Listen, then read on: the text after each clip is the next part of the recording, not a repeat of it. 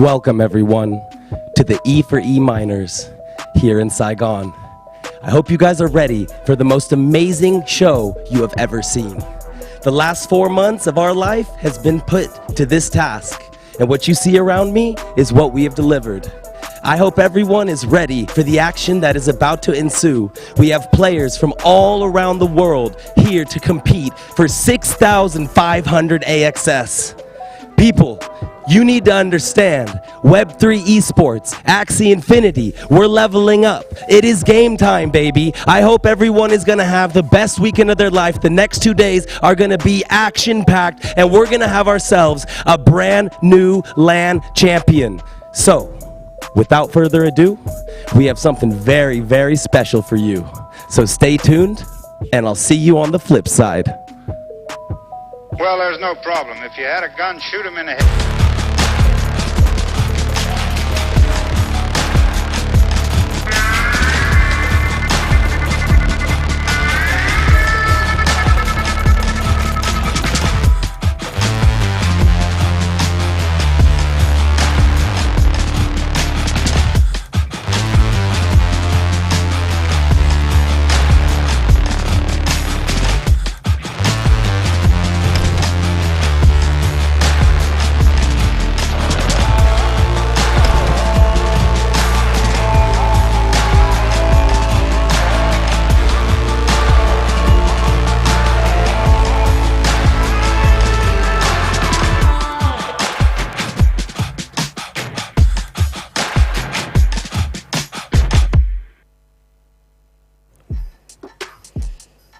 We are here, ladies and gentlemen. We are in the E4E Minors. This is it.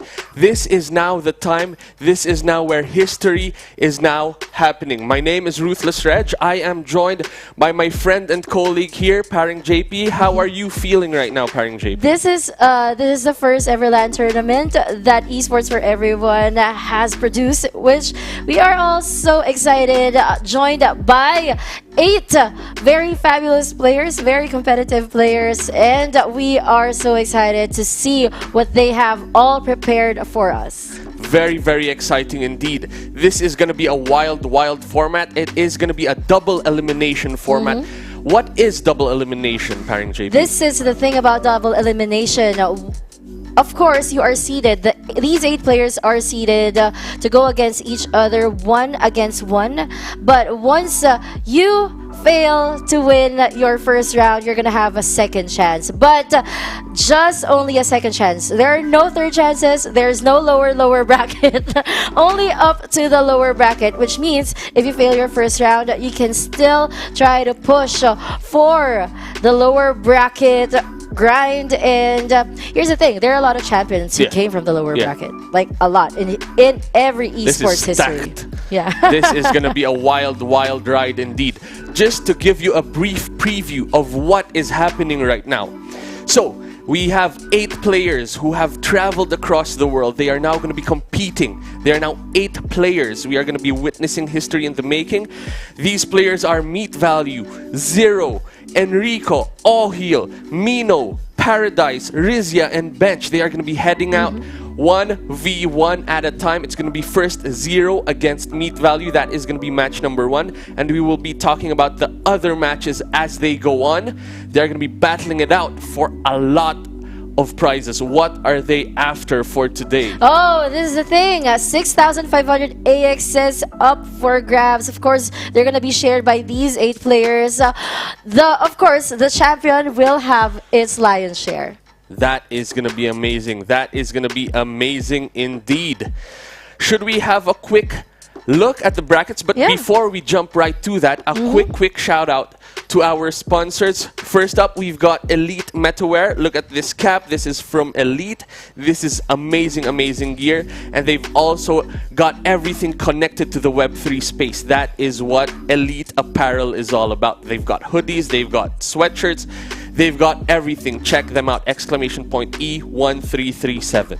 And of course, we can never forget our very own mother, Sky Mavis. Sky Mavis contributed a whopping $100,000 to the prize pool for this event to give back to you, the people. in our community because we care about you. We are privileged to be able to work with them to bring you this awesome esports event. So if you want to get a share of that, just type in exclamation point Axie in the chat. And last but not the least, Wink Hotel, our official hotel accommodation sponsor for this event. They are taking Vietnam by storm, which they already have locations already in Saigon and Da Nang, and more coming soon. So all the casters and the players, we've been staying in Wink Hotel Saigon Center, and we have been having a blast. Everything runs so smoothly there. It's incredible. Live life in a wink. Just type in exclamation point Wink in the chat. Awesome. That is amazing. That is the first batch of our sponsors, but now let's jump right to it. Let's go into the game. Let's have a look at our brackets right this moment. All right. So for our brackets, since you've mentioned, right, we have our 8 players, namely Meat Value, Zero, Enrico, Ohil, Bench, Paradise, Minnow, Rizia. And those 8 players are actually gonna go against each other. But for our first match, which is gonna happen anytime soon, is gonna be Meat Value versus Zero. That is gonna be amazing. That's gonna be exciting. Zero versus Meat Value. It's gonna be a wild ride. So, personal experience, Zero has a lot of history right now. Zero is crushing it right now in Origins, especially this 2023. There is a lot already on his belt. As we know, he is the Snack Club 4th entry. He's won the C9 Stratus versus Axie. He went champion in that. He was 19th in Season 1. He was 34th in Season 0. There is a lot right now on Zero's plate. He is crushing it. He is going all in right now. We are back. It's now time to discuss what is going to happen. E4E Minors, this is it. Let's talk about what is going to happen for today. Before that, again, my name is Ruthless Reg. I am joined by Paring JP. I'm great. I am excited. I am pumped. How are you feeling, my friend? I'm actually very excited as well. Again, this is the first ever LAN tournament that Esports for Everyone has produced, and it's here in Saigon.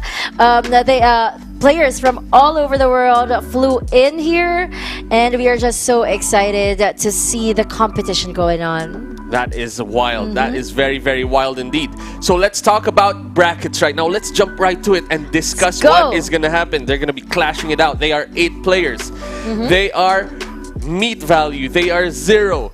They are Enrico, Ohil, Mino, Paradise, Rizia, Bench. These people are stacked. It is a wild 18-player composition. It is happening right now. Now, they are going to be bringing a lot of different stuff to the table.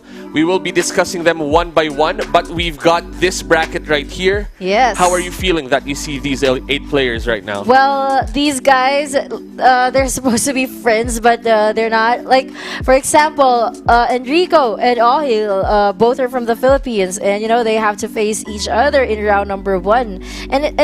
And if I'm not mistaken, this looks like what happened in the top 16 to top 8.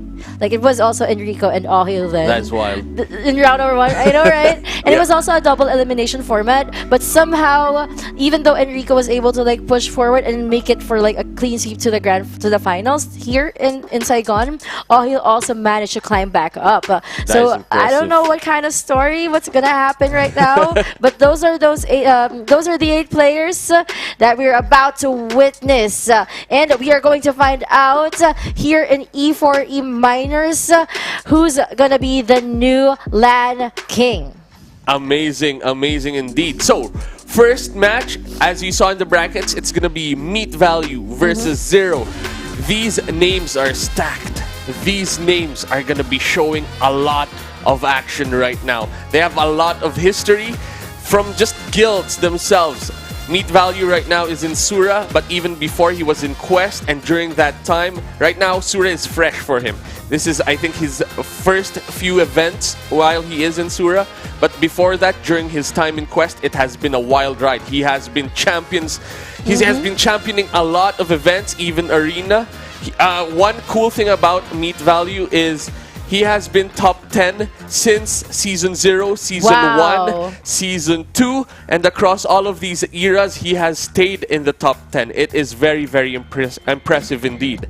And then for Zero, he has been crushing it for 2023. Yes. He has been doing a lot of stuff. 4th in Snack Club, 1st in Axie versus C9 Stratus.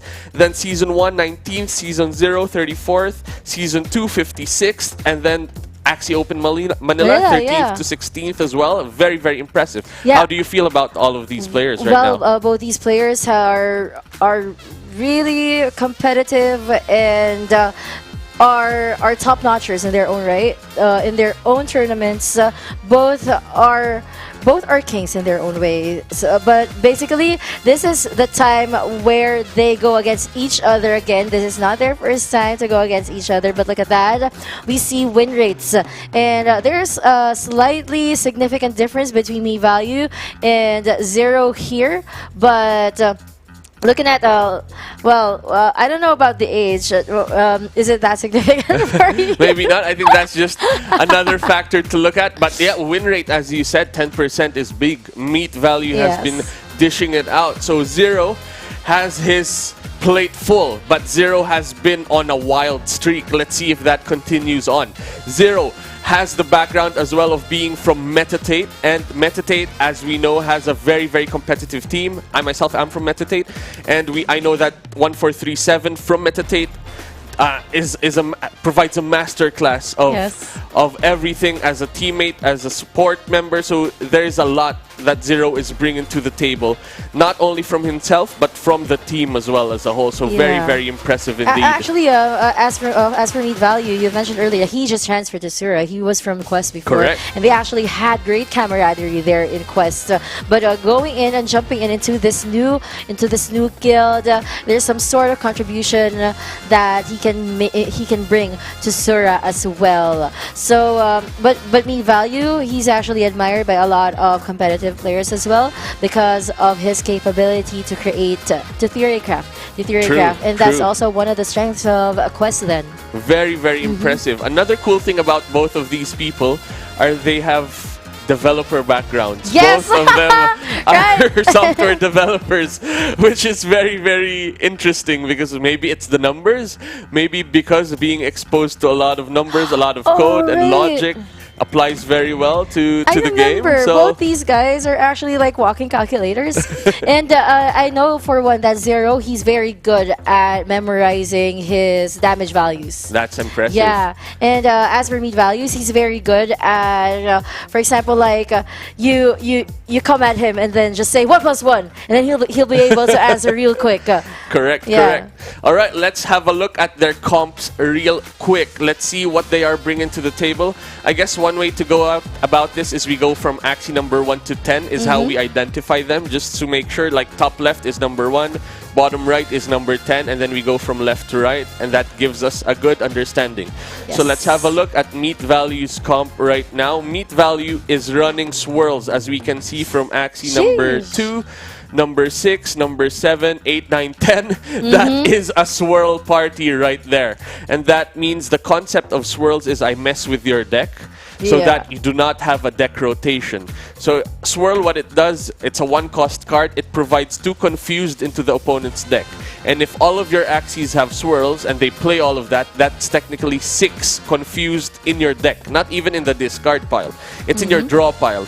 Which means when you start the turn and you had 0 in your deck, it becomes 6 confused. Which means you skip your turn. And that is the power of a swirl comp right there. That is Axie 1, 2, 5, 6, 7, 8, 9, 10. So that is a lot of swirls. And then aside from that, Meat Value also has Perch. And the concept of Perch is you add energy up to 6 through Rage, through Cottontails, or through Energy Bursts. And then when you're at 6, you just play 1 Perch card, and then that dishes out 460 plus damage, depending on your Rage stacks, to all of the Axies. And then that's a triple kill.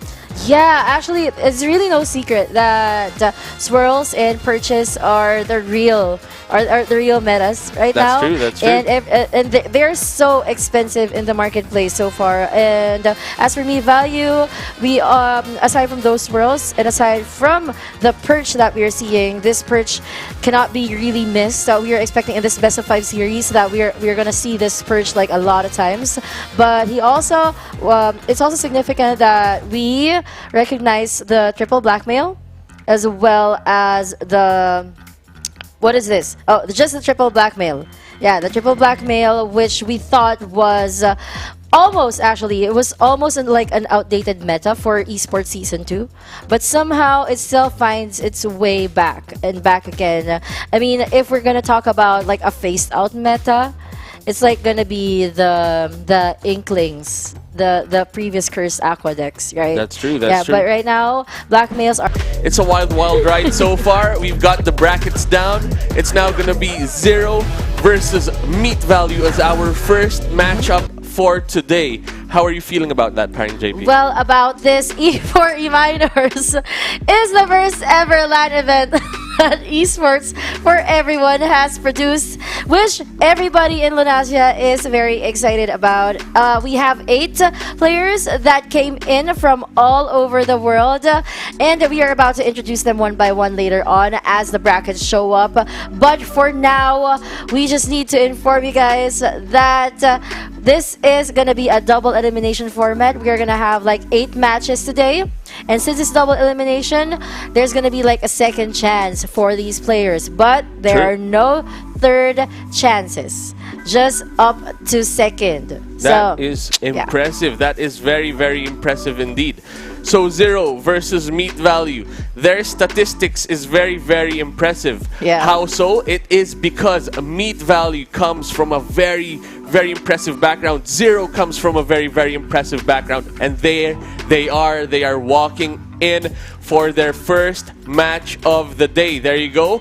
We see Meat Value sitting down, placing his headset, putting game face on for round number 1. It is very, very impressive indeed. Yeah, that's true. And as we have discussed before we cut into break earlier, Meat Value actually here has a swirl team.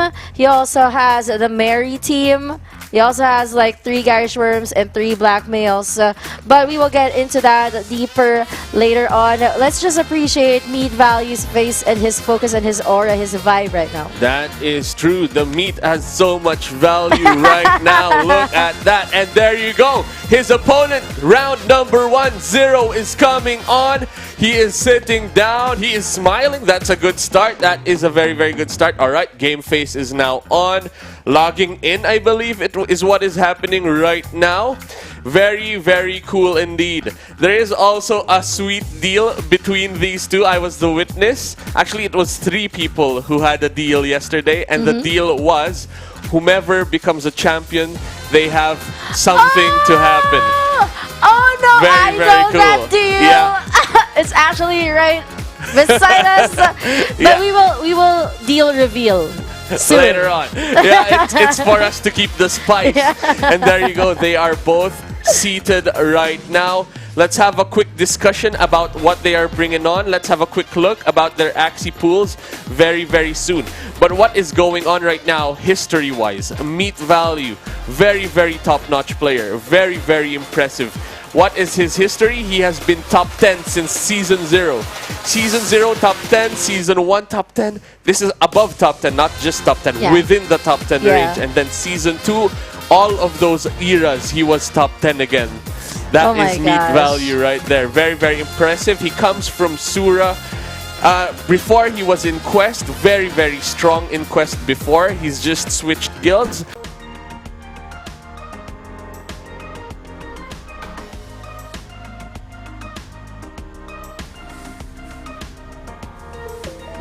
Welcome back, everybody. I am very sorry. We had a little bit of a technical issue. Some things broke, but the team came together, they rocked it, everyone stayed cool, and we're back in action on the set here in Saigon, and we're about to have our first match underway. We have two amazing players from very, very successful organizations. Here on my one side, we're gonna have Zero. He's been a long-time member now of the community. He's been a big member of the community. With Meditate, they've really been pushing and working and building.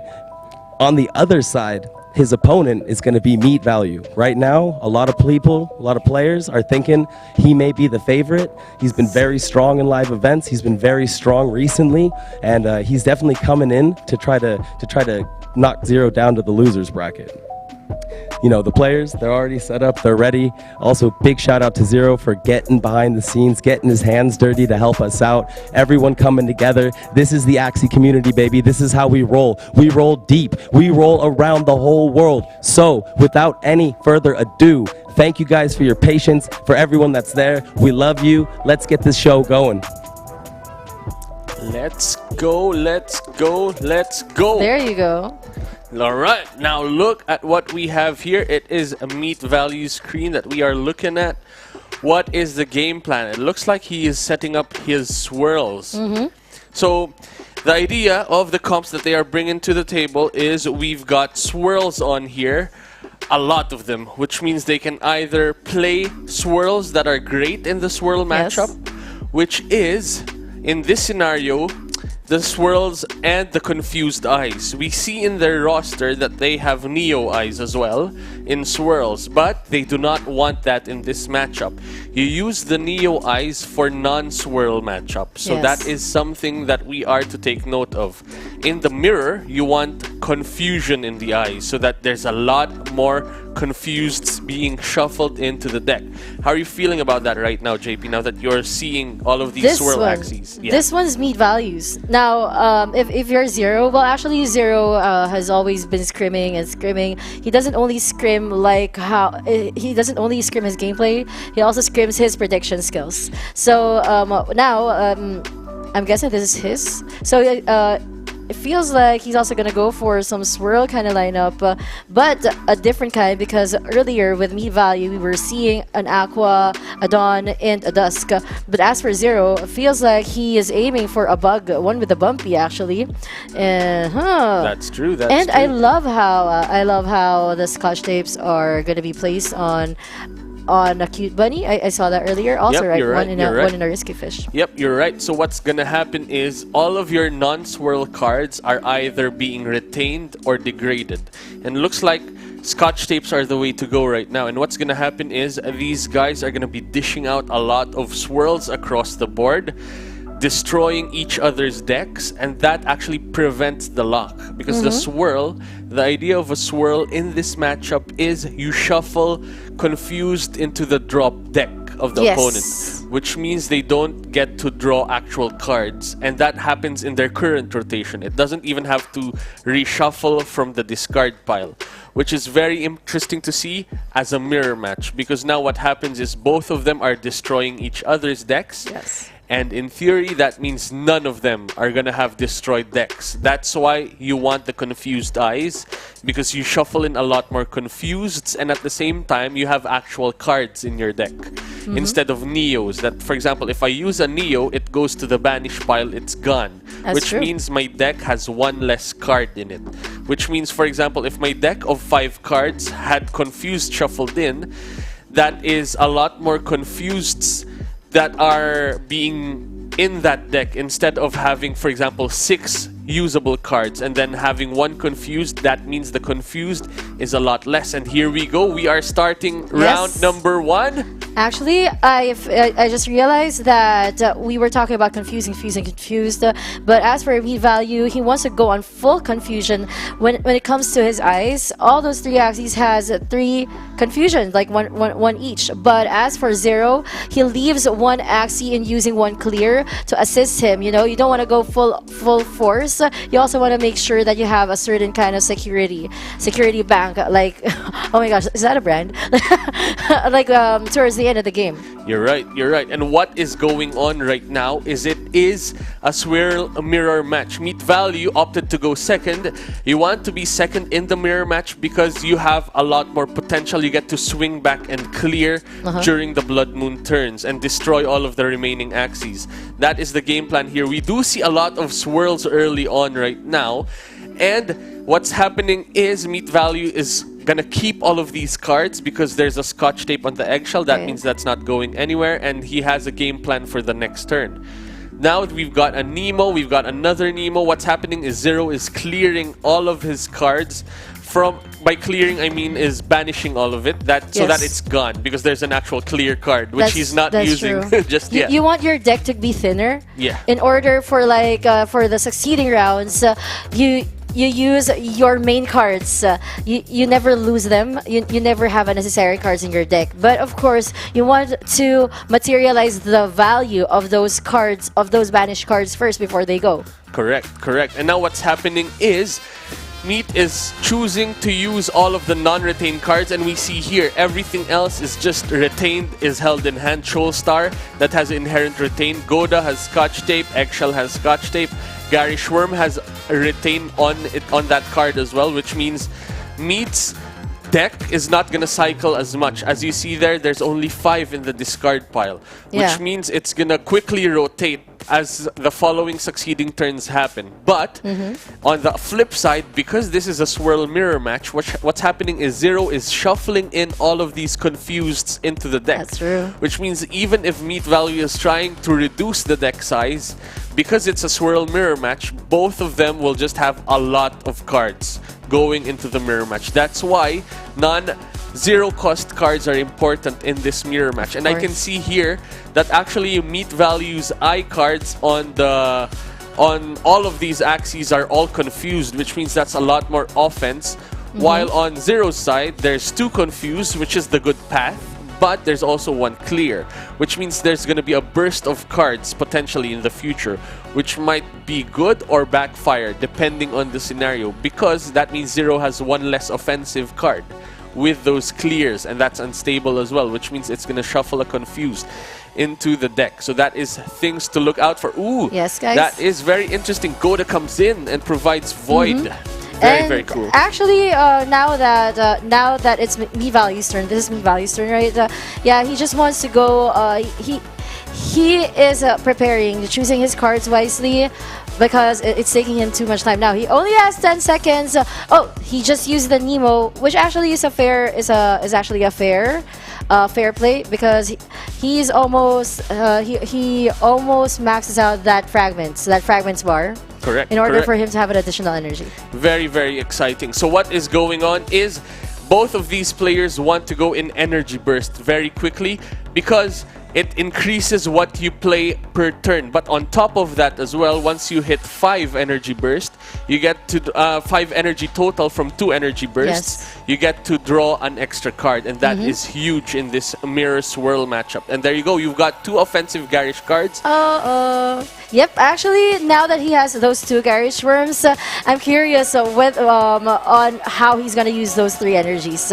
Especially right now, he has those blackmails. I'm also curious whether he's gonna use those blackmails just to make sure that his front won't be much affected, won't be much damage in the succeeding rounds. But again, this is a swirl versus swirl, so you don't really care much about damage. And as for Meat Value though, even if he uses those blackmails, we're not really sure whether that Aqua can heal back up. But we already got our answer. He used 2 Garishes, and of course the other goldfish, and he did use those 2 blackmails. Correct, correct. And what's happening there is actually Meat Value is opting to go on the offensive right now. There's an option to just hold onto the retained cards, but by doing those, what happens is there's a lot more offense coming in. And as you said, with this swirl matchup, there's not a lot of offense happening. And the person who is more offensive at the end of the day is actually going to go out and be ahead in this matchup, because there's a lack of offensive cards in this matchup. And there you go, there's a bad turn coming in. That is the Confused working its way into Meat Value's deck, starting with a Risky Fish. Oh, that's so exact! That is perfect numbers so right exact. there. 90 HP Shoal Star will only kill an Axie if it has 90 or less HP. Meat Value doing the maths, making it a perfect display of mathematical prowess. Look at that. Did he also return those 2 confused cards? Because he had additional 2 energy, and it looked like he returned those 2 confused cards. What happens is you keep those cards, because now in this format there's no return. What happens is you keep so that you use your energy, so that it's extra energy fragments. It doesn't do anything, it just adds your energy fragments by keep, because you're not gonna do anything with those energies, so you keep it, and then it increases your energy fragments count so that you burst quicker even though you do not have a turn. Oh, that is so smart. Season 2 enhancements. That's what we're talking about. But whose turn is it right now? It looks like It is, I believe, Zero's Zero. turn. Oh, no, it is Meat Values. I think we are looking at Meat Values' hand right now. So the offense that we are seeing is actually coming from Meat Values' side. Very, very impressive indeed. And now we have a lot more action coming in. Look at that. Just pow, pow, pow. Now Zero is going on the offense, is using Clamshell to try and get a lot of energy bursts. Zero's on 11 out of 20, while Meat is on 7 out of 20. So there's Clamshell providing a lot of energy right now, which means Zero could potentially go to a 5 energy turn because of that extra Clamshell energy he needs that, actually, especially when it comes to the race. That Meat Value literally crushed one of Zero's Axie. It means that total their HPs together, Zero's down to 2 Axies already, and he's way behind the race. And right now, having that potential of 5 energies in just 1 turn, that could actually turn the game around for him. You're right. And there you go. A lot of offense coming in from Zero.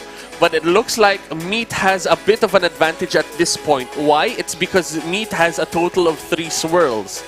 Because you've got 3 Axies right now on Meat Value side. While on Zero, there's a total of 2 swirls. And that is the scary part of this right now. That is where I think Zero definitely needs that 5 energy right now to just have a lot of potential card draws and attacks to just follow up and try to clear at least one of Meat Value's Axies. But look at that, a lot of offense coming in, a lot of retained cards as well from Meat Value, just opting to keep as much as he can and use up as much as he only needs to apply pressure, to apply damage, and just stabilize in this swirl matchup. Very exciting indeed. I actually love how Meat Value built his deck.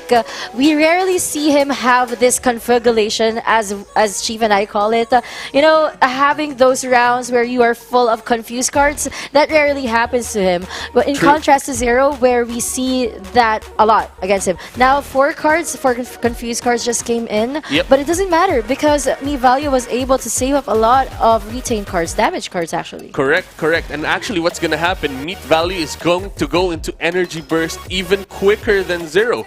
Because what's happening now is, with that attack, energy burst happened, which means Meat Value's next turn will be on 5 energy, while Zero's is still on 4 and is going to go to 5 on his next turn. So Meat Value gets that advantage a bit quicker than Zero, and that's going to hurt. That's going to dish out a lot of problems right there. But look at that. Does Meat Value opt to attack? Opts to keep the Garish Worm and Eggshell. Very interesting line of play. So, what they're doing is they're actually taking note of the curse cards that they're shuffling into each other's decks. And for example, if the deck has enough curse cards, does not need extra of those confused being shuffled in, now you have an option to just buy your time. Let those confused work its way, because the opponent will have a skip turn. Yes. So you're not scared of any of that. But as long as you take note of what is being shuffled, of how many cards are in the opponent's hand, then that makes sure that your Garish Worm will discard the card. That will make sure that your Eggshell is going to taunt properly. You're going to time it along with a potential blackmail so that there's no pressure on the backline. That is very interesting to see. Oh, that the perch! Wow. That is a lot of damage. Oh, no. That is just a lot of damage coming in. And Meat Value is gonna get that, I believe. Look at that. Just a lot of damage coming in. The Blood Moon curse is happening. Showstar, boom! Wow! Meat Value won with 2 Axies remaining. Very, very impressive. He didn't even need that. He didn't even need to use that Shoal Star because the Blood Moon Curse will do its thing. But, True. but for game 1, we are seeing here, guys, that Meat Value is coming in strong. That is the first game of the first match for today. Now we are curious to know whether they're gonna change their lineups or not, or what will they change about their gameplays. But I would like to ask you, Reg, what do you think is the strong point here of Meat Value? Was it his lineup or was it his card decision making? I think it was a mix of both. Having 3 confused eyes actually means you have a lot more pressure. Like imagine, if you have 3 confused eyes and you drew all of that and Zero drew all of the eyes as well, that means you get 3 confused attacks, which while the other person has a 0 cost and 2 confused attacks, if we try to reduce it into that, and that is what is going on right now. There is a potential play where because of the clear from Zero, Zero's able to catch up and clear an Axie, destroy an Axie as quickly as possible.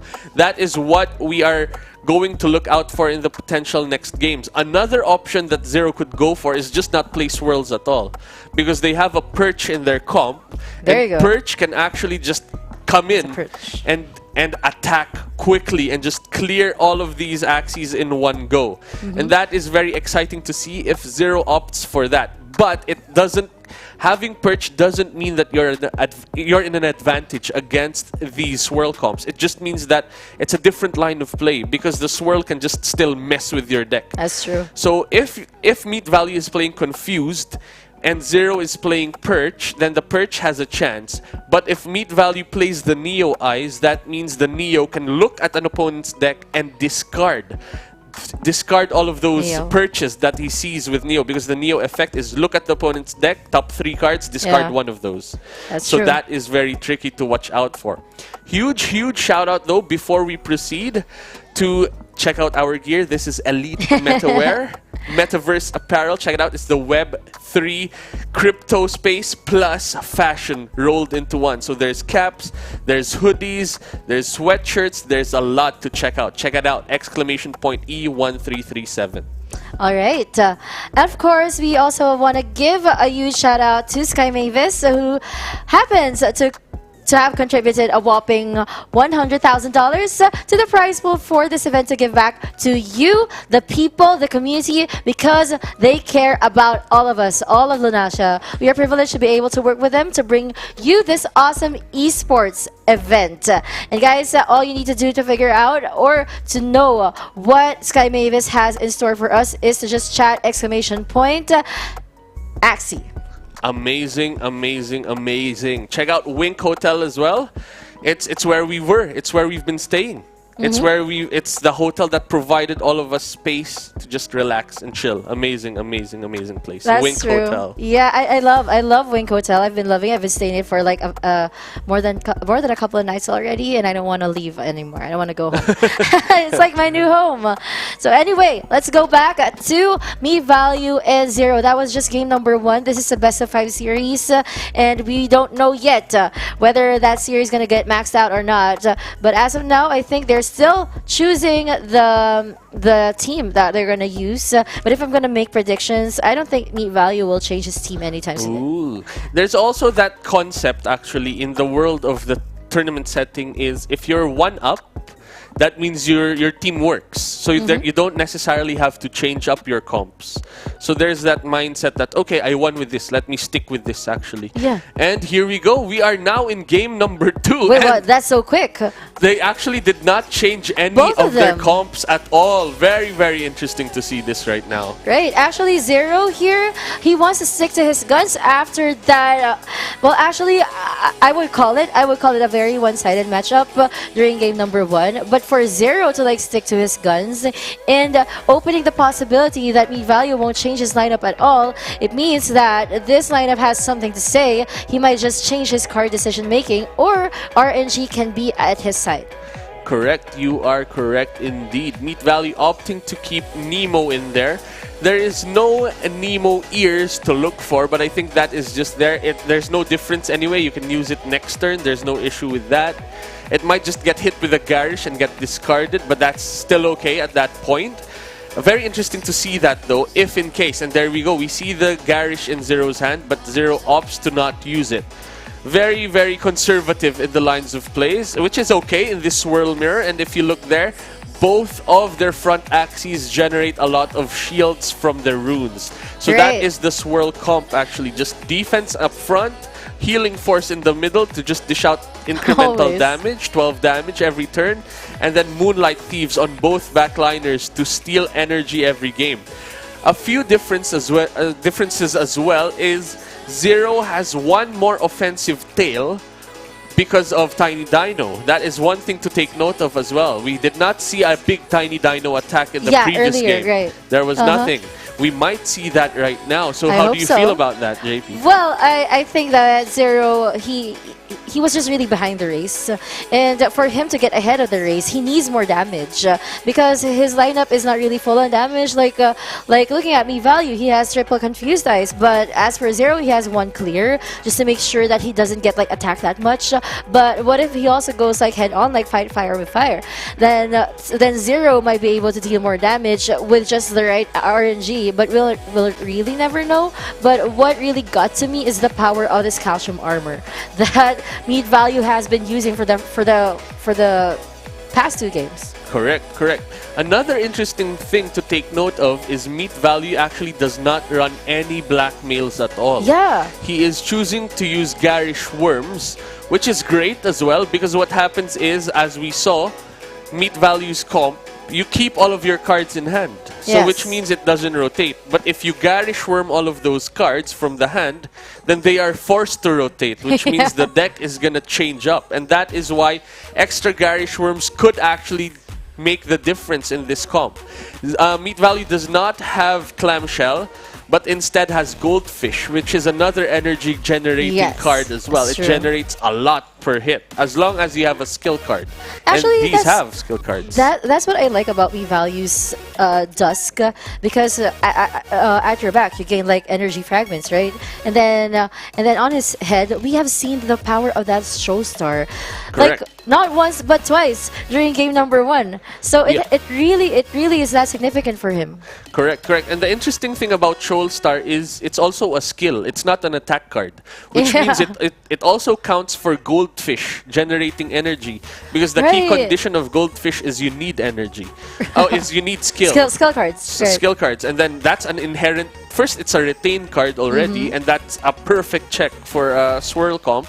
And then it's also a skill card, which means if you hold on to it, Goldfish will just have a lot of energy being provided. And there you go, Garish comes in, discards a card, Confusion, applies a Confused into the deck as well, which is very interesting to see. Just a lot of aggression from these Swirl comps.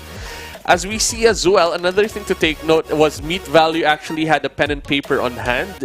Wait, you saw that? Yeah, so what's happening is he actually is taking note of what is happening. Are there cards in the opponent's hand? Are they being retained? Are cards being discarded properly? Oh my god. What is rotating? Is it now a dead turn where it's all confused? That is all being taken down and written. Wow, that due diligence given to us by Meat Value there. This is the first time I've seen a player take down notes, because before I've seen players like bring their own calculators, but for now Meat Value is taking his own notes. Such a very diligent student. But let's go back to the game. It's already turn number 9, and Meat Value is never afraid to use a blackmail whenever Zero is casting that on him. Very scary as well. This bug is now at 41 HP. That is going down really soon. Right. Very interesting as well, though, with the way things are playing out. So as we see here, that's a lot of damage. So now it's in the red. The backline is in the red with that turn. That is the power of Tiny Dino right there. But a quick Risky Fish, I think that's lights out for the bug. I think, will he go for it? I think he's checking whether or not Shoal Star or Risky Fish is enough. Both are not Both. enough. He needs to use both to clear this bug, which I guess is okay. There's no other play anyway at that point. Maybe the play is, do you trigger Risky Fish or not? Because now what's happening is in Meat Value's next turn, it is going to be another Fear turn. It's not like the old Risky Fish, if I remember correctly, where Risky Fish, if you don't have any other cards, you just play it because you don't get the Fear problem. But That's now true. there's another Fear turn coming in from Meat Value's side because of that Risky Fish play. Let's see if he gets punished for that or not. But there's a lot of swirls coming in, a lot of clamshells coming in as well from Zero's side.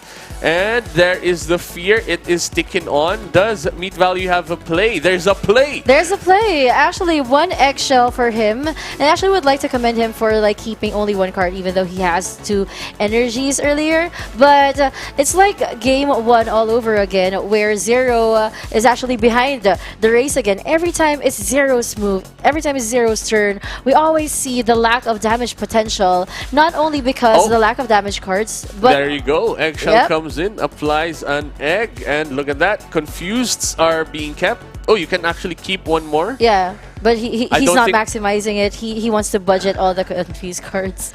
Correct. I think there is an option to retain one more confused, or there was not. I couldn't be sure, but I think there was a play where you can just keep one extra confused for the energy fragments, actually. Yeah. So there's that. Oh, all offensive cards right now. Not a single confused in the line of sight. I don't even know if that's luck or he's just really calculative. Very impressive. Yeah, actually, and now he's able to use those 4 energies with 5 damage cards in his hands. Well, not literally like damage cards, of course. One is a skill card and one is like a swirl card. But either way, all of those cards are not confused cards, which means they all have value. That energy bar that Meat Value has right now will be maximized. Oh, I see. If you look at the chats, thank you, Sequinox, for mentioning that. What's going on is they are playing around a Moonlight Thief. So actually, there's an alternative game plan which I just did not see on the spot, and that is both backliners have Moonlight Thieves. They're stealing each other's energies, and they're trying to keep the energy in even numbers because one person's energy needs to be the exact same as the other, because if you go higher than that, then they steal from you. So that's why you don't go overboard with your energy gains. That's why you just don't auto keep, and then have extra energy fragments. That is what is happening right now. Very, very impressive. That's true, actually. Thank you so much, Sequinos, for pointing that out. Now we're back again to the turn of Meat Value, and we are seeing the Showstar again. But of course, he's gonna use the Goldfish or the Garish Worm here. Actually, he's gonna use all those 4 cards. He just needs to put it in the right order. Oh, he is being forced to use some cards though as well, and because there's a fear right now, all of these attacks can actually shuffle in confused into the deck. But this is keeps so that there's a Garish Worm in hand, but also is able to energy burst. So that's a perfect energy burst right there. Meat Value is now on 5 energy. Zero has a bit of an uphill battle right now because Zero needs to dish out a lot of damage. That's true. So that is what we are seeing right now. Actually, even that Void, Meat Value was able to time that Goda into the last discard pile round of Zero. Everything just went back to deck, and then suddenly right after the Goda, the Void just came in, and which is a total disadvantage again for Zero. Now it's Meat Value's turn again, and even though he's a little confused, he's able to confuse Zero more. True that. So now it's a 2v1 game. So the question is Zero able to catch up from this point and is able to destroy 2 Axies? The only thing going for Zero is, I believe, that Tiny Dino is an angry Tiny Dino right now. If he draws a Tiny Dino at some point, that could actually catch up. But all of these offensive cards coming in from Meat Value, as you see there, it's just full-on offense right now. And I think that is gonna be enough. Oh my Look gosh! at that! Boom! In turn 21, Meat Value was able to end things for Zero, but we still have a chance for Zero to move forward here in round number 1 because, guys, this is a best of 5 series, but let's celebrate Meat Value's victory for now. Very, very impressive indeed. there's a lot to think about in these swirl matchups actually. So they take note of the cards they shuffle in, that is one, and then you take note of the cards that are retained, that is another one. That's a lot. And then aside from that, there are all of these sub games as well, from Moonlight Thief, stealing energy, draining your opponent as long as you have less energy than them. So that's why they're forcing themselves, alright, I don't want to go energy burst, because I don't want you to steal from me. And that is what is happening right now. Even the runes are dictating the pace of the game. That is how wild this game is right now. And as we see, there's a lot of damage from both sides, but Meat Value's comp is a bit more offensive.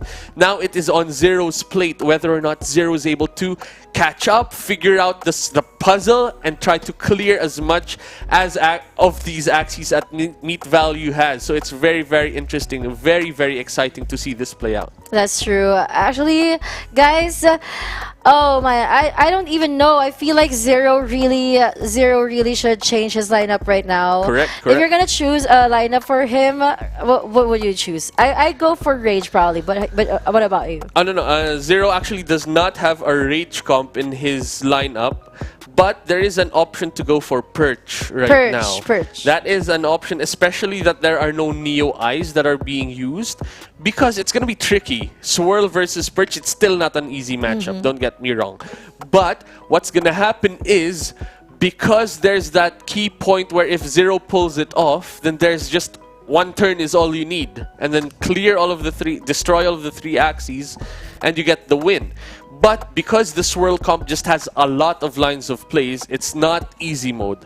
But that might be a different kind, just to flip the switch, flip the battle a bit, so that there's a lot of different things for Meat Value to think about. That, I believe, is one of the plays that Zero could go for, especially now that the same comp has not worked twice. That's true. What I am scared of right now if I'm on Zero's seat. I need to switch it up a bit, because for one, Meat Value did not switch. Yeah. We saw that. Meat Value stuck to his guns. Zero stuck to his guns as well, and now it's a 2-0 lead for Meat Value. Yeah. So that's very scary in Zero's Zero shoes. will really want to aim for a reverse sweep on this one, but I swear, after that 2-0 clean run coming from Meat Value, it's really hard to climb back up. Especially with that very, very OP swirl team. I swear it's not even like a mediocre swirl team. You can do it. It was very easy for Meat Value to like eliminate the front of Zero, just eliminate one Axie. So Zero is really the one to make the adjustments right now. Correct. And as we see here, Meat Value is just parking his comp. He's not switching at all. He is chilling with his 3 Axies, just with a secret smile, I believe, smiling from within. That is what is happening right now. The Dusk is doing its work. The Dawn is doing its work. Everything is doing its work right now. And here we go. Zero is challenging. This is game number 3. Has Zero switched it up? And Zero has brought in the Perch! Let's go! We are so excited because finally Zero is bringing in something new. This is just the first match of the day, but of course we don't want either of them actually to go down to the lower bracket. But if anybody has to go to the lower bracket, they should at least give us a good show. We have a game, ladies and gentlemen. So what is happening right now? Zero has a Perch comp. The idea of the Perch comp is, first, I want to go 5 energy with energy burst. That is step number 1. That is condition number 1. Or even 4 energy. You can go 4 energy, but the total energy you need to go Perch one-shot everybody is 6. So how do you do that? You either go to 4 energy, have 1 Axie Rage and use 1 Cottontail. You go into 5 energy burst, have 1 Axie go into Rage and use your Perch, or you can go into 4 energy and then you have both of your Axies Rage, and that becomes a 6 energy Perch attack, and that is what Zero is gonna try to aim for in this match. Actually, I just realized watching Zero's matches like for the past few months, he's always good at setting up. Like always setting up for these kinds of matches. I even remember, I think that even in the top 16 of E4E, he was also using this kind of lineup, but not exactly like that. Some kind of aquatic lineup, because there was this aqua lineup that was popular then, Yeah. like a few months ago. And actually, that was he was good at setting up those energies and just really saving up all those energy bursts or going for the burst attack by the end. Correct. And another thing that we have to take note of is, even with all of what I've said about Perch, it can still backfire. Because gosh. Meat Value has 2 Garish Worms. All right. And that can discard cards, and that is the problem. But it's random. This is a better matchup for Zero and not the Neo Eyes. Yeah. Because Meat Value has the Neo Eyes as well. Meat Value can choose to use the Neo Eyes. But the problem is, if you use the Neo Eyes, then it's a hard matchup for the Perch, because what Neo does is look at the top 3 cards and then you can discard any of those. So you find the Perch, throw it away, it's gone, it's in the discard pile. We do not have that in this matchup, so that's why Zero has a better chance than if Meat Value used that comp. So there is still a chance for victory here. It is still anyone's game at this point. We have to see all of those conditions get met. 4 energy, +1/+1, 6 energy, and then hit with a Perch. That is what the game plan of Zero needs to happen. That is what he is looking for right now. That is what he is playing towards. Actually, Zero, I don't have any doubts about this kind of gameplay, about this kind of deck that he's using right now. But what I'm curious is how Meat Value is going to do something about it. Well, like you said, he has the Garish Worm, which can happen anytime soon. Actually, not only 1 Garish Worm, he has 2 Garish Worms. Yep. Wherein maybe if he's lucky, if he knows that his Garish Worm actually on retain, right? Yep. And he's able to time the time of the Perch coming into Zero's hands. Oh, that would be so lucky, and that would be so heartbreaking to see. Very, very impressive. As we see here, Zero has a lot of energy, can play a lot of cards, but is choosing not to do anything. Because he is retaining all of these to set up for the big Perch turn. And what do we see? We have a 9 energy, a 9 rage stack Axie on the left hand side, an 8 energy, 8 rage Axie on the middle.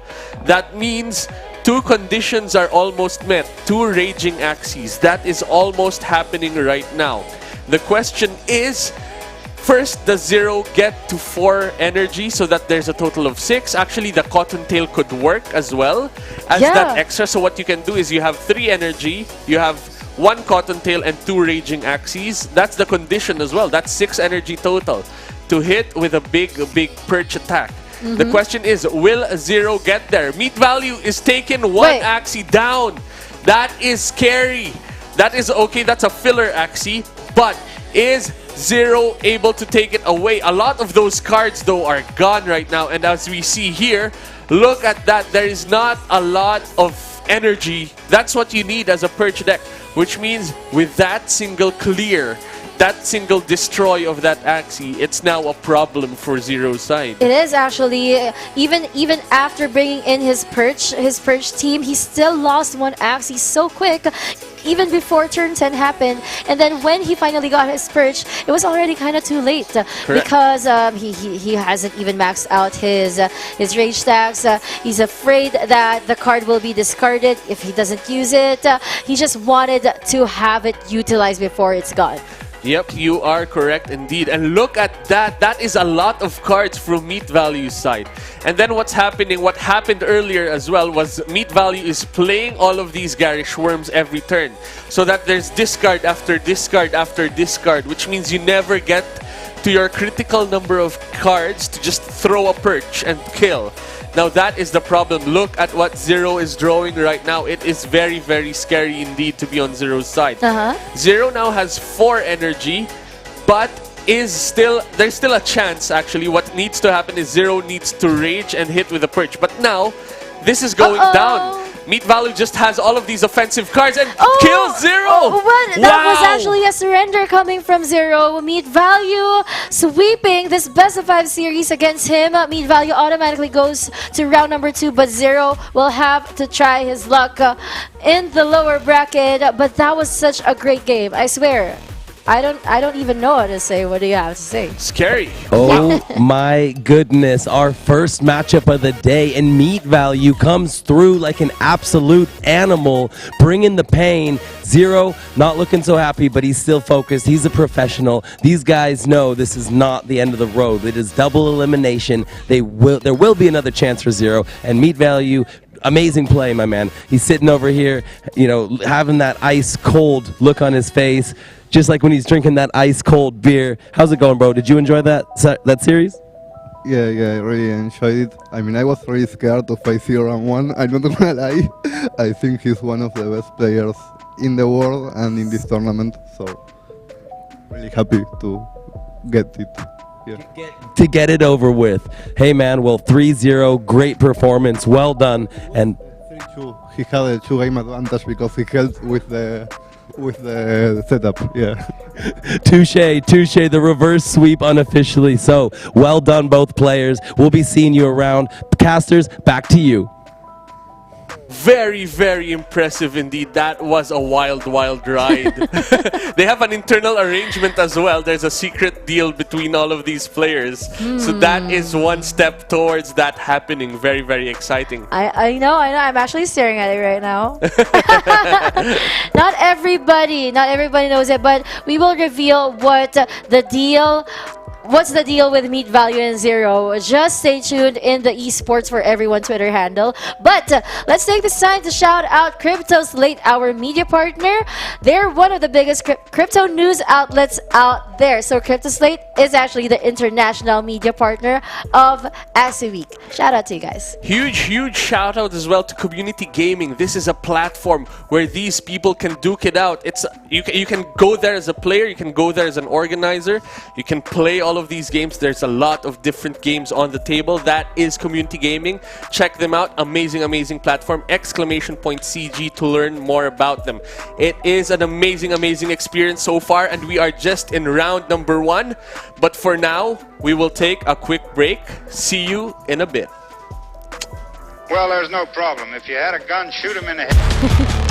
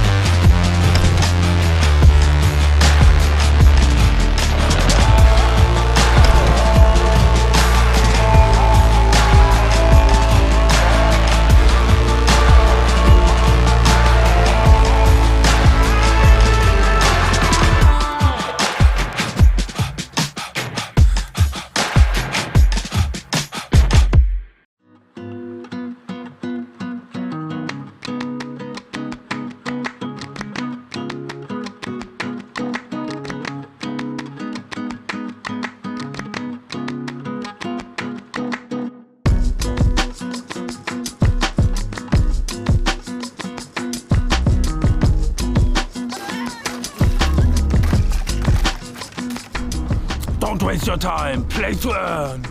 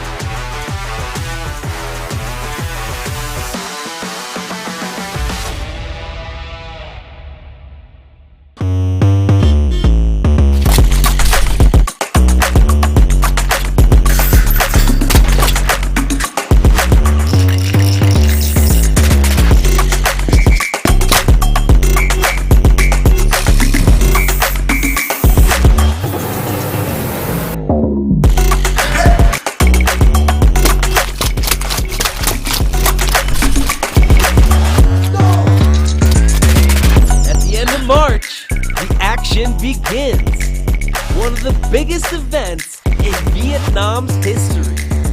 Axie Minors, the future of esports is now. What is going on, everybody? I'm Chief, and I'm live here in Ho Chi Minh City at Wink Hotel, where all of the players will be staying during Axie Week, March 10th through 12th. Let's go take a closer look.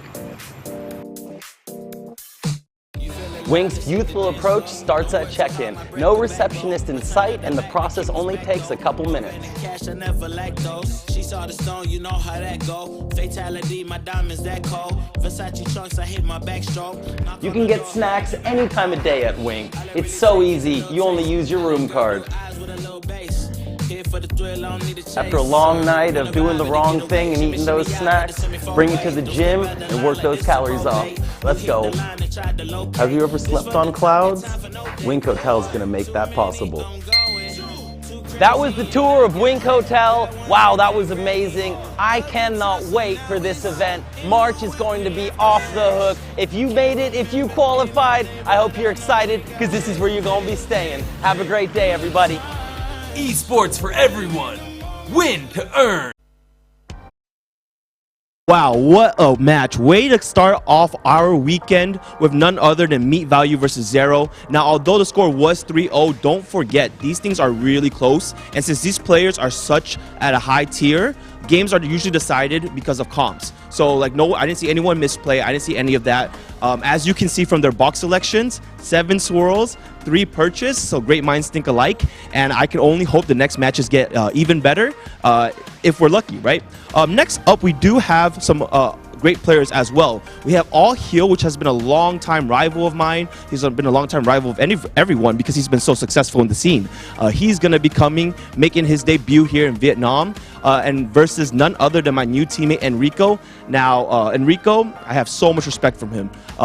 From a rival of mine to now a teammate, I'm naturally going to cheer for him, but my heart is always going to, be a little biased towards old-time friends like All Heal as well. Anyways, we're going to be sending up to our casters for this next match. I'll see you in a bit.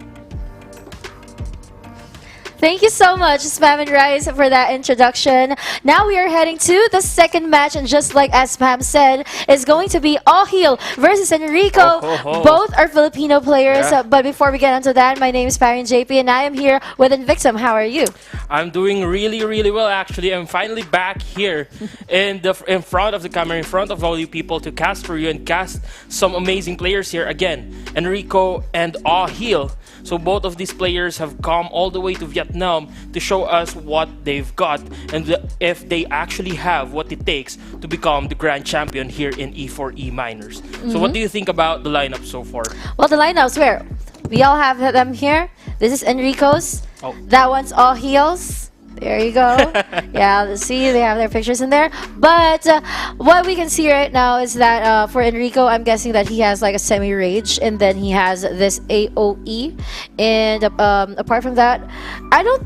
Okay, of course, he will never lose a swirl. He'll never lose a swirl. Okay, so there's AOE, there's Rage, and then there's Swirl. Just a little trivia coming from Enrico. It was actually his Rage team. I mean, like a different Rage team from this.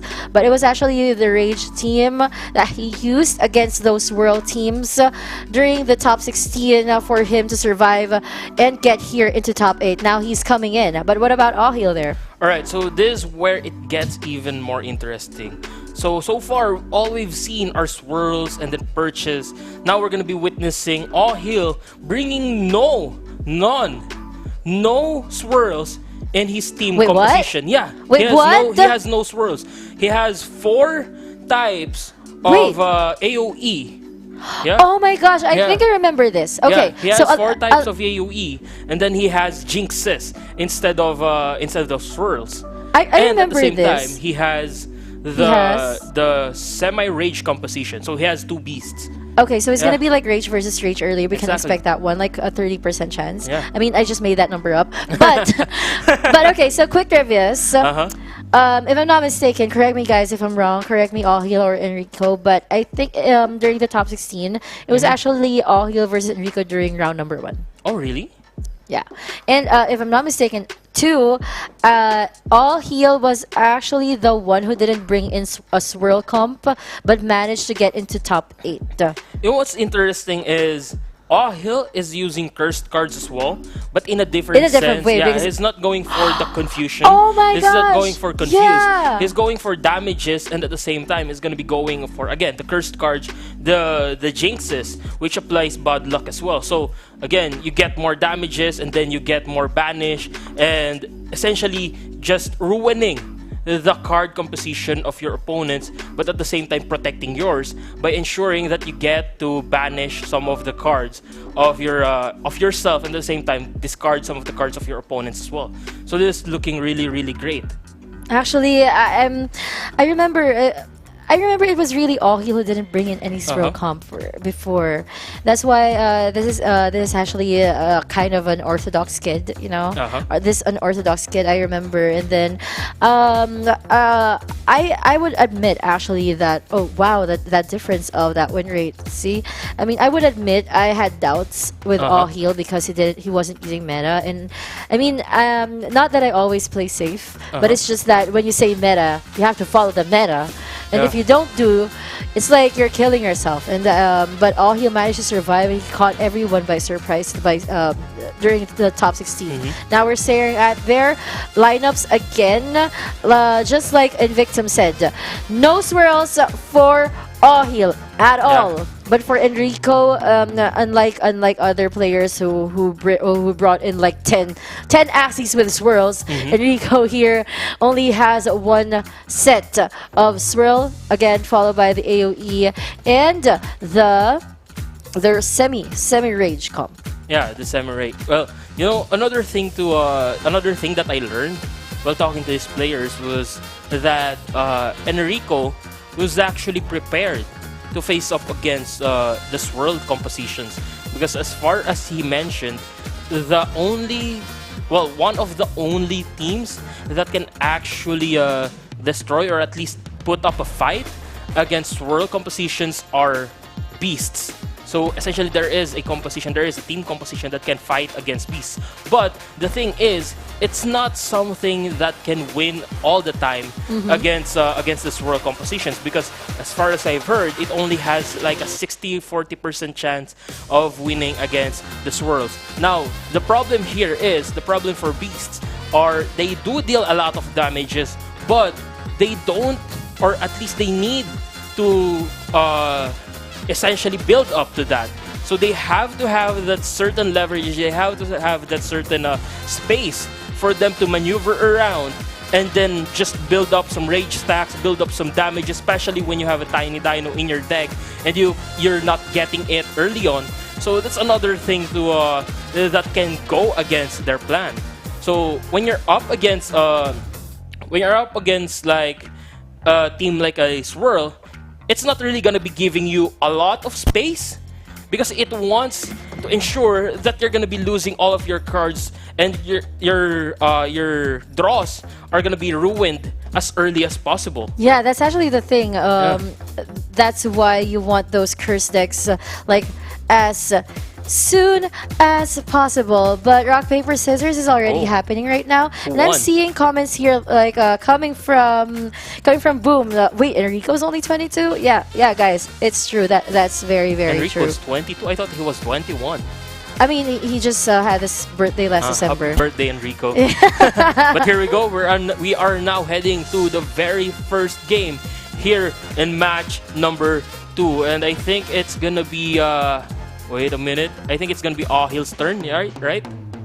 Okay, so Axie check Jinx for Ahil since he has a lot of that. Yeah. So it's gonna be Ahil's turn first, and then now Enrico coming in with the swirls. So it's gonna be Jinx versus Worlds. This is gonna be a very interesting matchup. Well, both of them just like cursing, right? Even it's not only that; it's not only the Jinx that Ahil has. He still has the Inkling. Remember Season 0, Season 1, when Inkling was still a thing. You know, you would say that Ahil hasn't moved on yet, but we are yet to see the prowess of his lineup. It's too early to tell, guys. The thing is, he managed to get this far with the Jinxes, so he's on to something that the others just aren't picking up on just yet.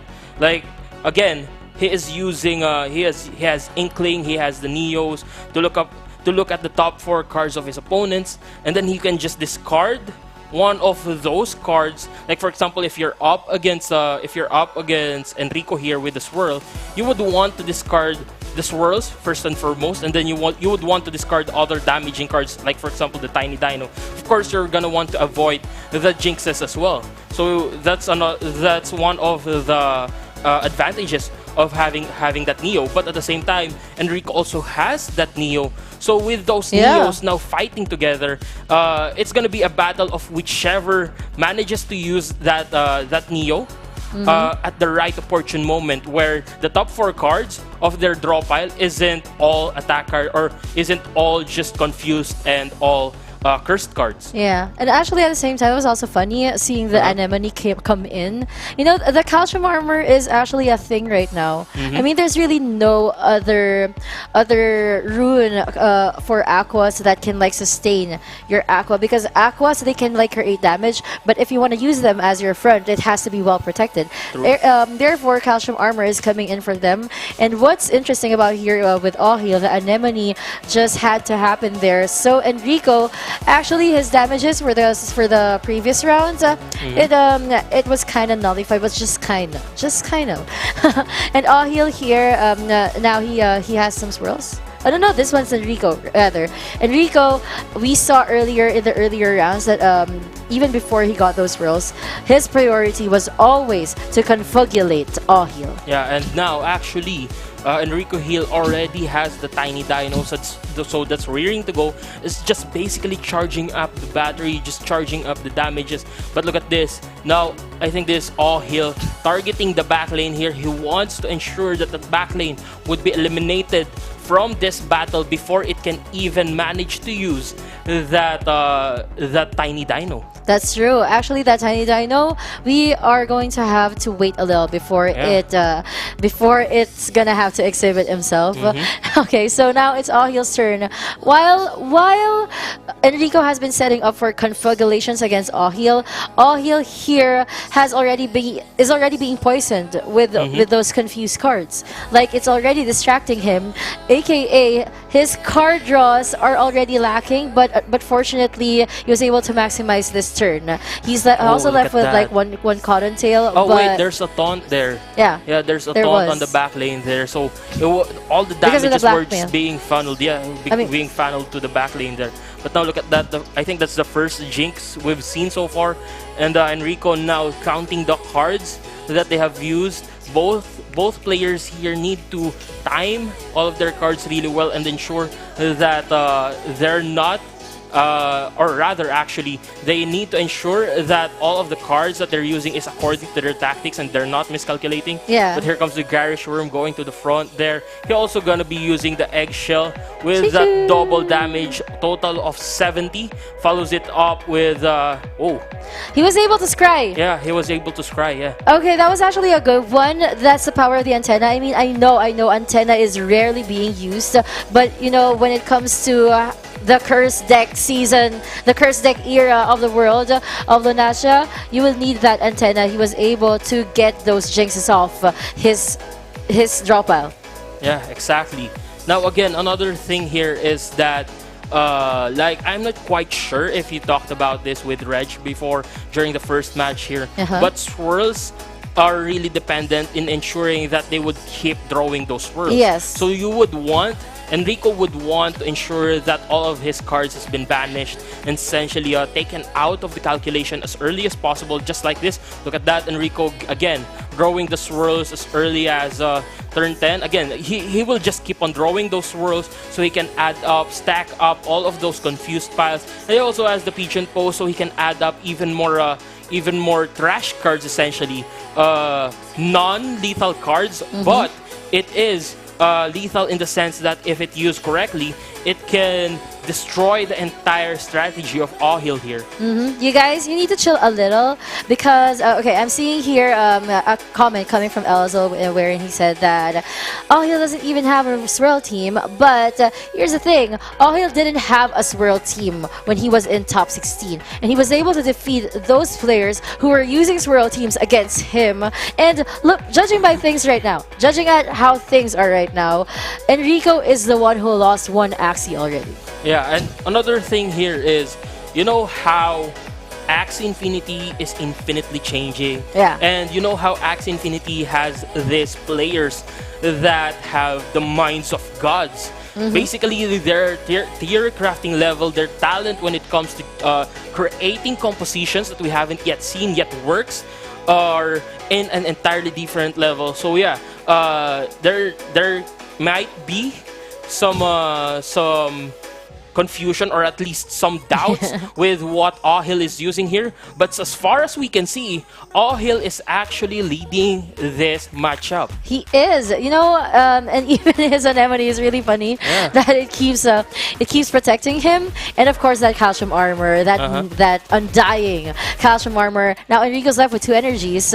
He wants to use that fallen longsword just to ensure that Aqua will finally meet its death, and because of the taunt as well. Yeah. But since he already lost 1 Axie, he has the power of the fallen longsword. Now moving on here in turn number 15, 1 Axie of Enrico is vulnerable, and he was able to take advantage of that. He was able to maximize that value, leaving the Dusk of Enrico in less than half HP. Look at that, a lot of jinxes though being drawn here by Enrico. Now those are a lot of damages gonna be stacking up on top of each other, and at the same time he draws 1 revenge card. So let's see what he's gonna be going in with. He does have the risky fish and that clamshell to gain an energy fragment, and at the same time dish out a lot of damages, but I don't think it's gonna be doing much in terms of taking down that backlane Axie there. Although it does have the taunt, he's not gonna be able to take that down, but at least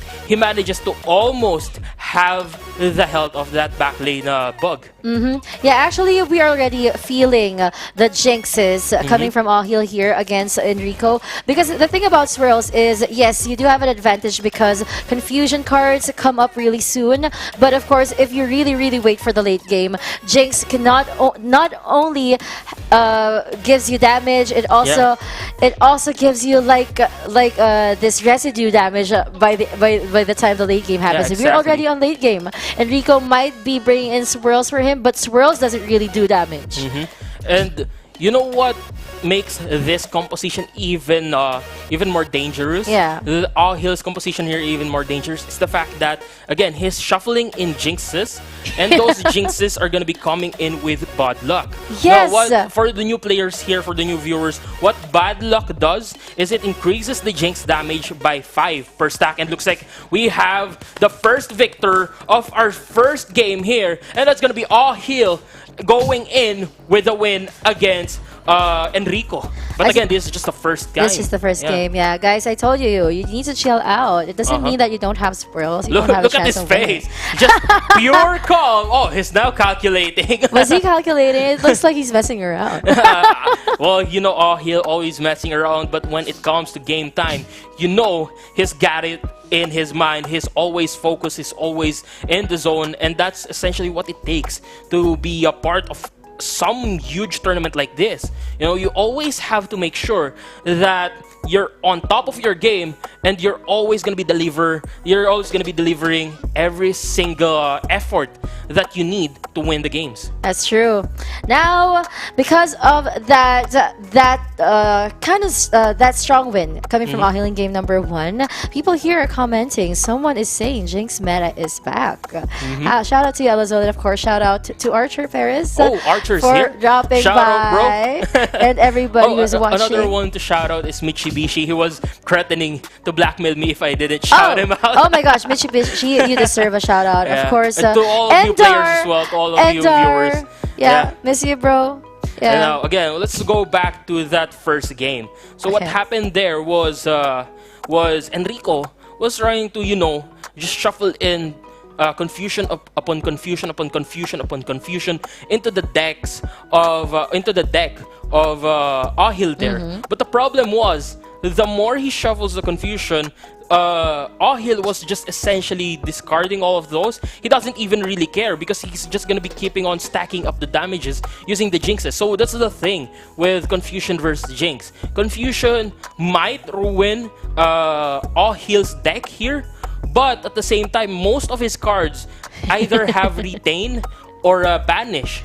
So those things combined allows Ahil to just go in and keep on drawing those Jinx application cards. Now, for Enrico here, he has the swirls, he has the confusion, but it's not doing any damage to Ohil. Compared to Ohil, just stacking up, even though it only deals like 10 damage max, but it does have the bad luck, which adds in even more damages. So a lot of things going into the mind of Ohil there going into that game. I swear I wouldn't be surprised if they already chose their lineups, and my prediction, which I didn't get to say, is actually wrong. So here for game number 2, Ahil didn't really change the Jinx. He's still bringing in his Jinx lineup, but as for Enrico, he also didn't change his lineup. But I think he might have changed position because his antenna was actually in the middle earlier. Yeah, actually, did he change the lineup? No, I don't think he did. Yeah, he did not change position only. He just changed the position.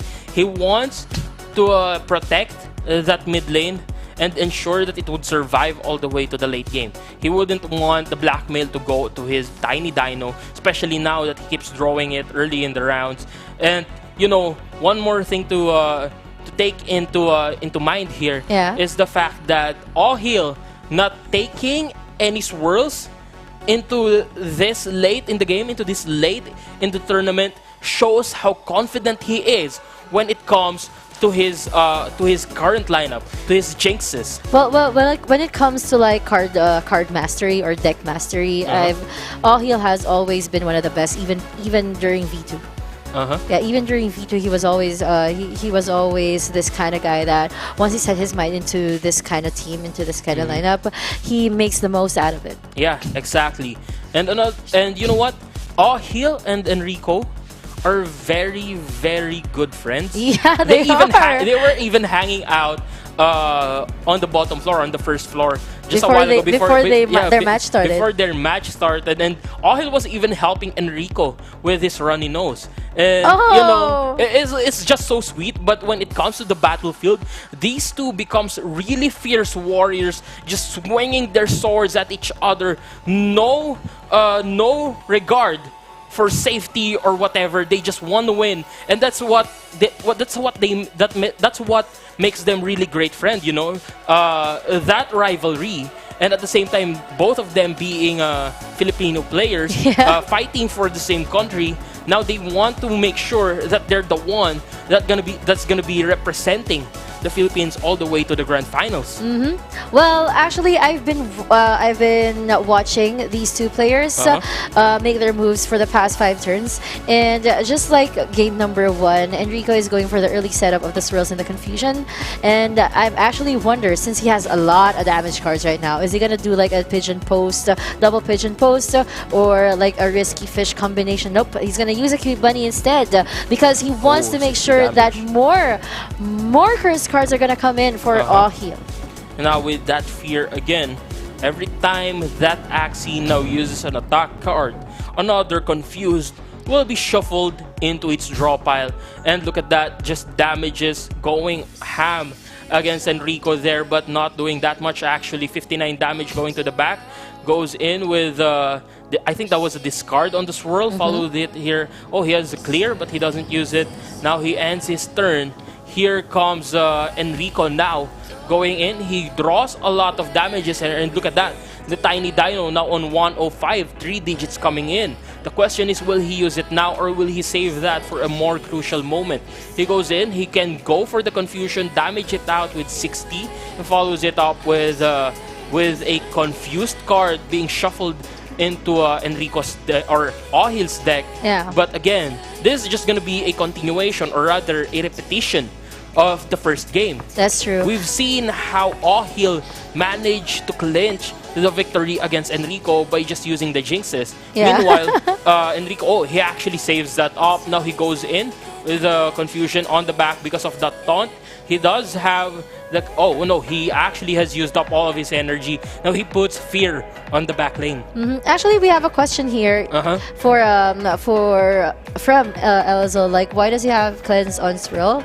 And then he was like, maybe for Rage Team. Also, in any case that you get feared, for for mirror matchups, you want to make sure that your Axie, and since you're going to be using Swirl all the time, might as well use that Swirl to cleanse yourself when you're feared or hexed, something like that. So yes, it could Or be vulnerable, for right. it could be for the rage themes. Yeah. But at the same time, this composition with that cleanser, it would allow you to at least use it in general. Yeah, in Whenever general. you get debuffs, you can just use the swirl. But again, that tiny dino is just waiting to be swung against his opponents.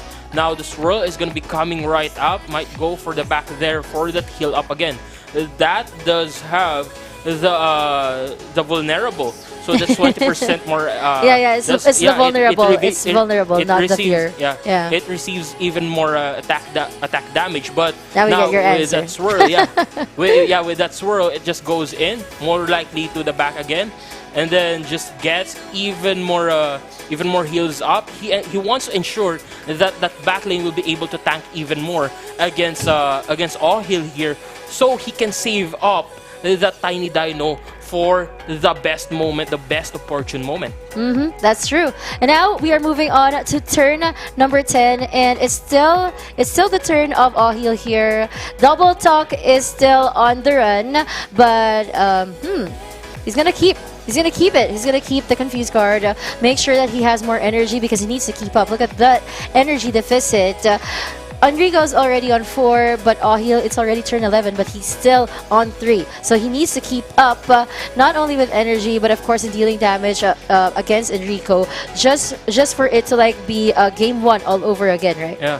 And another thing that I remembered just now was that Enrico mentioned something about having a composition that can actually defeat I think it was a Jinx. It was a Jinx composition. But at the same time, Enrico also mentioned that Ahil has a composition that could potentially ruin Enrico's plans here. Yeah. And maybe this is what we're seeing right now. But so far, we're on round 6, turn 11, and we're still seeing a bit of a semi-evened out playstyle. So we have seen one Axie go down, but at the same time, Enrico's back lane is most likely going to be going down as well if he can get to that back lane. But look at that, 2 confused now being shuffled. He does have the blackmail as well. He goes into the back, 41 HP remaining, but he doesn't have enough damage to take that out. So Enrico will have yet another meat shield going into the next round. That's true. And you know what? Unlike game number 1, it's actually Enrico who was able to take down the first Axie here. He's the first blood. He's the first blood. But so here's the thing. The only thing he did was switch the Dusk and the Dawn, their positions, which was actually very smart because you need that Dawn to be able to live until the late game. And not only that Dusk can heal himself back as well. So and it doesn't have all the damage cards he needs. When it comes to the late game, what you need is damage. What you need is damage. You need those damage cards. So that position change was really significant for him to have the upper hand in game number 2. Yeah, exactly. But now it looks like Enrico is leading the charge against Ahil. He has the swirl. He heals up the back lane here. Most likely, he's going to be healing that up and then shuffles 2 more confused cards into the deck of Ahil there. And with those cute bunnies, just dish out even more damages. I think he has enough. That's, I think it's 60, 65. So that's 6, 12, 18. Just, it's going to leave 5 HP remaining on the back lane of Ahil there. Oh my gosh. If he uses all of those cards at the same time. Now he goes for the clamshell, 65. He goes for the cute bunny. And another cute bunny 60. Here it comes. Here it comes. Cute bunny coming right up. It does have the scotch tape though, so it will get retained. Alright, so we are back again. You're back? Yeah. Okay, we're back. Hi! Just as what I was talking about a while back was that I'm not quite sure where I got cut off. But what I was trying to say was that Ahil has the confidence. he has the confidence to go in with the jinxes again because he won the first game. Now, going to the second game, Enrico managed to clinch that victory. He managed to get that victory. But the thing is, now knowing full well that the jinxes work against the swirls, it could give All-Hill a bit of a thought wherein he would think that the jinxes still has a fair chance against the swirls. Now, taking that into consideration, what All-Hill now needs to do is figure out the factor that changed the results of the game from getting a victory on game number one to becoming the loser of game number 2. Yeah, it was actually the position change coming from Enrico that really meant so much. In from game number 1 to game number 2, like putting the antenna at the back rather than in the middle, and then that eggshell dawn in the middle rather than the back. So I have to agree with that because at the same time, not only did he manage to he did manage. Not only did he manage to secure that tiny dino, so it could just keep on stacking up damages. At the same time, he managed to get the more tankier Axie onto the back there, and just kept using swirls onto that Axie, so it would just keep healing up and then keep tanking out the damages coming in from All-Hill. Yeah, I agree. Oh, here we go. Oh, okay, so here finally, comes game number 3. wait, there's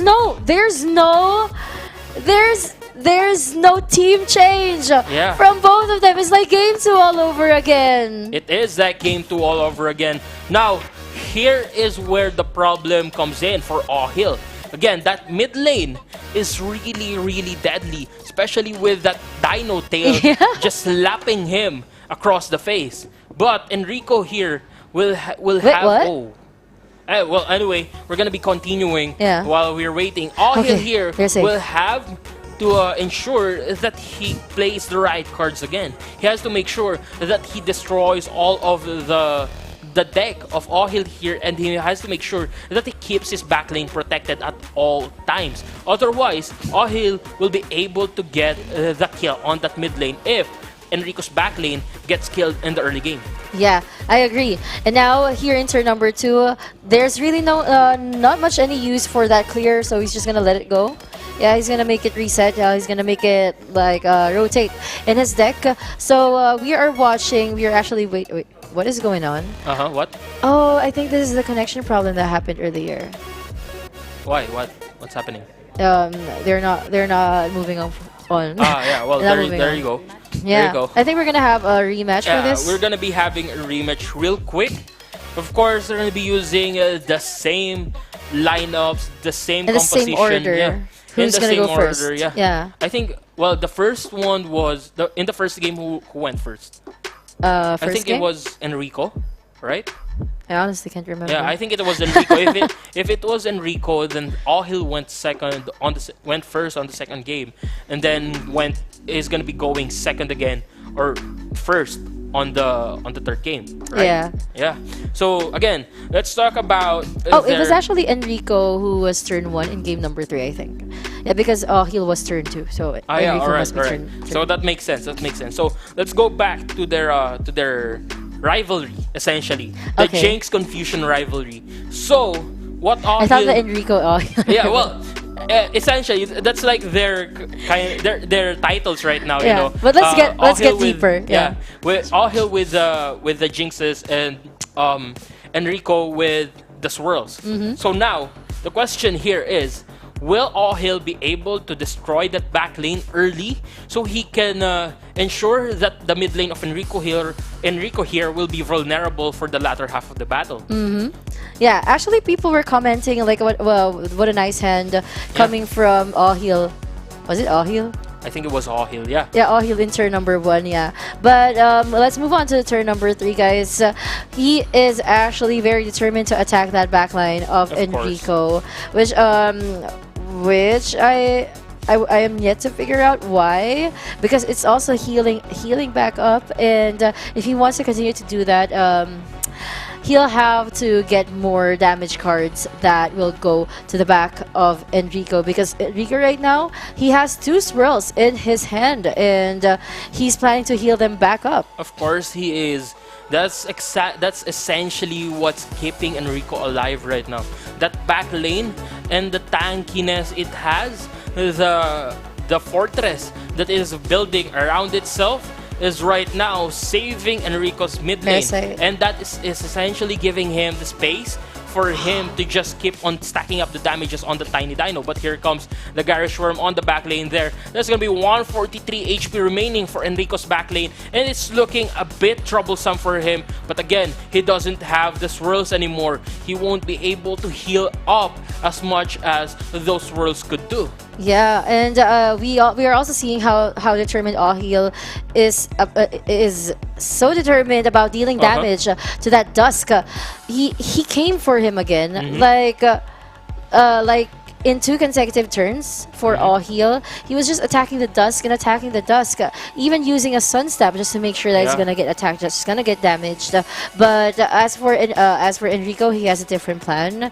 It's his turn to deal damage right now, and what's he gonna do? Is he gonna use a Tiny Dino? I'm sure not yet. But Garish Worm, yes, that's a good call.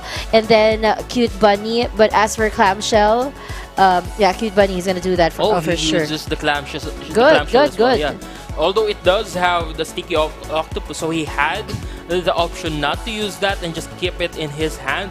So he would be able to use it in a more timely moment. But right now, here comes Ahil going in with that Inkling again, shuffling in Jinxes and another there. That's gonna be. Oh, it does have the. Oh wait, that's a good move. Now Enrico's back lane is dead, and Enrico's mid lane is now vulnerable for all sorts of attacks. Especially if Ahil here manages to get even more cards that focuses fire on the back lane. Yeah, that's true. You know what? I love the commitment of Ahil there, just to make sure that the backline of Enrico gets killed. Now Enrico's left with 2 Axies, and the Tiny Dino has already scaled up to 105. I think he's gonna be waiting for one more round. He does have the space. Because Enrico's back lane here, or mid lane now, mid lane here still has a bit of space, but looks like he's gonna be using it now. That's a huge swing coming in from Enrico, taking out the very first Axie, the front lane Axie of Ahil here. Now it's down to a 2v2 situation. Enrico still has 1 energy left. What's he gonna do here? He can use the Risky Fish, although that does have the Scotch Tape. He has this Clamshell, and he goes for the shields up on the back lane. Oh, was that the shields up? Oh my gosh. Oh, wait, no. Wait, that was actually kind of a bad move because Ahil has the Leecher. See, he got the shield. Basically, Enrico lost the shield. Yeah, I did not notice that. Yeah. The shield Leecher was there. Well, it was better than I guess it was better than just wasting the cards now that he does have the Clamshell. Yeah, he does have the retain on those cards. Yeah. So he would rather save those up. But now again, swirl here also, and here comes the Garish Worm going in. 65 damage, goes in with the swirl, heals the back lane there, shovels in the confuse and uses that again 50 shields. But at the same time, now here comes Ahil with 2 revenge cards. Oh, that's gonna be huge. 25 follows it up with Tadpole going to the back, 79 damage, and that's gonna be it. It's 274 plus 50 on the front lane. Yep, and moving forward here to Enrico's turn, of course he's gonna use his swirl with his 4 energies, but this is his time to decide. He has no way. He has no way to give himself shield, only for Ahil to leech this time. And he had no choice as well. He had to use the taunt. He had to apply taunt to that back lane. Now that he still has enough health for it to survive any incoming onslaught from Ahil. Yeah, actually, the last 3 energies that Enrico has right now, I'm gonna guess he's gonna go for a Cute Bunny, a Pigeon Post, and probably the Risky Fish. He's gonna no. He's gonna go for the Clamshell. But the Risky Fish will definitely be there. I think he's gonna be going for the revenge cards here. Wait, what? He would want to ensure that those cards are retained and kept in his hands Oh, because it's for a final blow. Yeah, and at the same time, he wouldn't want those cards to to go back into his deck. Right. Yeah. That's true. Now, since he was able to use that pigeon post earlier, Ahil here is going to have to sacrifice one card draw, and he's going to use a blackmail. It doesn't really matter, though, because his bug is kind of tanky, and there's no way for Enrico to kill that bug in just one lovely turn. Yeah, and again, that taunt is now gone, which is, again, like I mentioned before, it was the most opportune moment to use that taunt, that blackmail on the back lane there, because with that said, now the taunt is gone, the blackmail is gone, and the threat to the back lane is minimized. Yeah. And now he does get the Tiny Dino 105 damage there. He can keep on There you go. Oh, Pigeon Post now going in, 55, and he goes in for 105 damage on the back lane, 199 HP remaining, not quite enough to kill it off, but quite enough to just put it on death's door. Okay, and not only that, Ahil, let's go back to Ahil again. He was able to use the Babylonia, but and he was able to maximize the taunt against that Dawn. Race-wise, guys, I swear Ahil here has more Axies, but Enrico has more HP. Now it's down to one there's a lot of V2 jinx. situation. There's a lot of Yeah, jinx. but the problem here is right now it's down to one V2 situation. But in all his axes here are both low on health. So if something's gonna happen now, Ahil needs to make it happen now. Now 3 Confused being drawn. This is a bad card. This is a bad hand for Ahil. Now all he can do is just end the turn, apply vulnerable onto Enrico. Now look at that, 85. I think Enrico here goes in with the jinxes and he surrenders. There's no way for Enrico to survive that Jinx attack. All those Jinx draws. He knows what's coming. He just had to surrender. Look at that smile coming from Ahil. We are now in 2-1 in favor of Ahil. He felt that. He stretched out his body at that moment. Yeah. He felt the tension. He felt the pressure. He felt that Enrico had what it took to defeat him. But at the end of the day, Ahil managed to come out on top. Yeah. Now he has 1 point advantage, and that 1 point advantage is more in the it adds more into the plate in the sense that that 1 point gets him so close to the goal that Enrico would be forced to feel pressured. Yeah, actually, the revenge dream is alive. Remember when I told you earlier that during the top 16, it was actually Enrico versus Ahil in round number 1. And Enrico happened to win that time. Yeah. So let's see what's gonna happen here. Is Ahil gonna live the revenge dream, or is Enrico gonna climb back up? Because this is you're just about to proceed to game number 4, and if Enrico wins game number 4, it's gonna be a 2-on-2, and it's just gonna be like a best of 1 by game number 5. Because we can't add more games to it anymore. But let us know there in the comment section, who are you supporting? You know, I think these two players will be going in with the same type of lineups. They're going to be using the same type of lineup all the way. If ever they go to game number 5, they're not going to change. Because now, Ahil has proven, again, that he can win against a Swirl team using the Jinx team. And at the same time, now, Enrico has also proven on game number 2 that he has what it takes to defeat the Jinx team here of Ahil, which no one supposedly has so far in the entire tournament. And we haven't seen it so far, except for Ahil here.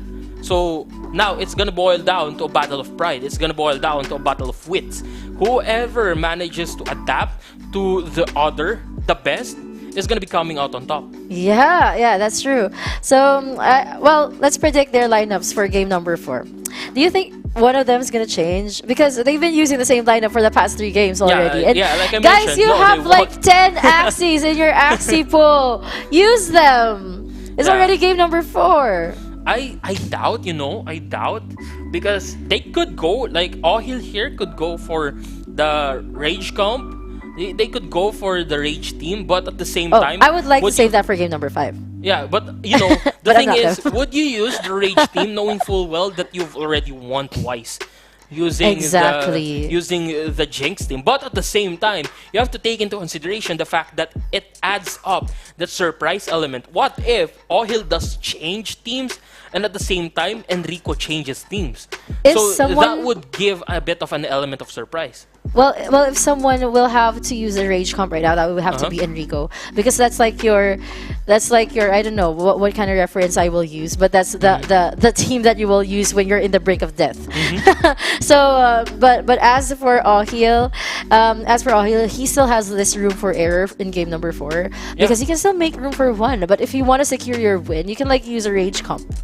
You can use a rage comp as well. Go on rage versus rage. So I don't know your strategy, guys, but I'm calling it. I would like to save rage for game number 5, but if Ahil uses rage here in game number 4, it means that he wants to win real quick. And if Enrico uses rage in game number 4, it means that he wants to survive. Yeah. Oh, actually, here's a bit of a clarification coming in from Mitsubishi. So Mitsubishi lost to Enrico on round 1, top 16, and then Ahil won against Enrico on the day 2 of top 16.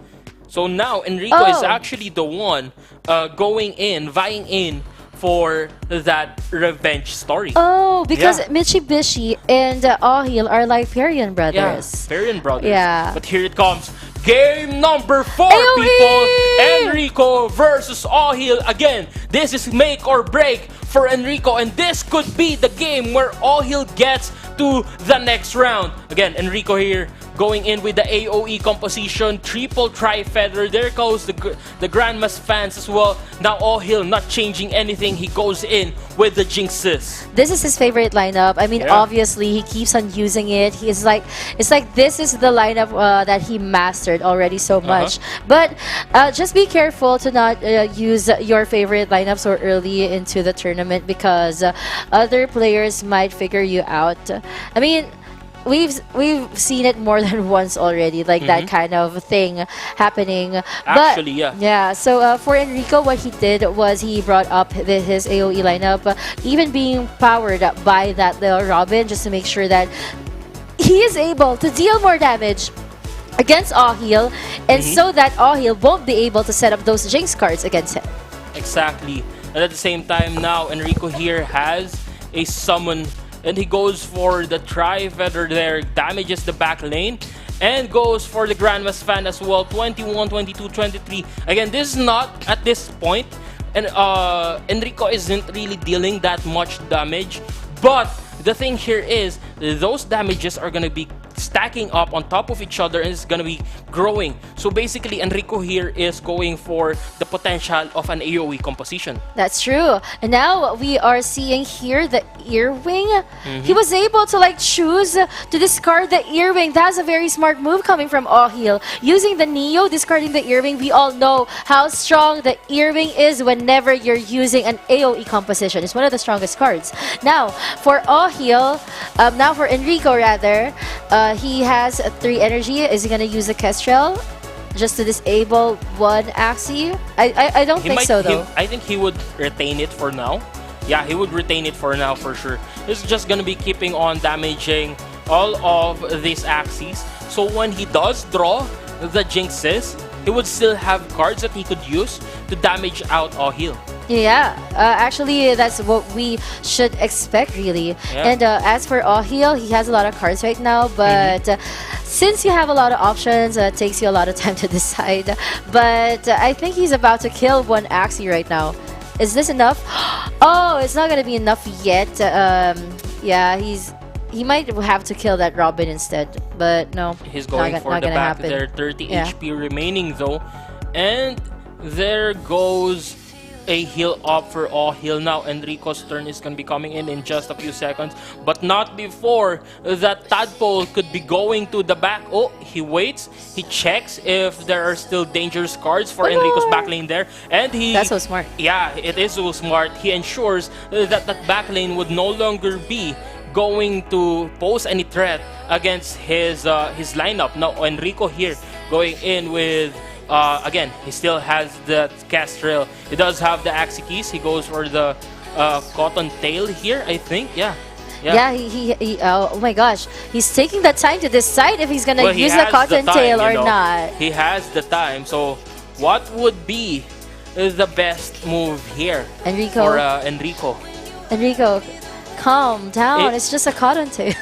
Well, you know, in these games, that Cotton Tail could be the dictator of this entire match. That's how That's how true. high level these players are playing at. That's the league. Yeah. That's the league that they're playing at. Now Enrico here going in with the Cottontail, uses the revenge, and he still has one Cottontail with I think that was retained as well. So now all heal here, getting the garish.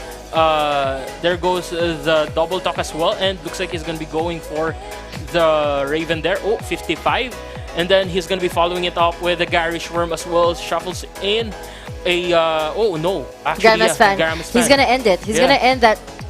He's gonna. Oh no, it's not enough. But the team of All Heal was actually bleeding there, so he actually lost a lot of HP as well. And look at the power of this AOE team. Enrico having 2 healthy Axies with 1 Robin.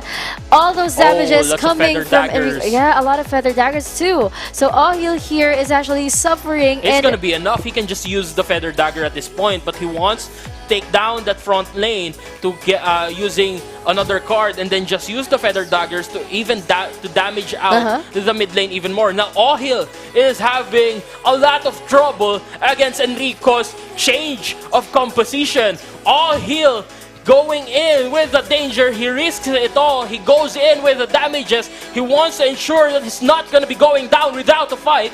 But Enrico's turn is coming, and death is coming for Ohil. Looks like we're going to be having an equalizer here. Here comes Enrico again with two Axies still left. He kills off the last remaining Axie, and there goes Ohil going down. Enrico now securing his second point. There you go, Enrico coming back up. We are securing a game number 5 for this series. Remember when match number 1 was like a clean sweep? Yeah.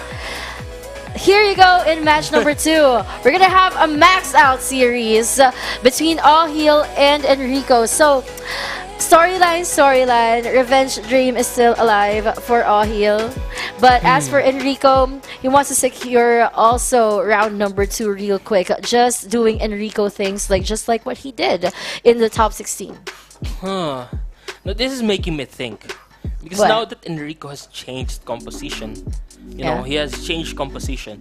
So Are they now, bringing in the rages? No, well, Enrico has changed composition. So the thing is, now Ohil has to think, will he go in with that same team going into game number 5, or will Enrico change again? Will he go back to the swirls? So that's another thing that Ohil has to think about now. And now the pressure is actually on Ohil because the tables have turned. Now with the tables turned, Ohil is now on the down low, and he has to catch up to the momentum of Enrico. But again, the problem there is the psychological warfare that's going on with our players here. Will they change teams? Will they stick? Will Ohil change into a composition that has a better chance against the AOE composition, or will he stick with his current Jinx composition and trust his guts that Enrico would go back to the swirls? Well, for me, I swear, when I've been telling this, if game number 5 is gonna happen, I would really love to see the Rage versus Rage. But I doubt it though. I kind of doubt it. Still match number 1 because I you think know, round number yeah, 1. exactly. I kind of doubt that it would happen now because again, Rage compositions beasts doesn't really have that high of win rate against swirls. I mean, they can win, but swirls has a bit of an advantage in the sense that if the Rage comp doesn't manage to take out the swirl team early on, the swirl team would be essentially clearing out the deck of the Rage comp. Oh my gosh, that is so hard to think about. I might have gotten hemorrhage just from the way you described it. Let me check Ohil's lineup too. So guys, this is Ohil's lineup. No swirls in here. No swirls in here. Look at that. Just 2 bugs, AOE, the Jinx, and some Aquas. You know what would be funny? What? If Enrico just went in with all of the tiny dinos in his He has 3 tiny dinos? No, he has 2 tiny dinos. Okay. But that would be really deadly if he just wings with 120 each. Oh my gosh. Oh, he'll stick into his guns. Yeah, this is what I mentioned. This is what I mentioned. Now, Ohil is going to be going in with the Jinxes again, but Enrico is going to be using the same composition as well. So we are heading on to game number 5, people. Again, the first game number 5 that we're going to be witnessing in the entire tournament so far. Again, this is just game number 2, or rather match number 2, and we're already witnessing really high hit from Ohil and Enrico. Just what I think about this game. Ohil, when you have a chance to kill off the Robin, please kill it off. Because you have the ability to choose the Axie or like the bird you're gonna attack. Just attack the Robin. It gives you a hard time. It's such a headache. You know. I mean the Neo, the discarding of the earring was actually very smart. But we need to be ahead. I mean, I'm just looking for win conditions against Ohil because, like everybody is saying, Ohil's kind of the underdog who has the revenge dream. Yeah. Well, Enrico has the revenge dream. What? Yeah. What do you mean? Enrico is the one that lost to Ohil on the top 16. Yeah, according to Mitsubishi at least. Wait, Enrico never lost in top 16. Really? Yeah, he was like just so like. Ohil was the one that lost. Right? Yeah, he came from the lower bracket. All right. Yeah. So that meant now Ohil is the one that's going in against Enrico. But again, look at this. He might be going for the Babylonia. Yep, he does. He applies vulnerable to the back lane there, and he goes in with the Tadpole as well. He wants to take out that back lane as early as possible. But again, even if you do take out that back lane, those two Axies in the front and the back, or the front and the mid lane, is still gonna be doing a lot of damages against Ohil. And not only that, these feather stacks, just as early as now, it's just turn number 4. Look at all those damages against Ohil. It's almost nearing the less than half his HP, which just happened right now. Look at that bird in the middle. It's already down to 169, which also has an Axie Kiss. It has a death mark. Now, Ohil, he needs to compensate for that damage, but since he's using the Jinx team, you'll need to wait for the late game for it to materialize. But we don't have time for that late game because Enrico, using the AoE, he'll be able to kill off Ohil real quick. This AoE composition is essentially speed running against Ohil's Jinx team. Now, Ohil needs to put up his defenses. He needs to put up that fortress, that castle, those castle walls. But the thing is, Ohil isn't quite prepared for something like the AoE composition. Now, again, for those who are not aware, I know we have a lot of very powerful players, very experienced players in the chat, but at the same time, we might have some new visitors, new viewers that is interested in Axie. So for those who are not aware, Feather deals additional bonus damage each hit. So that means Enrico's line up right now is dealing additional damages against Ohil. So every single time that Feather stacks up, Enrico is gonna be giving out even more pain to Ohil. And actually, that's what we're experiencing right now. Look at it, this guys. It's already turn number 6, and he just got cleansed from the death mark earlier, and right now he's death marked again. So right now, Ohil, he's really finding ways. Like he's hoping for the perfect cards for him to survive against Enrico. But here's the thing about Jinx, and we're calling it again and again. Oh my gosh, that's so quick. He lost one Axie. Now he gets a lot of feather daggers and is gonna be going in with all of those to just dish out as much. Oh, not quite. He actually saves up some. And now Ohil again in trouble. He has 2 remaining Axies and he can't quite get enough damages out there to take out the backlane bird. But here comes the 59 damage coming in from the backlane of Ohil here. It's a backlane fight. Tadpole as well going in. 55 just bursting through that opponent. What's he gonna using that water blast. Now he's gonna be going to discard 1 card. Chubby or Earwing? I think he's gonna be going for the Earwing. Oh wait, he goes for the Kestrel. Does he go for the Kestrel? Yes, he does. He did go for the Kestrel? Yeah, he did go to the Kestrel. Now Enrico, 73 HP on the back lane there. Ohil still has that anemone. 1 HP remaining, wow. And it's still alive. He might go for the this can turn tables. Here. Yeah, this can turn tables. This could indeed turn the tables here. And now let's see for Ohil since it's already his turn. Okay. Oh wait, what? Wait, what? 144. He heals back up. 152. Now he still has those feather daggers still waiting and rearing to go Resurrecting the bird. against All Hill. That bird is immortal right now. Kotaro going in 44 and 42. Right. All Hill is in deep trouble. 57, 58. He's going to be using all of his attack cards as much as he could. He goes for the Cottontails as well. He wants to put in as much damage as he can, and he gets even more feather daggers, just stacking up damage upon damage. Even though it's doing so little damage, with all of those combined, it's going to be painful. It's going to be hurtful for All Heal. Those free damages coming from Enrico is just so lit. Well, All Heal here suffering. Look at that, a total of 41 HP in his Axies combined. This is going to be hard, so hard for him to climb back up. It's going to be the same old story. Perion not succeeding in the revenge story. Has to go down to the lower bracket in order to survive, in order to win. I like what Elazul said here. Enrico hates bird called Peta. Peta, but Enrico is PETA right now. All Hill now going in, taking out the bug, spraying some bug spray there, and there goes All Hill going down against Enrico. Enrico, congratulations for winning the second match. Oh my gosh. There you go. Spammy Rice, take it away. Series, holy, I'm shaking just watching that. Like, I'm legit shaking because these are two of Philippines' best players. They definitely represented their country with pride, and it was a great series, and hope you guys enjoyed. Honestly, it could have went either way because, like I said, they're both equally up there. We are gonna ask the winner Enrico a question. Enrico, dude, that was insane, man.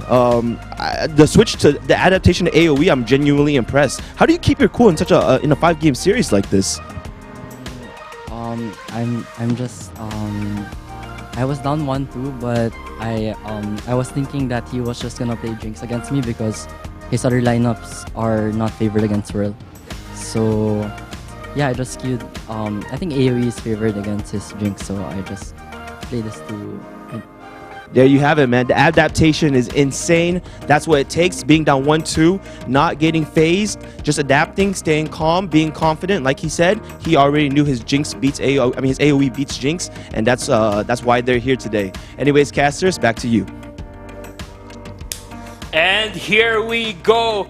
Congratulations again, Enrico, the Phoenix, going back from the ashes. He took that bird all the way to the very last round. It had 1 HP, and it went in with a dream, and it went back in as a Phoenix. Again, congratulations, Enrico. But again, we would like to thank Elite Metaware for giving us the luxury esports apparel and digital fashion label produced in South Korea, the birthplace of esports. Founded by the legendary NFT collector Whale Shark, we are proud to be rocking their gear right here. Actually, you can see that.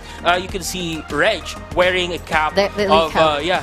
I actually forgot, but I have a jacket of Elite Metaware, and it's so cool, it's so good, and it's really comfy as well. So if you want to get yours right now, you can just type in E1337 in the chat.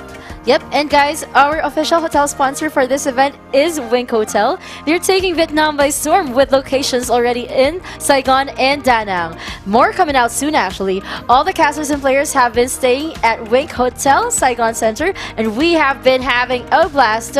Everything runs so smoothly, it's so incredible. Yeah. Of course, we would like to thank Sky Mavis as well for contributing a whopping $100,000 to the prize pool for this event to give back to you, the people, the community, and of course because they care about us as a whole. Now, we are privileged to be able to work with such a beautiful and talented and very smart team. And if you want to learn more, you can just type !Axie in the chat. Yep, of course, guys, that was a wrap for our match 2. So let's get ready for match number 3, and we are going to figure out who are going to play. So stay tuned. We're just going to take a short break. See you soon. Let's go. Well, there's no problem. If you had a gun, shoot him in the head.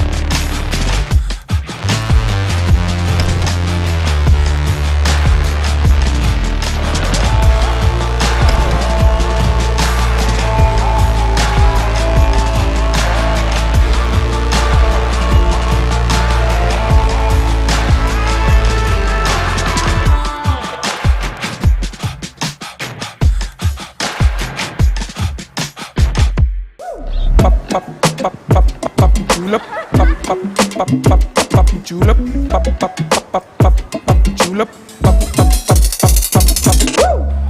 Oh my goodness. Wow! So beautiful. Oh, I found a really, really beautiful one. I have a gift for you, my dear. Oh, thank you so much. That looks so good. Really pretty. Yeah. So that's your welcome to Vietnam gift. So happy to see you girls. You Yeah. get chocolate later. Wow! It's Thank too you hot. so much. We don't want it to melt. You know, ladies, it's so nice to have you here. And I have a couple questions. I wanted to ask you, how did you make it here to this time in your life? Yeah, we are two sisters and we have 6 million followers in TikTok. Yeah. And then we want to do something new, so we studied NFT Okay. and we met Jiho. And then we know about Axie Infinity, and we made Axie Sisters. Wow, yeah. Sisters. 3 beautiful ladies Yeah. from Korea. Yes. Yeah, so we went America and Barcelona and Philippines and Vietnam, and we met, and you invite us. Wow.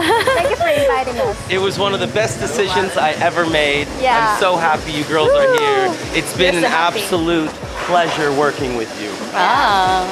So the next question would be, you know, what are we doing here in Vietnam for the E4E Minors? What's going on? Let the people know what's Okay, happening. so we're gonna make the world best entertainment. Woo! Web3 entertainment. Yeah, that's why we are here and then making this video. Yeah, And we are composer, so we make music, Music, yeah. and videos, and kids show. Oh. Yeah, you're a good leader. You heard it here first, ladies and gentlemen. We have content for days. The girls are here. They're making it happen. They're absolutely crushing it. We're on day 2, and we're just getting started.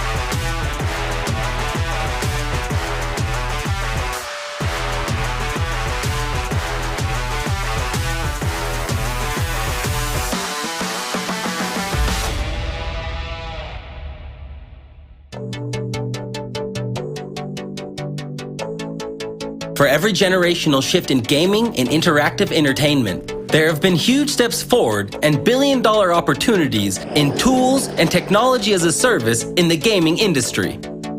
As we look forward to the next decade of interactive entertainment, we believe the next major paradigm shift in provision of tools, technologies, and services in this booming industry is going to be around community. Tribally is building everything needed to enable and engage a global community at scale. Web experiences, data and analytics, community-driven infrastructure, engagement patterns, best practices, onboarding, tokenomics, user acquisition, and esports. The founding team is very technically experienced and comes from backgrounds such as Bank of America, Microsoft, Dell, KPMG, Hamilton Insurance Group, Mars and Lindy, amongst others. They have spent the past 2 years building community solutions for some of the best Web3 gaming teams, including Sky Mavis, and they're also partnered with the Ronin blockchain. Their products have been used by over 1 million people across the globe so far. An experienced advisory team has been formed, led by people with backgrounds at Electronic Arts, Activision, Mediatonic, Epic Games, Ethereum Foundation, Outright Games, and Method from World of Warcraft. Welcome to Tribally, a provider of community-as-a-service solutions for the gaming industry, allowing Web 2 and Web 3 game developers to have an out-of-the-box solution for communities at scale.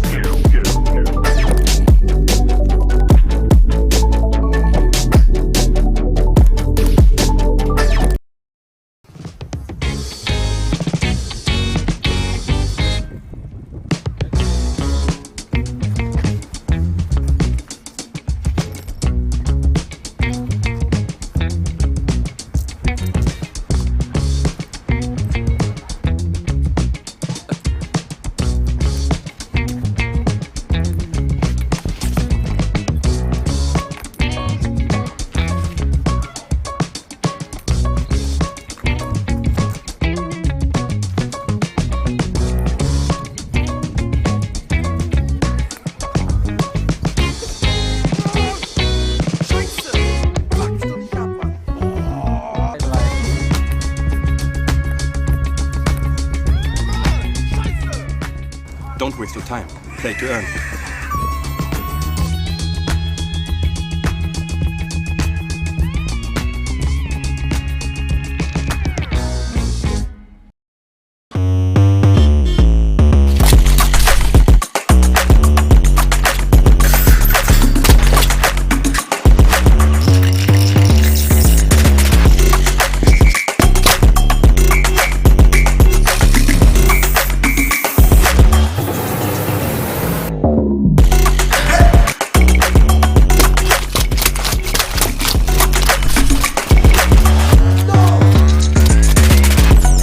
March, the action begins.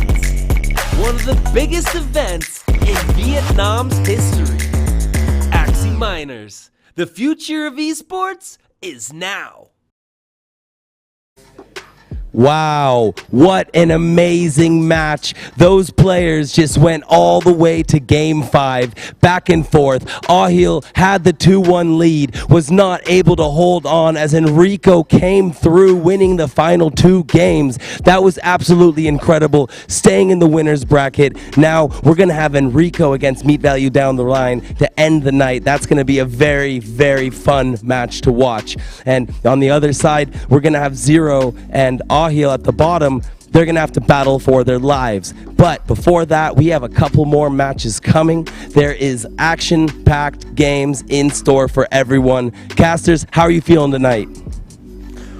We are feeling hyped. It has been a wild ride so far. Personally, I was expecting a lot of swirls that were going to show up in the match, but we saw the previous matches, it was AoE versus Jinx, and that was very, very impressive so far. Yeah, man, seeing some new stuff. So guys, you know, take it away, and let's see if this next match can be just as epic. Let's go. Let us go. Yeah, so again, like you mentioned, we were expecting a lot of swirls to appear here in this tournament, because again, swirls are the meta right now. So speaking of swirls, if we saw Jinxes on the past game, now we're going to be witnessing swirls coming in, especially with Minnow here, actually coming in 1, 2, 3, 4, 5, 6, 7 swirls. That and then is a lot of swirls. Yeah, and then an AoE composition, an AoE bird composition. So it's going to be really interesting. It is going to be very, very exciting. And for Paradise's comp as well, which we've got here, look at these amazing cards as well, everyone. This is really sick. So for Paradise, he is bringing a lot of swirls as well. This is going to be very, very exciting to see out. Not because of the swirls, but Paradise also has a few different comps bringing to the table. Paradise has a Purge comp. Paradise also has a Raging Beast comp. So it's going to be exciting. I would love to see that. That Raging Beasts are right up my alley. Just those Fury forms are a way to hype up the games. Correct. Yeah. That is going to be wild. So we can either see a Raging Purge player, or we can see a Raging Beast player, or we can see a Swirl Mirror.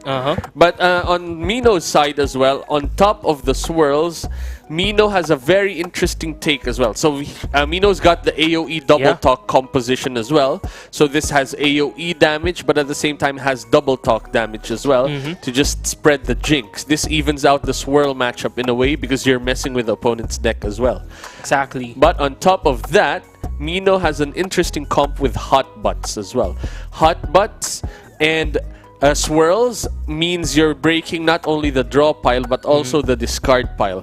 So Mino's game plan is to add a lot of different confusions, a lot of different curse cards to the draw pile and the discard pile. What Mino is planning to do is lengthen the discard pile and lengthen the draw pile so that there's a lot more time for Mino to just end the game and add a lot of confused cards into the draw pile to just finish and have no turns in the future. I have to agree with you on that. And that's exactly the type of play style that Mino actually could come up with. Because Mino is a very smart player and he would want to confuse his opponents not only in the game, not only in the cards, not only in the deck and the discard piles. Correct. Mino would also want to confuse his opponent psychologically. So you would not know what type of curse card is he gonna be dishing out. Would it be the Jinxes? Would it be the swirls or the confused rather? Or would it be like Is he gonna be going in with the Tri-Feathers, the AoE effects?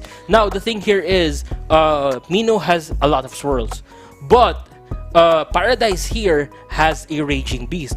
So there's gonna be, if Paradise does go for the Raging Beasts here, it's gonna be early game going up against the late game composition. Correct. So what's gonna happen, the game plan is, if it's Beast versus Swirl, the idea is Beasts will have one turn to go wild. Yeah, exactly. Because what's gonna happen is the Swirl comp is gonna mess with your future deck rotation, which means you'll have one clean rotation, and what the Beast wants that to rotation to be the one go where you all just the way. all out. Yeah. That's it. So if you clear 2 Axies, destroy the first and the second Axie, that means there's just one Swirl with a blackmail potentially, which is going to be rotating, and that's not going to be enough to lock you out of the game. And here we go. We've got Mino versus Paradise. Win rates. Oh, very impressive win rate coming in from Paradise from Portugal. 66.7%. 10% higher win rate compared to Mino. This is interesting to see. That is very, very big. That's huge. But one thing to take note of, though, is Paradise has just come into the scene. When I asked them about their achievements, Paradise said he's very fresh to the game. However, he has had a lot of top finishes in the past 3 seasons. 2 qualifications for E4E Minors and 5th to 6th in the Brazil tournament. So that is very, very impressive indeed. While Mino, on the other hand, is a veteran. Mino is stacked. He essentially, well, again, the very first thing that comes to mind was his win during the MMG competition. Correct. Yeah, the MMG Axie Masters League. That was the first thing that comes to mind. But that's not the only thing that Mino actually brings to the table. He also has the final season. He also placed rank 6 on the final season, rank 24 on season alpha. And he also went in with rank 3 in Q1, rank 89 on Q2, and rank 71 in Q4 on season 2 as well. Correct. Very, very impressive. Okay, let's have a look at their comps right there. So as we see, Double Talk Bird, Double Talk, what's that? Double Talk AoEs. Definitely Double Talk AoEs. All of those Winghorn Axies, number 4, 5, and 7, those are the AoE comp that Mino is bringing to the table. The rest is swirls. Yeah. Mino has a choice to go Blackmail Swirls, Blackmail Heavy, or Garish Heavy, and then there's an option to go Hot Butts as well. All of those have different strengths and weaknesses to play around all of these comps. While Paradise also has 3 different comps to bring into the table. As we see there, that's the Perch comp, number 1, number 2, and the 3rd Perch comp, I believe, is number 9, is the 3rd Perch comp by the looks of it. Very, very interesting take.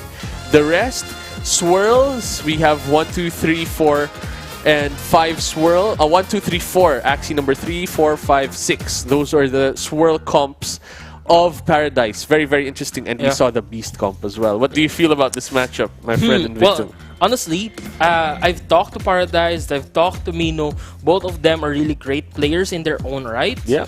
But the thing is, right now, Mino has the experience. He has that certain leverage when it comes to experience. Again, Paradise is very new to the game. But at the same time, Paradise being new to the game and showing a lot of potential means he has the talent. He has the talent to go up against someone like Mino, which is actually very, very powerful. So, in a sense, Paradise, if he just uses the right type of composition and he gets the right cards, if again, Mino has 7 swirls. So if Paradise ever goes with the Rage comp and he goes in with the right types of cards, oh, here comes Mino right now going in with the Sando. Look at that. The Sando gang is here and he's just chilling. Again, no sleeves. Yeah, no sleeves, man. He doesn't need that. Very impressive show of dominance right there coming in from Mino. Boom. Hey. Look at that. A bit of a posing there and here. Oh, wow. The difference. Paradise. Paradise going in with a hoodie. Game face on. Yeah. Serious, quiet. That's what we like. Different. Yeah. Very different from it's both like sides. Yin and Yang. It's like Yin and Yang. White and black as well as white their and attire. black as well, yeah. This is a really good battle. Again, it is between a very experienced player and someone with a lot of talent. Correct. They're not that far apart in age, but they're both showing that they have what it takes to win the E4E Minors. Correct. So the only question is who has the better composition and who is even more skilled. Correct. For anyone, speaking of that, who is going to win the E4E Minors, just tweet and you'll have a chance to win this lovely golden pho. It's gonna be sent over to you. Just reply to one of our E4E Minors posts. Type in there who you feel is gonna be the champion, and don't forget the hashtag as well. Hashtag E4E Minors, and then you'll have a chance to win this golden pho. This is also what we are giving. This is what we've given to the Axie quiz show, actually, as the winner's reward. It's also going to be sent out to one of our lucky hashtaggers. So check it out. I would want one of these. I would want one of these. Very exciting. This is so cool. Like, looking at it, it's a very cool, but at the same time, you know, we go back to the topic at hand, the hotly debated topic. Is it Paradise or is it Mino? Who's your favorite? I would say right now, I can't really say it's Paradise. Okay. But at the same time, I can't be sure that it's gonna be Mino, you know? Yeah. But if I have to choose, like I'm forced to choose, I would say Mino. This is going with he's going with the meta. Correct. With the seven swirls, and then with the tri-feather composition, the double talk AoE composition as well. Let's just fix our friendly little blue Axie right there. I kind of want to put him inside. Let's cook the Axie. Make him eat the pho. True that, indeed. And I do like that. What about you? What do you think makes Paradise the better competitor in these two? If anything, it's gonna be not the background in Axie, but it is gonna be the experience coming in from previous card games. I know that Paradise has that history as well, but we will have to be jumping into the game right here, and we are looking at Mino's side of the table. Mino is choosing to go for an AoE comp. Look at that. Very exciting. It's got the triple double talk. So each Axie of Mino has the double talk mouth, which means it double talk. If you hit two different Axies, it's gonna shuffle jinxes into the deck depending on the number of Axies you hit. So for example, if you double talk and hit 6 Axies, you shuffle 6 you shuffle 6 jinxes into the opponent's deck using 3 cards. So that's very impressive to see if that happens. And it's gonna mess with Paradise as well. Though a lot of jinxes is gonna mess with Paradise's build here, especially is going to be going in with the purchase. Number 1. Yeah, that's going to be 2 jinxes immediately, right on turn Says number hello. 1. Yeah, the jinxes are being jinxed. Paradise is bringing a perch comp to the table, which means Paradise's game plan, exactly like Zero's in match number 1, was you want to generate 6 energy and then use that 6 energy to just dish out one big perch attack. As fast as you can. Yeah, the ideal is you want it to be raging. Your rage turn should generate you 1 extra energy plus potentially a cotton tail, or if you had 5 energy bursts, or if you have, for example, 2 cotton tails from your backline Axie, from Paradise's backline Axie, that could reach up to 6, and that could just KO everyone in one go. Very smart though from Mino's side, because the damage that is provided by that is actually 462 damage, a normal perch. But because Mino has Last Wish on the front line Axie, the Immortal Bird. On top of the Immortal Bird, what happens is on that perch turn, the Last Wish will go down. Last Wish will add shields to the other Axies, which means those other Axies that get hit by the perch might survive for 1 more turn. So he still has a chance. Even though Paradise is going in with a paralyzing effect here against Mino, Mino still has a chance to actually dish out enough damage and clinch this victory against Paradise. Now there's going to be an end turn for Mino there now. Paradise has too confident in there and a lot of Nemos, exactly what he needs right now. He wants to finish this fight before Mino can stack up enough feathers and stack up enough damages against him to the point where he could just eliminate all 3 in a single turn. You are very correct indeed. Another interesting thing about Paradise's midliner is that it has a Nemo ear, which means Nemo ears generates energy based on the number of Nemos in your deck. So this comp of Paradise can just go energy burst really quickly as well. That is something interesting that we can see though. And very exciting. Right now, we can see 5 stacks of Rages in the back lane there, and it still has the Nemos going in. 75 damages all across the board. Very smart coming from Paradise. So what Paradise did was that was a pre-perch attack.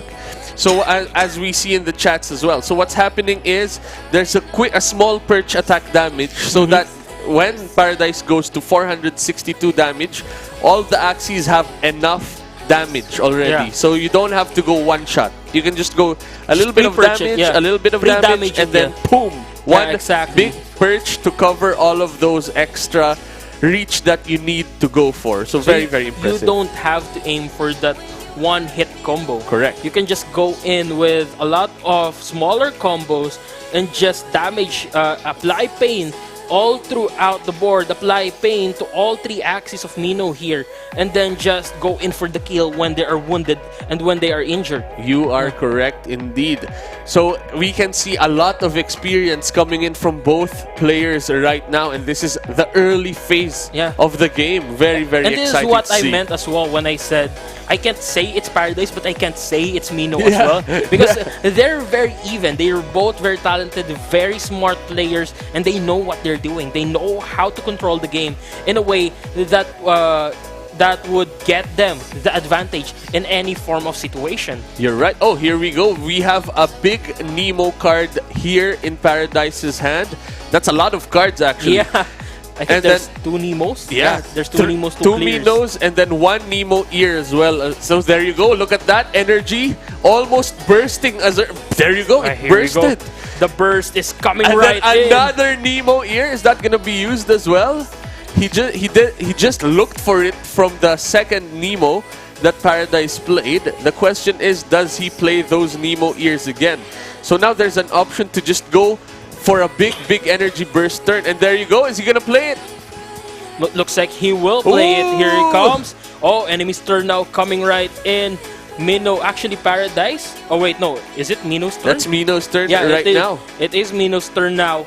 And let's see if it's going to be able to damage out Paradise. But the problem here is Paradise has so much defense, so much armor on the back lane. So even if he does apply damages, he wouldn't be able to scratch the health bar of Paradise's back lane. But at the same time, Mino can just aim for the front lane and the mid lane here and just apply as much damage as he can. Correct. You are correct indeed. That's a lot of shield. Nothing is going through right now in terms of HP, but decks are being destroyed a bit with those jinxes coming into the deck. And another interesting thing as well is if we look at the energy fragments right now, Paradise is 9/20 on his second energy burst already. Exactly. While Mino is just going to be playing with 3, especially with that Cottontail, he is nowhere going to be close to 4 energy. And so here comes the go. jinxes. Yeah. The first batch of jinxes are coming in, though he does have the confidence as well as the zigzag here. He can go in with a lot of damages, but he goes in for the confident on the back lane, most likely. Gonna be stacking up the rages. Oh no. He's thinking. He's looking at the cards that his opponent has already used. He can ensure that his back lane or his Axies would be able to survive the incoming onslaught. Yeah, I think he's thinking to remove the death mark on the midline Axie.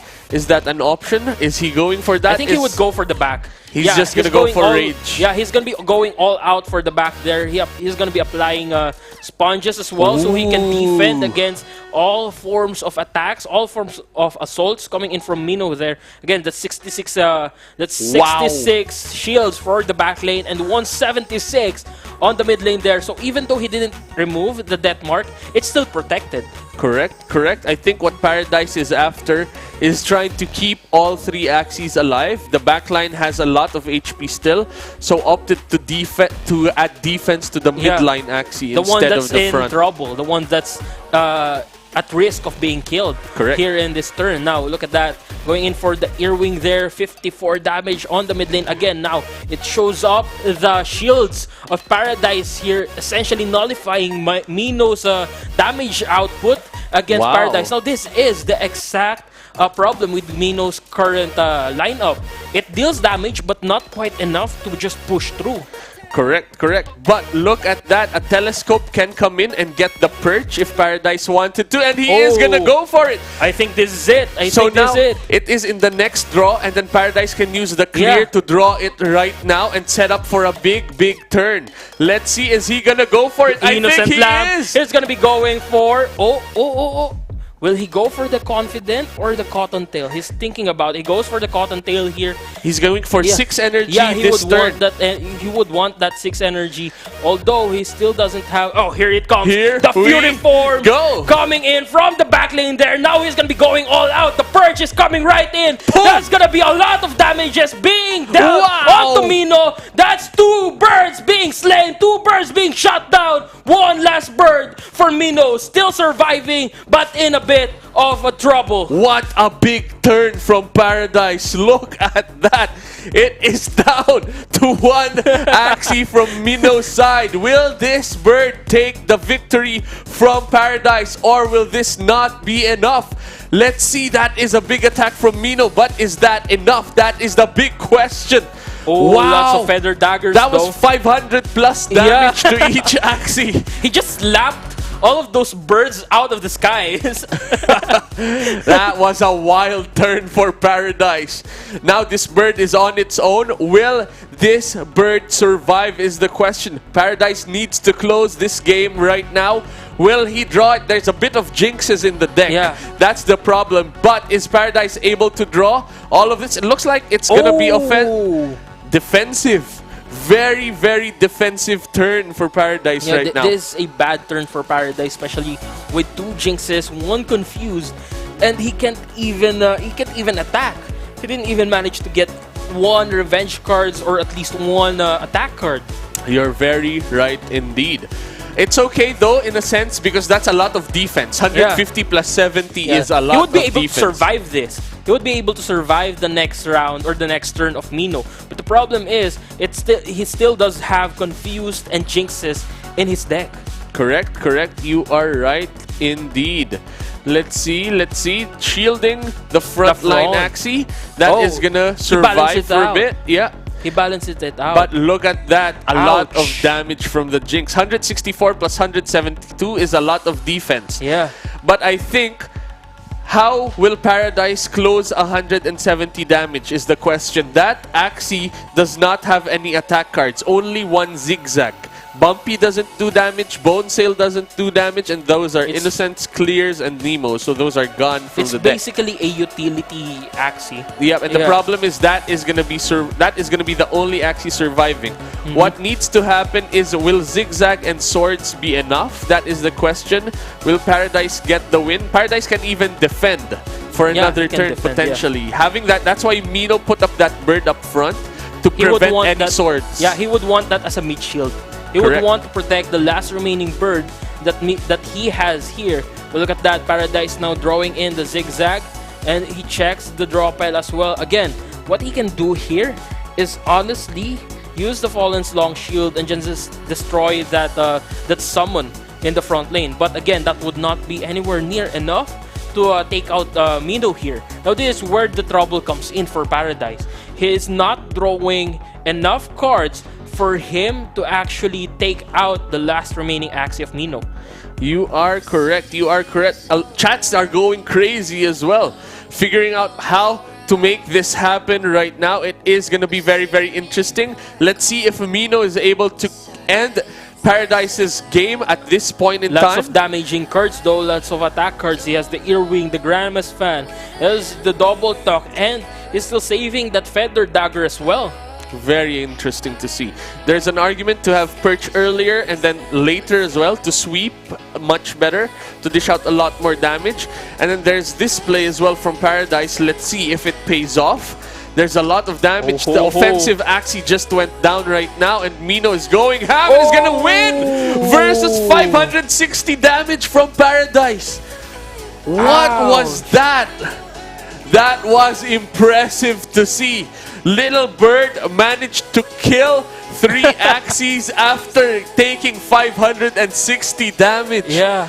Wow. Mino was well prepared for that. He knew what was coming, and he essentially ensured that at least one of his Axies would be able to survive that. And again, the Axies that remained, the Axies that actually survived for Paradise there, was the ones that one was the utility, yeah, and the other one was already done with. The yeah, other, his use was essentially over. Correct. So by that point, Paradise didn't have just enough damage to deal against Mino, and Mino was just stacking up damage after damage because, again, AoE composition. He was hitting all of the opponents there, and he was balancing out, equalizing the health bars of all those Axies until the last remaining Axie went down with a double talk. Correct. And it's scary as well. We saw the Jinx damage happen. Yeah. That was why that backline Axie from Paradise has been dished out a lot of damage. Yeah, exactly. Because what happens to Jinx, if you draw a Jinx, it dishes out 5 plus bad luck damage, depending on your bad luck stacks. Yeah, on the stack, yeah. So what happened was all of those double talks that were happening earlier provided a lot of Jinx damage to that backline Axie, and what happened was there was just a lot of damage to that backline Axie. One option that he could have went for is have that utility Axie at the backline. That would have prevented the Jinx damage from happening. That would have prevented a lot of issues. But then it changes the dynamics. Imagine your utility Axie is at the back. You don't really do that, is the thing. So you would want it in the front lane. But in that scenario, if that utility was at the back, then the Perch would have had a lot of HP. Exactly. So it's a mind games in between everywhere. It's very This wild. is exactly what I was mentioning in the beginning of this matchup. Mino's tactic is not only to confuse his opponents, but his opponents in game, but also in a psychological warfare, and that's exactly what Mino is prepared for. Correct, you know, correct. he's prepared to dish out damages. He's prepared to dish out psychological warfares, and at the same time, he's prepared to take it. You're right. He knows how his opponent is thinking, and that's how Mino keeps on winning. You're right. You're right. And what aside from that, I did have a quick interview with Mino before, and he mentioned the reason why is because he is going full time on Axie, just all in every day, practice.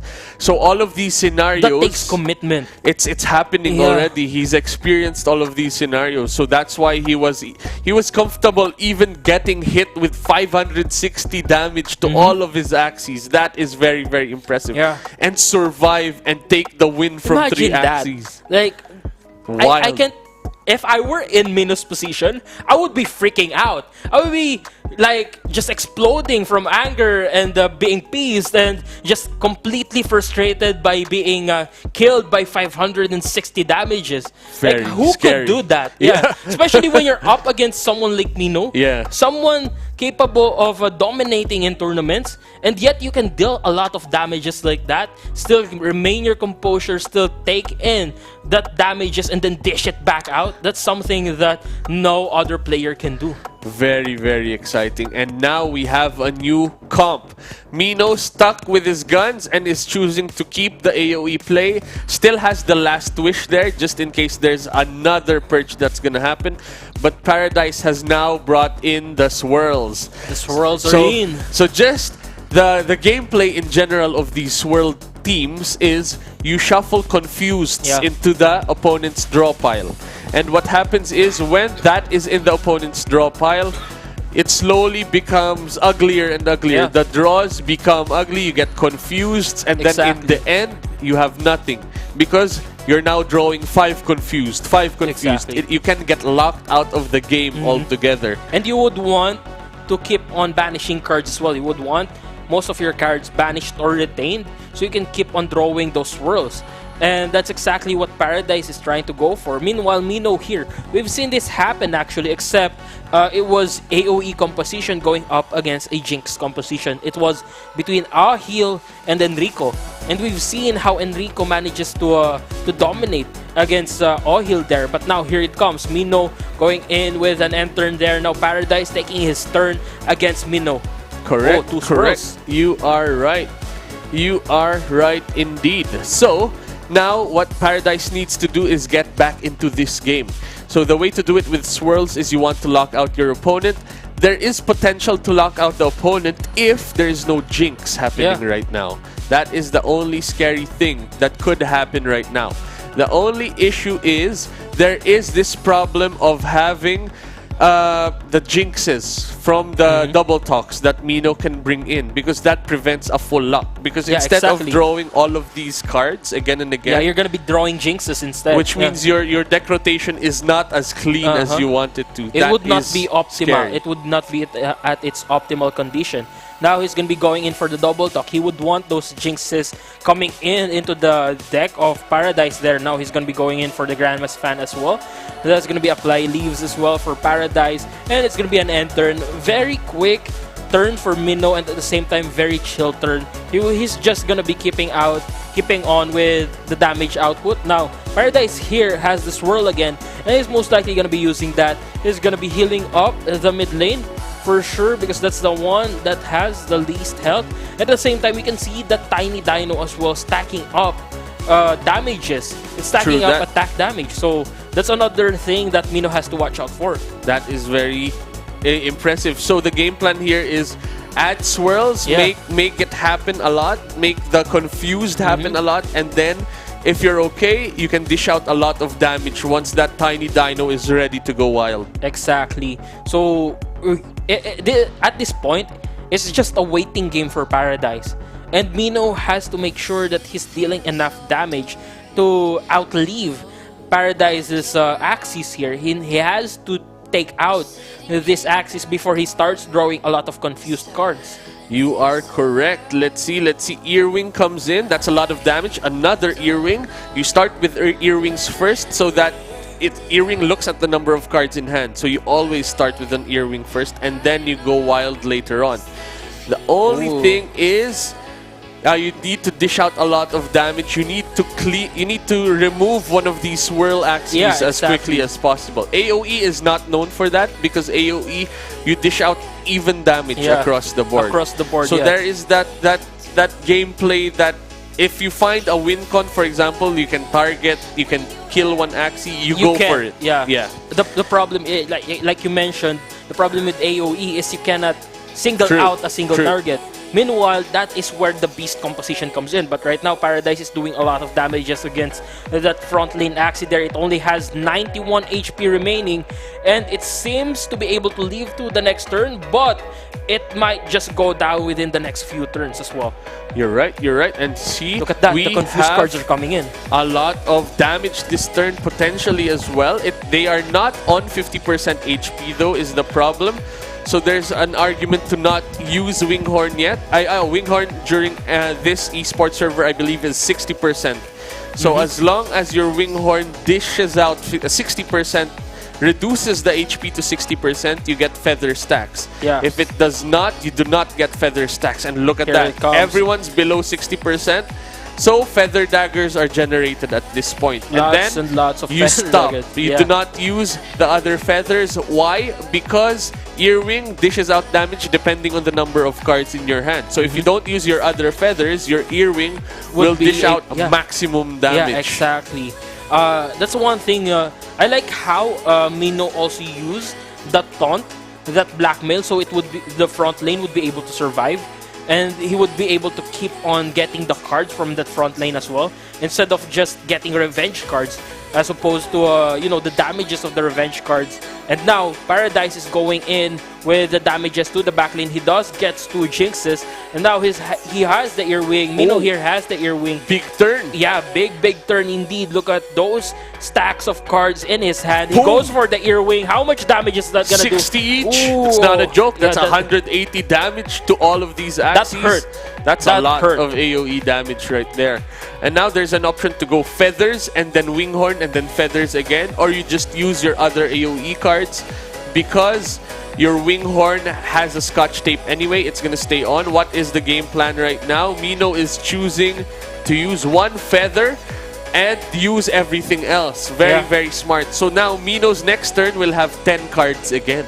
and he would be able to just keep on maximizing the damage output that he would be dealing in every single turn. Now, here comes Paradise again with the 2 swirls and the tiny dino now fully stacked, just waiting for it to be slapped against someone's face. Correct. One of these birds might just go down here in turn number 11. He can go in with the tiny dino now, or he can save that up for later. But right now, Paradise is front lane and mid lane. There we go. Tiny dino comes in. That's gonna be a kill. Last on Wish the front triggers. lane. Last Wish now provides shields to all of these Axies. Paradise does not see that from his perspective, but those Axies have 40 shields each, which means all of your attacks is going to go through shields. That's why Paradise only triggered the Last Wish and opted to not attack with everything else. Very interesting indeed. That's another thing that they have to consider, and that's what Paradise actually that's actually what makes Paradise special, you know,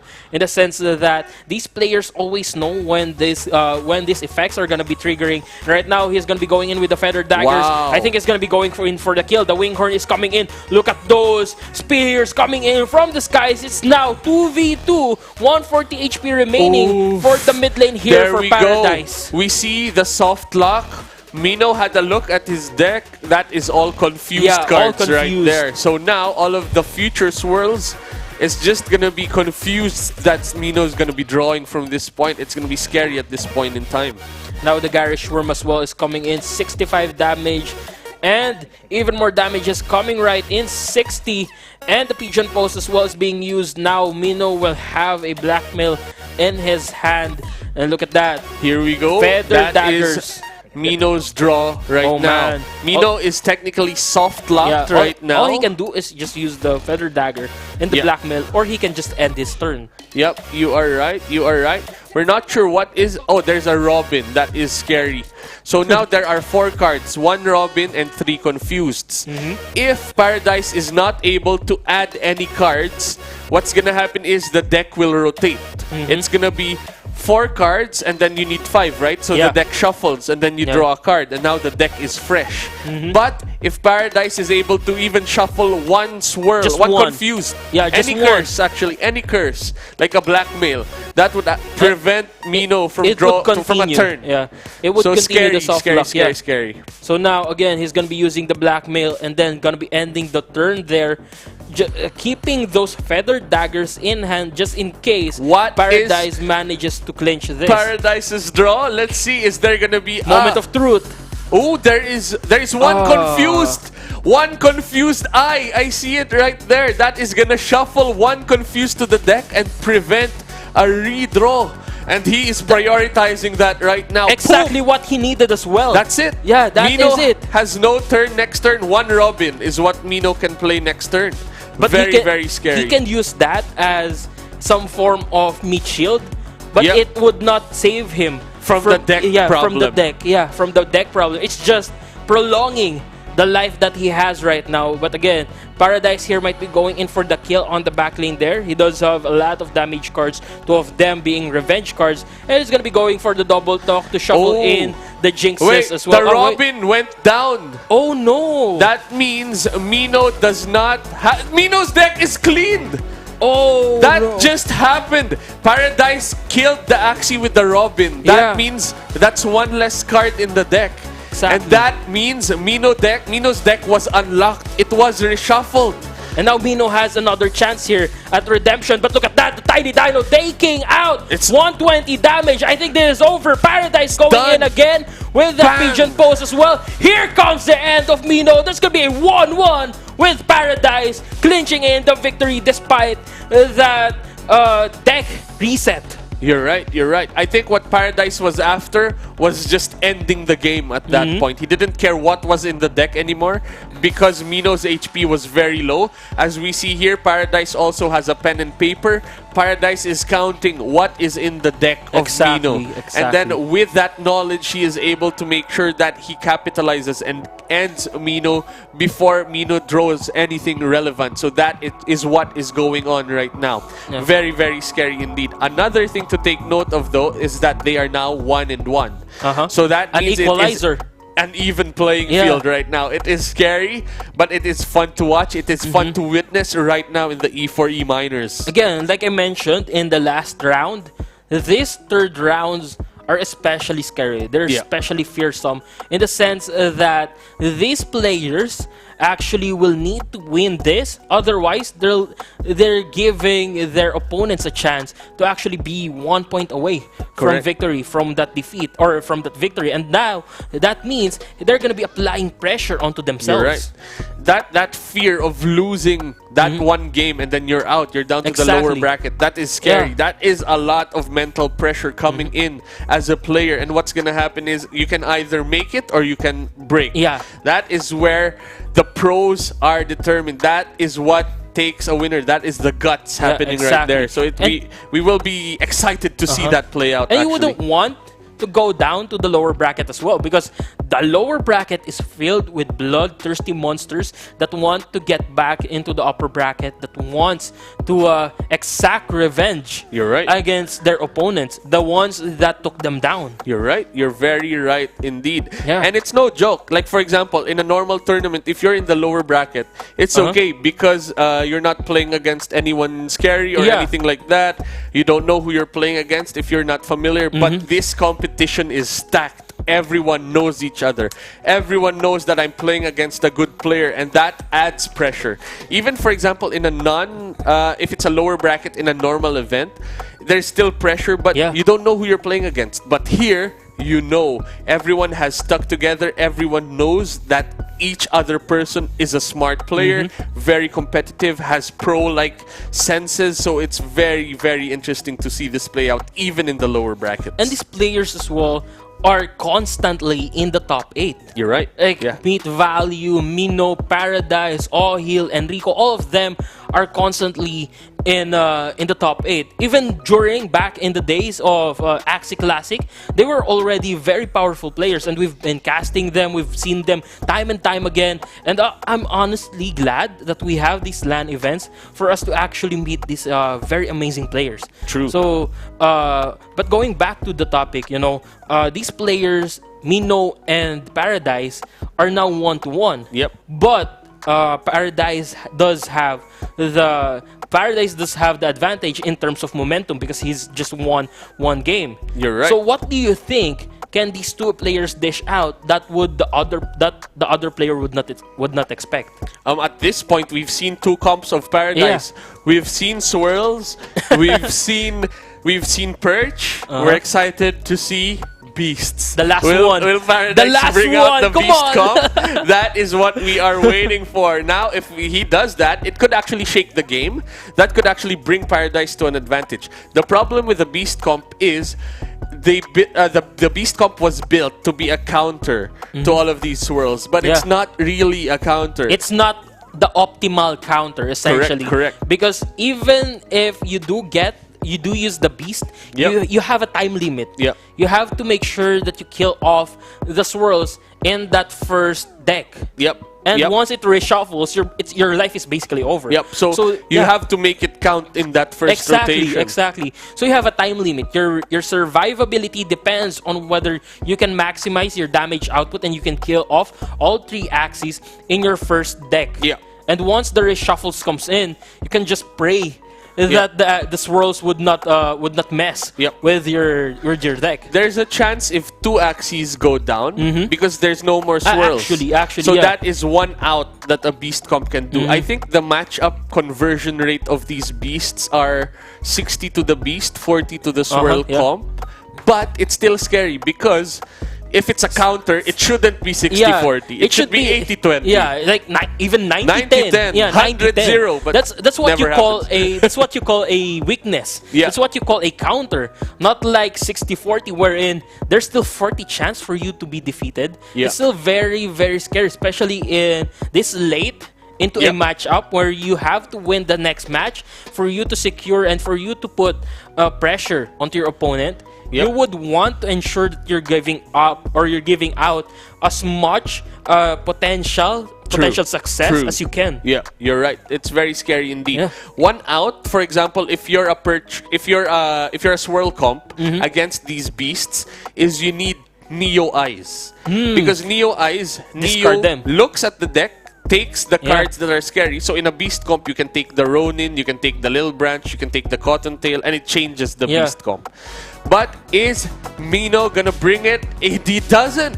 He opts to stick with the AoE comp right now. And Paradise takes with the same lineup as well. Correct. So we're gonna be witnessing, is this history again repeating itself, or will there be a change in Mino's playstyle against Paradise's swirls? You are right indeed. So, one reasoning may be that Paradise avoided to use the Beast is the Beast has a bad matchup versus what Mino is bringing, the AoE comp. That is a very scary comp. That is a very strong comp against the Beasts. Because all you have to do is dish out even damage, Winghorn. We've seen it time and time again, GG. actually. just keep on dishing out damage, just as how the other players dishing out damage. And essentially, an AoE comp would be able to kill the Beast comp faster than the AoE comp would be killed. Now, again, let's go back to this ball game. Let's go back into this battlefield. Mino drawing in the Grandma's Fan, the Earwing being used, and the Grandma's Fan as well, and then uses the Blackmail to get the taunt on the back lane. You're right. And feel free to comment down in the chats if you feel that this is gonna go one way or the other. Show your support to your players.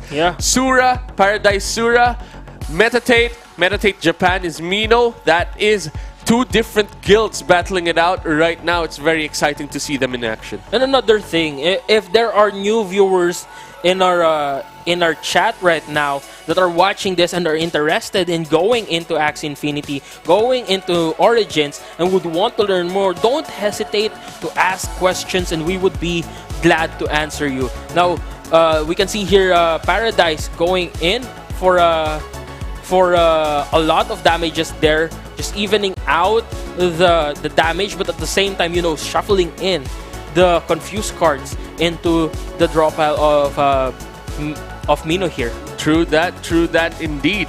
And if you're interested to join these tournaments or something similar, start off your adventure in the tournament setting, just type !E4E in the chat, and you will see daily tournaments happen. You can join them, you can watch them. Everything is available with just an !E4E in the chat section. This is what I like about Axie Infinity, it's so inclusive that everyone can join, everyone can be an esports player, everyone can be a pro player of Axie Infinity for as long as you have what it takes. So essentially, it's not the game that's against you, it's your skills. You just have to keep improving, and you would be able to go up against the likes of Mino and Paradise. True that. Even Ruthless.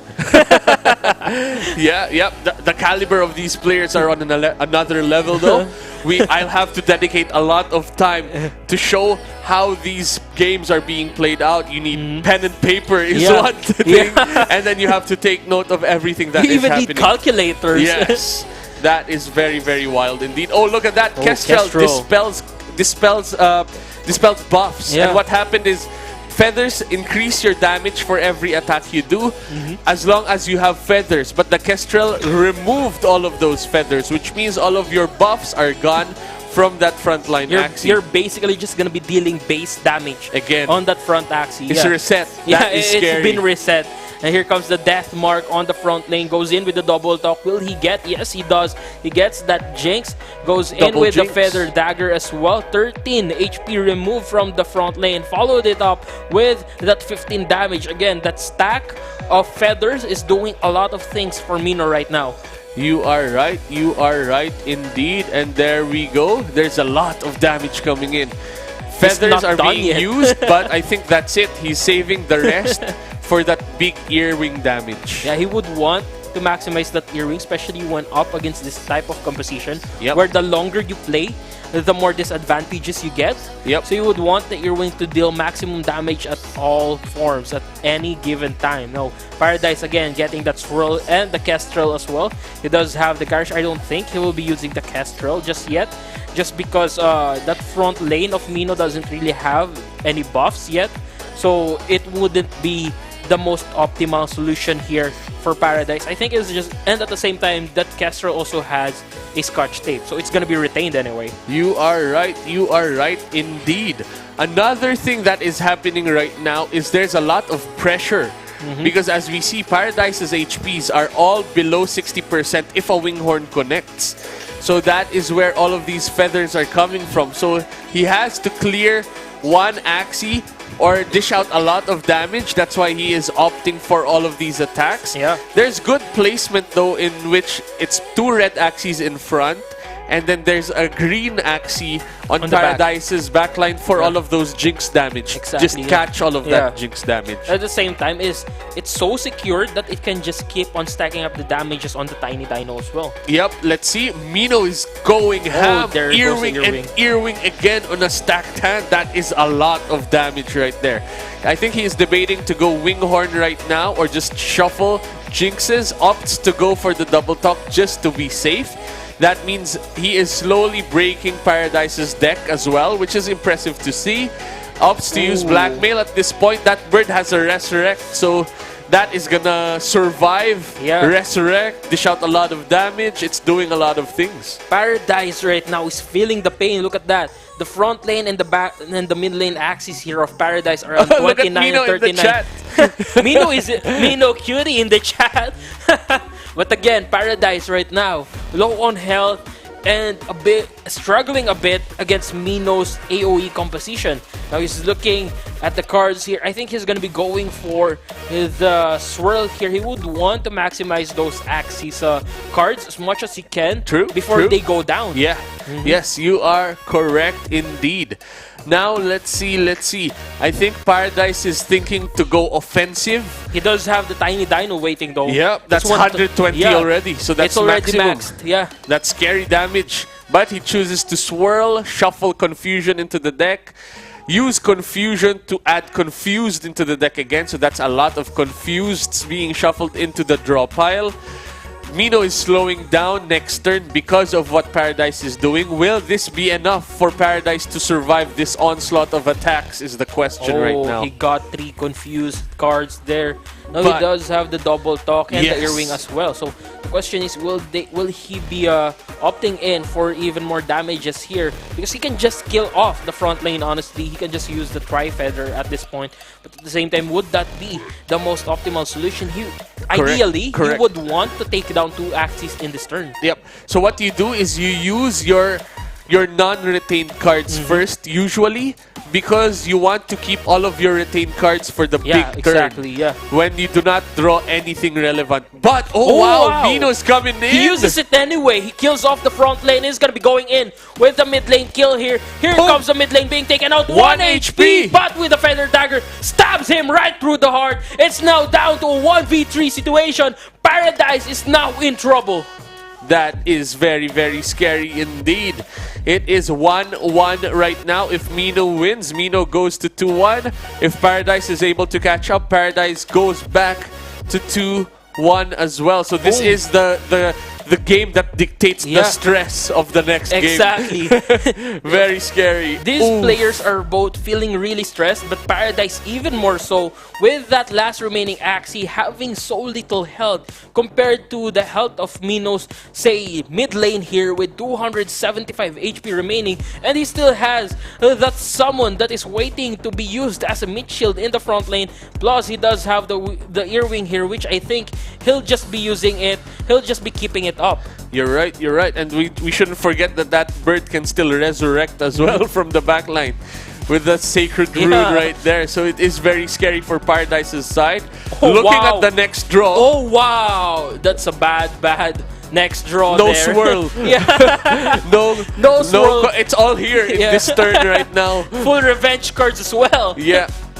But there is still a chance if Paradise is able to draw offensive cards in the future turn. Not next turn, but the turn after that. What Mino now has to do is dish out a lot of pressure this turn. Is that gonna happen? Wow! Winghorn is there. That is big damage though. We're expecting a lot of confusion. Mino's deck has reset, so there's no chance that he is gonna be locked off. But there is that Winghorn right there. Opts to keep it. But uses it right He now. actually Goes used- wild. Oh man. Wow. That's at least 160 damage Yep. on top of the feather daggers as well. And he might be going in with all of the Going feather at daggers it. actually. It looks like it's enough. Machine gun feathers. Boom. Another one. Boom. He's just waiting for all the cards to stack up. 12 HP remaining there. And here comes death for Paradise. Mino securing his second win. Look at that. 2-1 for Mino. Well done. And it's the same comp from both Yeah. players. So Very now- exciting. Now they have both proven that That their it compositions, their compositions work against each other. Now the question is, will they stick with those same lineups? Yeah, you're Or right. will they change? You're right. It is very scary. The only question is, usually when it's 1-1 and then you use the same Axie pool, the same Axie comp, you use it again in the next game. Yeah. But the problem is, as we said, there is pressure from Paradise now because Mino is ahead. Mino is now 2-1, so that Yeah. might dictate a switch from Paradise. That's a huge factor You're to right, consider. you're That's right. a huge factor to take into the calculations, especially knowing full well that we're already heading on to game number 4. Yeah. And Mino being the great player that he is and being such a powerful esports player, Yep.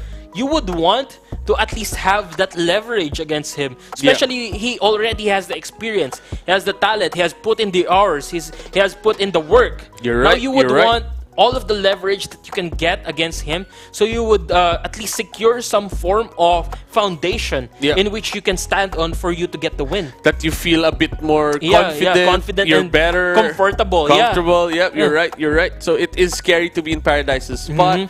But as we saw earlier, Paradise has won a lot already from even recent achievements. He knows what it takes to be a champion. So let's see if he is able to pull it back in, remove all of that stress that is pounding on him right now, and use a comp that will get him to the victory. If he wins the next one, it's a 2-2 tie, which means it'll go to a game 5.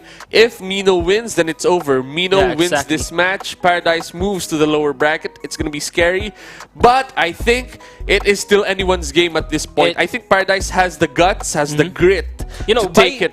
By the way we know Paradise is a very gutsy player. Yep. He's a very brave man in the sense that he can dish out whatever is given at him. Yep, No you're matter right. the problem he's facing, he's just gonna be coming in with all of the courage that he would need. And he is fearless in moments of these troubles. Yeah. True that. It is going to be exciting to see how this plays out, though. It is going to be very, very scary. Let's have a look right Here now it at comes. what they are bringing. Oh, that's a perch I see right there. Oh, Paradise is going back in with the purchase, and Mino still using the same composition here, not even bothering to change lineups. Look at Mino in the screen. He is now flexing, making sure that things go out, go right. There you go. Channeling all of the good energy right now. This is the thing about Mino. He's such a fun guy. He's such a jolly guy. Yeah. And at the same time, he's so humble that he takes every single battle seriously, even though he already has the advantage, even though he's the most experienced, he's one of the most experienced players here. He's so humble and so down to earth that he just it doesn't matter to him who you are. He's gonna take you seriously. Yep. Yeah. And he's approaching it one game at a time. Yeah, one game at a So time. very, very impressive to see that in action. Let's see. Paradise has a interesting draw actually. Has dual blade and has the innocent lamb. I like the pre-order tag because that changes things actually. Having pre-order tag increases the cost of innocent lamb by 1, but Perch doesn't mind it too much because you don't really do anything early turns. You set up for that big Perch turn. So that 1 extra energy that's needed for that pre-order tag innocent lamb is okay right now. But again, Paradise does have that pre-Perch choice. If he would go with that again, and he would set up for that big event, that big bang.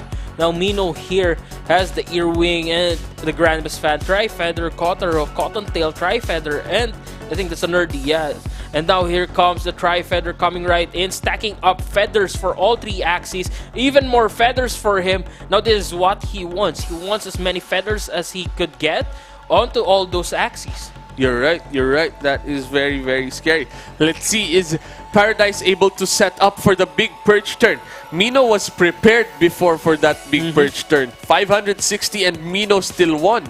The question is, will Paradise switch it up and do something else and go wild later on? Look at that energy.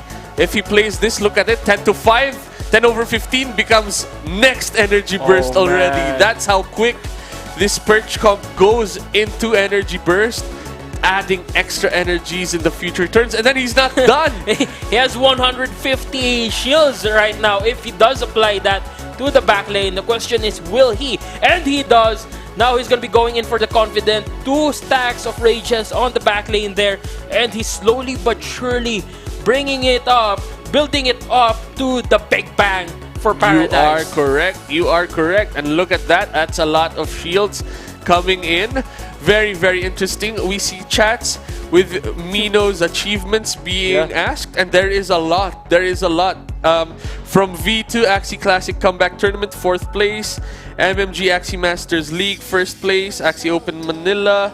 E4E Axie Minors Q4 and the Q Top 16 that came on. Final season of V2. He's stacked, man. Rank 6, actually. Season Alpha rank 24. So he was ranked 6 at the last season of Axie V2, Axie Classic. He's not new.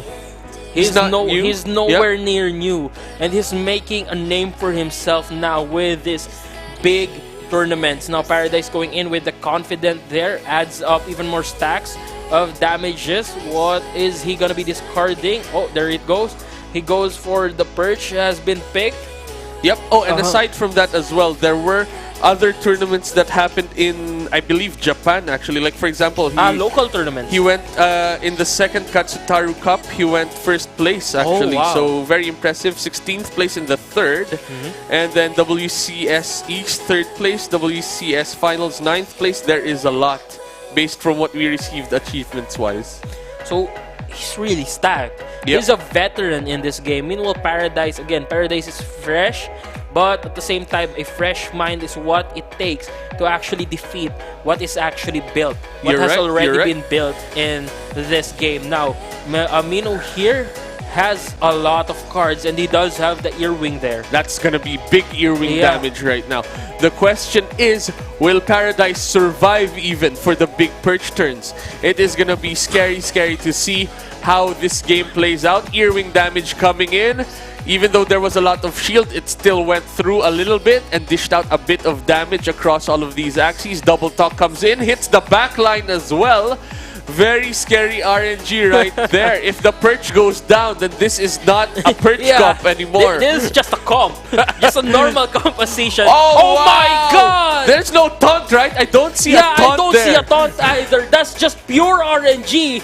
Bad luck coming in for Paradise there. Now he gets 2 jinxes as well as the confused. This is looking really bad for Paradise. He would want to save off. He would want to save that back lane Axie as much as he can. But how can he do that? Look at that. Paradise is trying to get back in this.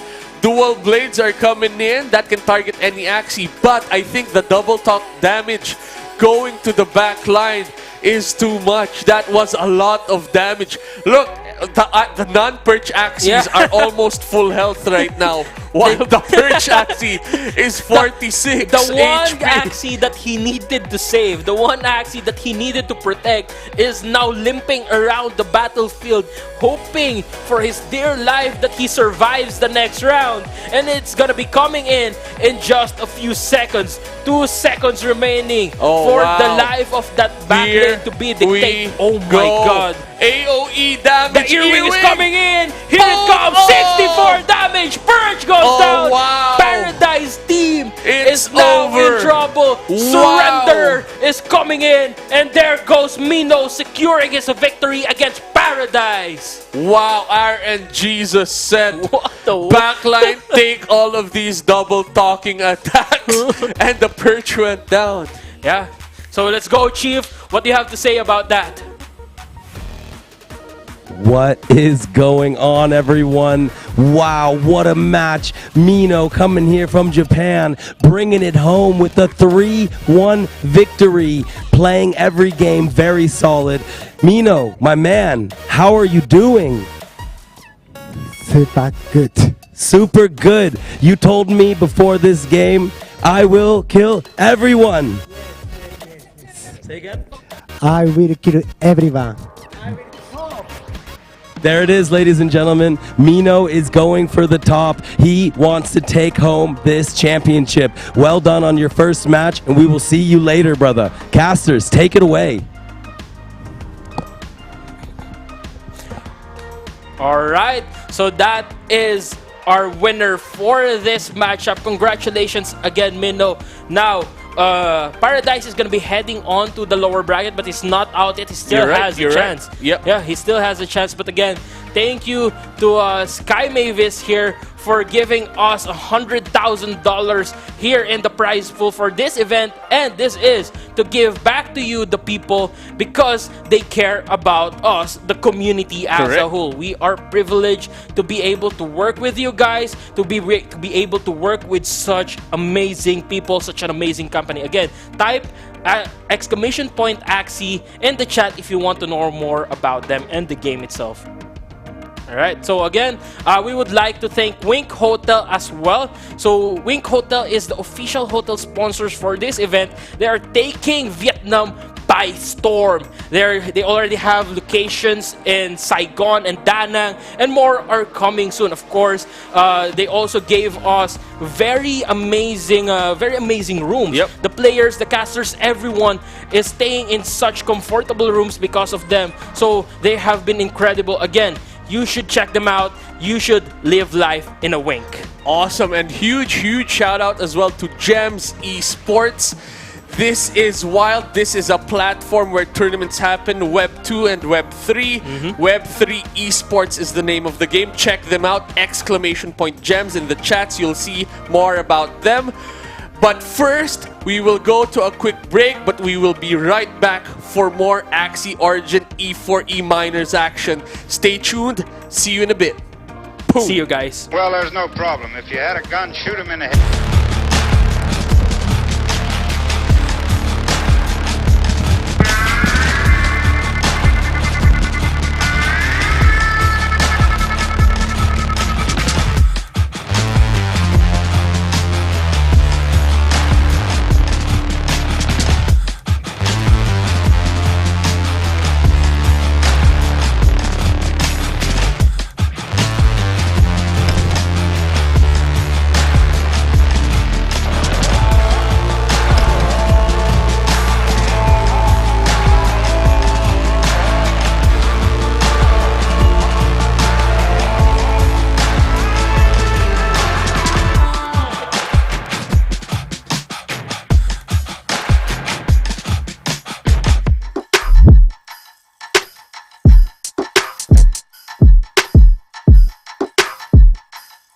What is going on, everyone? I'm Chief, and I'm here in Saigon with the E4E Minors coming up in just about a week. And I have a very special guest here, Spam and Rice. Hey, what's up, man? Thank you for having me, brother.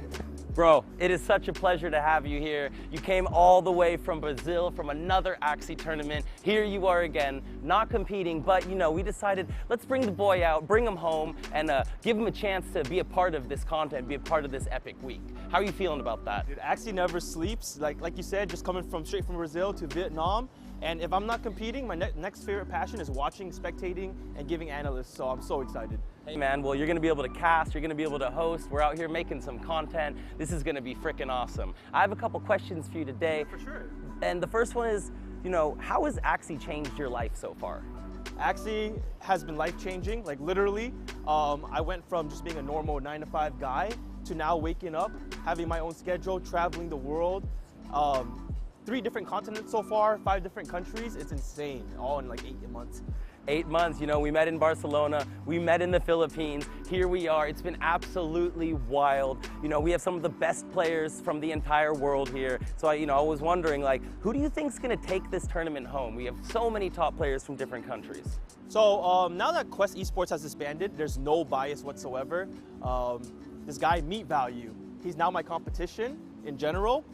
So, like I said, no bias. He's actually one of the most mechanically sound players out there in terms of sequencing, knowing the numbers, picking the comps. He's my favorite to win it all. But you never know what's going to happen. All 8 people are people I've played against and highly, highly respect. Hell yeah, man. You know, these players, they're hungry now. I feel like with these live events that have been happening, especially the Philippines, the YGG event, there was like 400 people there. That's crazy. Right? That was wild. And then the Masters League, even that with 30 people being flown in for a team event, that was wild. You know, you guys made it all the way to the grand finals. You guys actually made it to the grand finals, barely losing a game. And then I remember winning, you swept first, like to knock them down. They came back, they swept, no, it went to game 5. That's what it was. It went to game 5. They ended up winning it, and then, you know, it felt like you guys kind of, you just lost it at that point. It felt like, and it was funny, I talked about it a lot, there was a big difference between you guys and the Meditate team. They were like very in their element, free and just chilling, like another day, and you guys were like business focused, and it felt like maybe after that long weekend, that took a toll. All the focus, all the extra folks were there just like, ah, la, la, la, la. And when it came down to like crunch time, it felt like they had the energy still. How do you feel about that? Yeah, it was a long, exhausting weekend because 2 days prior to MMG, there was Axie Manila. And then so eventually we just ran out of gas. But like I said, I'm still so proud of our team's performance, and there's no shame whatsoever losing to great players like them. Oh. They're amazing. And it was kind of nice, right? Because you guys were the favorites. Even coming into the tournament, you guys dominated the whole weekend. And then by the end of it, like they just kind of kept fighting, kept battling, and they had their moment, which was, I thought it was cool because you guys had the spotlight all weekend, and then they got it at the end. And it was great for the scene, I think, to give someone else. If you would have won both tournaments that weekend, that wouldn't have been fair for the rest of the world. For sure. Like I said, the competition is tough. It can go to anyone. So like the fact that I made it to the finals, I'm already grateful for that. Yeah. Absolutely. You know, and with Brazil just happening, Meat Value going there, Enrico going there yourself, you know, we had a great event, ADRD winning his second live event. So here at E4E Minors, we're ready to make that next legend, you know, and I'm so happy that you're going to be here with us, you know, on stage, on set, doing the tingy. Like, this is going to be dope. So my next question would be, if there was an apocalypse, now this is a random one, right? If there was an apocalypse, who would you grab by the arm, like, bro, you're mine, from the Axie community, or girl, you know, maybe you want companionship, maybe you want someone to help you stay alive, like, I don't know, man. As tempting as it is to bring a companion, right? I'm not gonna lie. I can't help but go, like you said, like you mentioned, the Japanese guys, loose, like, you know, energetic. I need one of those, man, to stay cool during like all chaotic, whatever happens. They're chill, they're elusive, like everything. I'm gonna pick Mino, D-High, and you for sure. All right, well, you gotta pick one, but okay, then. Okay, I'll pick Mino. All right, Mino, oh, who's playing this weekend? Yeah. He would love that, he would love that. Mino was looked up to you since the beginning of his Axie time. Again, back to the Masters League, you guys matched up there, you guys had some epic battles, so I'm also rooting for I want Mino to win. I think Meat Value probably will. That's kind of where I'm at right now. I have another question for you. So, if you were the head of Sky Mavis Esports, what would you do? What would be your approach to, you know, the situation that we're in? Yeah, so with Ziori just recently leaving, I want the next esports league to make some noise. Like that, those are hard shoes to fill. Esports has so much potential. Like, we're only a few months deep into this, right? And we've already had amazing tournaments like MMG, Axie Manila. But what's impressed me the most so far is E4E. Like, you guys have always killed it on online events. This is my first live experience with you guys, and just the professionalism, the quality of the production, like, you guys don't see the guys behind the camera right now, but Chief has them on point, man. I just can't help but imagine you guys hosting a big event for Axie soon, maybe the next AxieCon. Let's go, baby, let's go! I'm actually mind blown, and I've been a part of really good tournaments and really good production. Hey, man, I appreciate that. For sure. Big love, big shout outs, and hey, E4E Minors, baby, it's game time. We're about to get to it, and I'm looking forward to all the cool stuff coming. Yes, sir, yes, sir. All right, brother, let's do this. Let's go, man.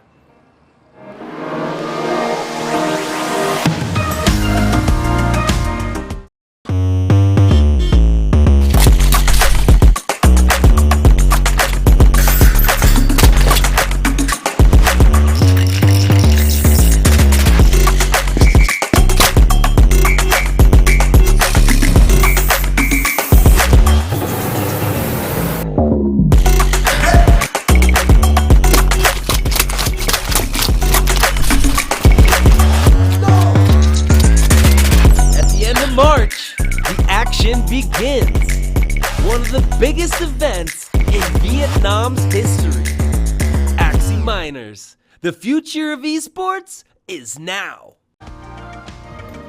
And we are back. Oh baby, we have another barn burner coming up for you tonight. We've got Rizia against Bench. Both players looking very confident. They've been looking solid and steady all week long. I cannot wait to see how these players do. Casters, how you thinking? What are you thinking about this match? Yo, what's up, Chief? Wow, it's cool being up here. I'm excited. It's gonna be my first time casting in real life. And no other way to start it off than a great match between Rizia, who's someone that just recently been dominating Origin. If you guys don't know, he just finished top 5 last season, which is insane, right? And then we're going to be facing Bench, who's a veteran, and he's also coming from MMG. And MMG is like, you know, they've been killing it, so he's under good hands. Yep, and for you guys who don't know, MMG was actually previously the Chosen Ones, and Bench was there representing the Chosen Ones before it was MMG. And just like you said, Bench is a veteran. So guys, welcome here to our 4th match of the day. It's gonna be Rizia and Bench. Actually, we're gonna have to show some of their profiles later on, but I'm gonna have to give you one of this. Cool. So one more thing before I let you guys go. Spam, you know, it's a pleasure to have you out here. It's a pleasure to have you up in the booth. I'm very excited to see the fire you're going to be spitting with all that game knowledge that you have in that big brain of yours. So super excited. Good luck with everything, man. And again, thanks for flying out to make the E4E Minors extra special. Thank you, Chief. All right, so JP. Yes, Spam. This is your first time casting in real life. We have casted together online before, but this is our first time casting together in real life, and it's an honor for me to have your live casting debut with me. It's an honor for me to be I feel comfortable because I'm in good hands. Like, you're such a professional, you've been doing it for so long. I feel like I just have to go along with you, and then you're the driver. I'm just gonna be a shotgun. Well, I feel like it's gonna be the other way around, because just like as Chief said, you have this intense game knowledge, and just as you said before, you are a real Axie nerd. And I'm sure a lot of our guys there in the comment section would definitely agree. Spammy Rice has a lot of fans, so shout out to everybody who's still watching. I think we reached 900 viewers earlier. Wow. What do you say about that? That's huge because, you know, for Twitch, that's amazing. For sure, our sponsors are gonna. Yes, yeah. And speaking of sponsors, this is the perfect time to give them a huge shout out. So shout out to our sponsors for today. We have, of course, Sky Mavis, who has pitched in $100,000 to our prize pool. Now, Skywave is actually planning to give it back to the community because that's how they care. Just type in !Axie there in the chat. And then I also want to shout out to Wink Hotel. Genuinely, this is my first time being in Vietnam, and I feel so comfortable being at that hotel. It's nice, it's clean, it's luxurious, it's close to everything I want in a hotel. !Wink in chat to know more about it. Yep, and of course, last but not the least, we would like to give a huge shout out to Gems Esports. Gems Esports actually has provided all our equipment for this event, and they are actually trying to grow here in Southeast Asia. Look at that. Our official esports sponsor, Gems Esports 3.0. This forward-thinking esports organization has partnered with E4E as part of their mission to bridge Web 2 and Web 3 gaming. Just type in !Gems in the chat for more information as well. Now, we can proceed to our official match. Sooner or later, the draft will start and the players will come in. Are you excited for that? Yeah, I'm excited. So should we discuss the lineups? Sure. All right, so looking at the 2 players' lineups, right? You can see here Bench went with a very, very diverse lineup. Not a diverse lineup. He went with the standard the 2-team lineup. Sorry, Bench's lineups over there. He brought the swirls, and he brought the the Perch. So and with text for each one to help out with certain matchups. And over here, Rizia ended up bringing Swirls, Jinx, and AoE. So something more standard like we've seen twice today. Overall, you'll always have a chance against anyone's box when you bring 3 different comps. So very, very solid option for him there. Right. Actually, I meant to ask you, like, what advantage do you think they have against each other? I would have to look at it real quick. So right now, I really like Bench's lineup actually. If you guys want to see here on Bench's lineup, he brought this Lotus Axie right here, and I think this is very, very slept on. You toss this into your Swirl comp. It could be a great, great tech.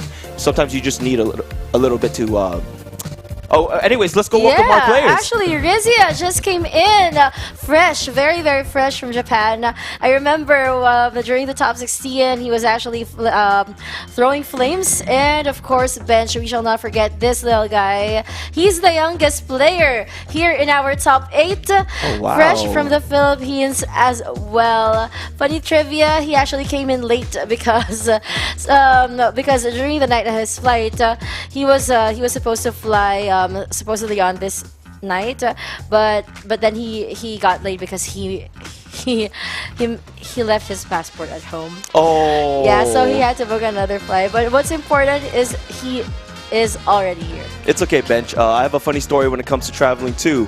Actually, 1 hour before my flight, I found out that in order to go to Vietnam, you need a visa. What? So, yeah, I didn't know that. So I ended up paying $400 for a rush visa. It was all worth it though. I've been so sad if I missed any extra time here in Vietnam.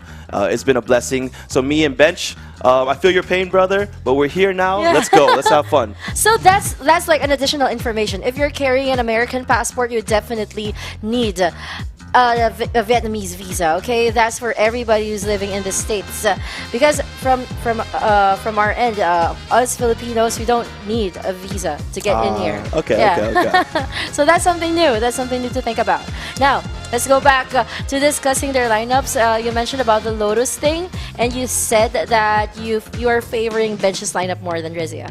Yeah, I'm favoring Bench's lineup also because my favorite thing, at least in a competitive play, is bringing 2 comps and then teching out those comps very, very well. So if you have 2 strong comps in the game already, which are arguably Perch and Swirl, why don't you just bring extra support for them? You bring in extra support for them, and then you pretty much cover your weaknesses there.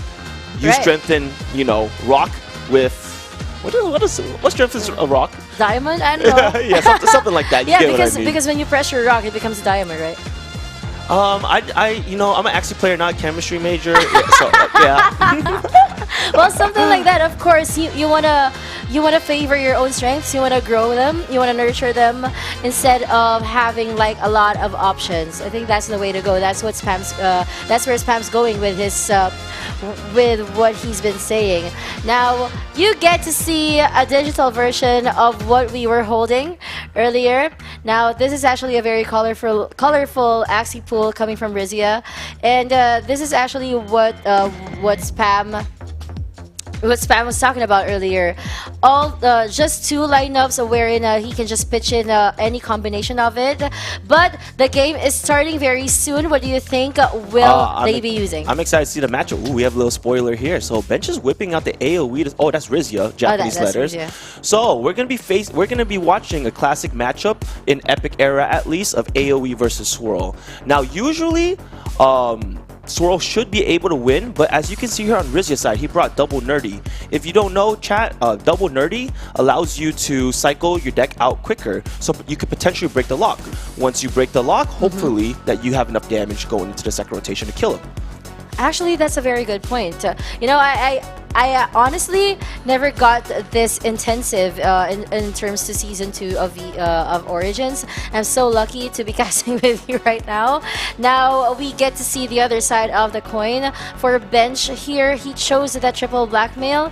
I heard like sometime like a few hours ago that blackmail is not the optimal meta to use right now, but for him to pick it for the first game, it's like he's just testing the waters. Do you agree? In my opinion, I just saw something actually that I didn't notice at first. Bench is also bringing double Neo though. So if you don't know what Neo does, you can look at the top 3 cards in your opponent's deck and you can choose to discard 1. If you're lucky enough to land some Winghorns, where's the damage going to come from Rizia's end? He does have 3. He does have ability to draw faster. I'm just going to have to see how this match plays out for the next maybe 2 or 3 turns, and then I can give you a better judgment. Like I said, there's a Neo automatically discarding a Winghorn. He's going to choose the Bird's Winghorn, which will generally have more damage simply because of the amount of feathers you build on your back liner. Yeah, that's actually a great point. And as for Bench, that was actually a very good call. Even though he has a swirl, he still opted to go for Neo first. Now, we're just curious whether he's going to use... he's not going to use an antenna right now. That's going to be too soon. And there's no really use for it because Rizia is actually using an AoE, not a curse deck. So there's really no use for a Scry right now. So probably he's going to use the Piranha. Yeah, scrying is also just good in general to set up your hand in the future. Yeah. But as you can see here, because Bench already drew so many of his cards that he wants to hold in his hand, his next ones are going to be good regardless. So you don't really want to scry too early either because you do want to draw the cards that are going to be banished. Some cards have the charm and whatnot. That's true. So here, now we're seeing the end of Rizia again. He has 3 energy, but okay, he's gonna go for the Axie Kiss. But here's the thing about AoEs, right? You go for damage, and Bench is just going to go for the early setup. I know it's hard to tell right now, but I'm also curious, just like what you said earlier, it's going to be damage, it's going to be the race of the damage, and then Bench will have to go for speedrun setups. Yeah, so this is how the matchup kind of works. The AoE's win con is when you can get enough damage early to trigger the Winghorn condition.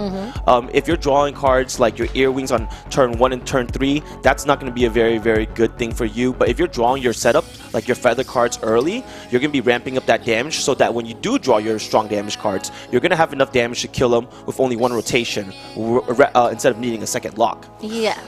Well, when you say lock, like what exactly does that mean? A lock is a situation where your opponent, for example, Bench's win condition is filling up his opponent's decks with curses. Yeah. And you know the game is over when you cannot break the lock. And what I mean by lock is every turn you're guaranteed to draw those curse cards. You can no longer draw any of your cards because you ran out, or you're going to be drawing your cards one at a time, which makes it very unoptimal.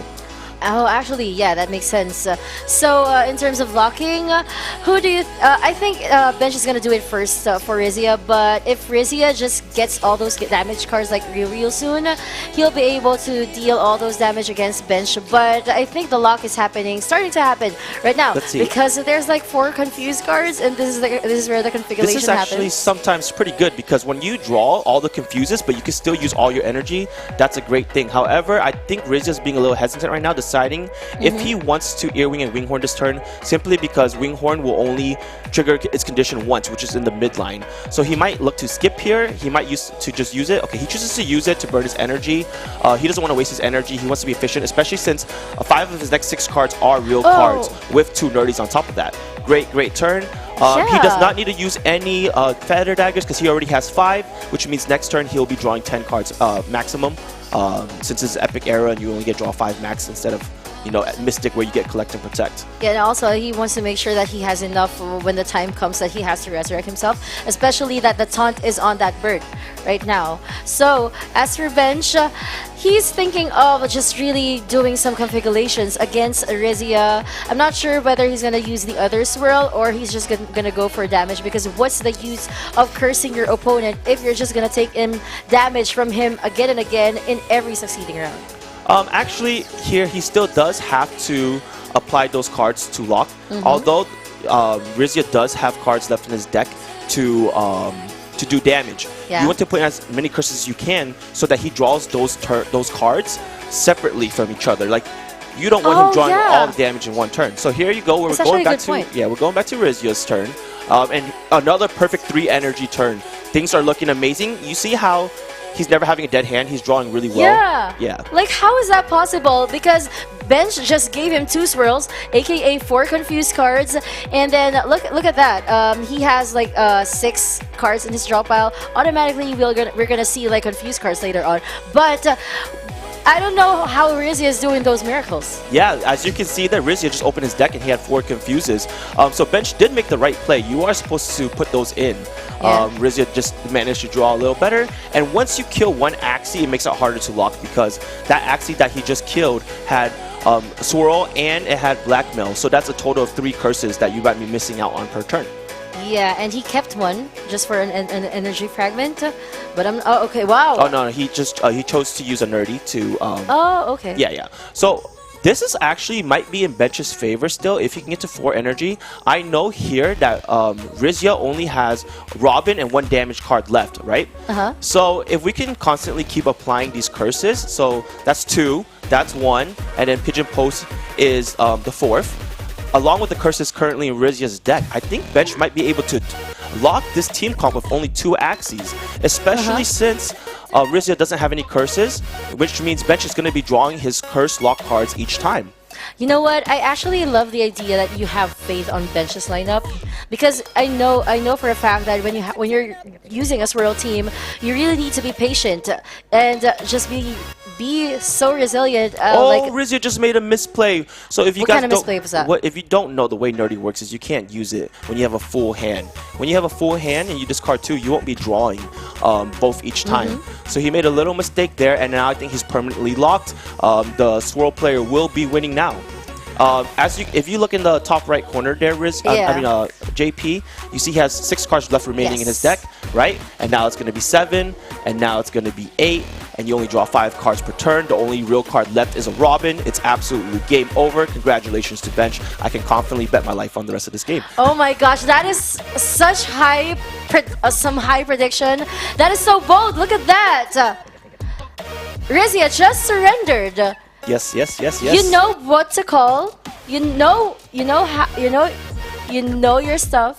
I don't want to swear, but you know your stuff. But yeah, just because of that nerdy card you said, just because of that nerdy card, everything messed up.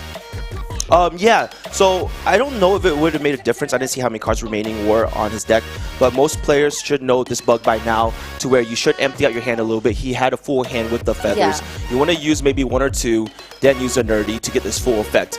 But I do like Rizia's idea. He did bring 3 nerdies. He has 2 nerdies naturally, and he could copy a nerdy with Innocent, because you don't really want to copy Cottontail with Innocent when you don't have cards to play anyways, because there's so many curses. That's true. So I did think Rizia had a chance. However, the lock was just way too strong. And like I said, MMG has probably some of the best swirls out there. ADRD has been on a tear. ADRD and Alonzo and Lynx just won the team tournament with all swirls and epics too. So I already knew Bench is going to have some nasty swirls. Rizia's in for a tough challenge. It is a best of 5 still. So let's see what happens. Well, you know, I'm just having like what ifs right now. Like, what if he used 1 feather dagger and then the nerdy? At that would point, it have made a difference? Nah, at that point it would have made a difference. What happened, what I noticed is Rizia didn't get enough early game damage in. It was about, I forgot what turn it was, maybe 4th turn, but only 1 Axie was in Winghorn condition. And then Rizia was forced to use cards like Earwing and Winghorn too early. Like Winghorn should be saved when more people are in the range of it. So we have our next game incoming. Both players have decided their comps, and we're going in right now. Oh, someone changed their comp, and that should be Bench. Bench just changed his comp, and someone chose to be second, and that's gonna be Rizia. Yeah, so Rizia is gonna be choosing the same comp. He feels confident in AOE. He does feel like with AOE, with those 3 nerdies, he might be able to break the lock. As you can see here, Bench changed his variation of swirls. I think this one's slightly weaker in AOE, because before, those 2 Neos were discarding some clutch cards, like that Winghorn very early, as you saw. Remember, Winghorn's one of the strongest cards in the game, so when you lose 1, it greatly drops your chances of winning. Maybe Bench chose this comp, predicting that Rizia would switch into a Jinx, maybe, or a swirl of his own. Yeah, but do you think that Bench still has like an advantage over Rizia about this one? Like I said, all you have to do, the simplest way to analyze this matchup is just see how AoE plays within his first 3 turns. See if it can set some Axies up into the 60% barrier mark that it's trying to reach. Oh, okay. But now Bench is gonna go for the patient play again, just like game number 1, where he's just gonna like bring in like swirls and swirls and swirls. He has like a lot of swirls, and just like you said before the match started, he just brought in 2 kinds of comps with just different sets of Axie, but it's still swirl. So this is perfect. So far, Rizzy's looking favored because this is ideally how you want to draw. You want to, when someone uses a curses early, you want to draw maybe just 1 or 2 in your hand early game while you can still use the rest of your cards, therefore filtering it out perfectly. That making half of its swirl from last turn ineffective because it did not stop any momentum at all. It didn't stop any tempo at all. And like I said, you want to use your cards like your feather builders, your energy builders. So he drew his Tri-Feather, he drew his Kataro, great cards to use early while still having the Earwings and Wing Horns for late game. Yes, actually, this is where the lock comes in. I know it's too early to tell, but Bench is actually still going for that kind of setup. Now, Rizia will have to hope for RNG so that he'll be able to like set up for the damage, and just like you said, the 60% rule that we were waiting for. Yeah, let's see how this is going to be a big turn. This is going to be Rizia's 3rd turn incoming. As you know how the swirls work, you just filter out your cards, let cards get banished. Let's see how big this turn is. Okay, so this is another one of the turns where he can get an efficient energy turn. The sad part is he just drew 4 swirls, and like I said, you don't want to use Winghorn too early. Although it does feel nice to constantly use 3 energy, it does not feel nice burning a Winghorn when everyone's still fully healthy. So he is going to dig for 2 cards here. Perfect. He ended up drawing 2 real cards. If I were him, in my opinion, I probably would have started off with Nerdy, simply if you knew you had your Death Marks left in your deck or your another Earwing. So now his play is going to be, his sequencing is going to be a little optimal here. He's going to Axie Kiss, then Earwing. But then the ideal play was to Nerdy first, Axie Kiss, Earwing, Earwing. But just small things that he'll iron out. This is his first land, if I'm not mistaken, and those nerves will get to you. Yeah, I definitely agree. Now, well, this is not Bench's first land. He has experienced like a lot of lands in the past, like the MMG thing back in the Philippines, and of course Axie Open Manila and many more.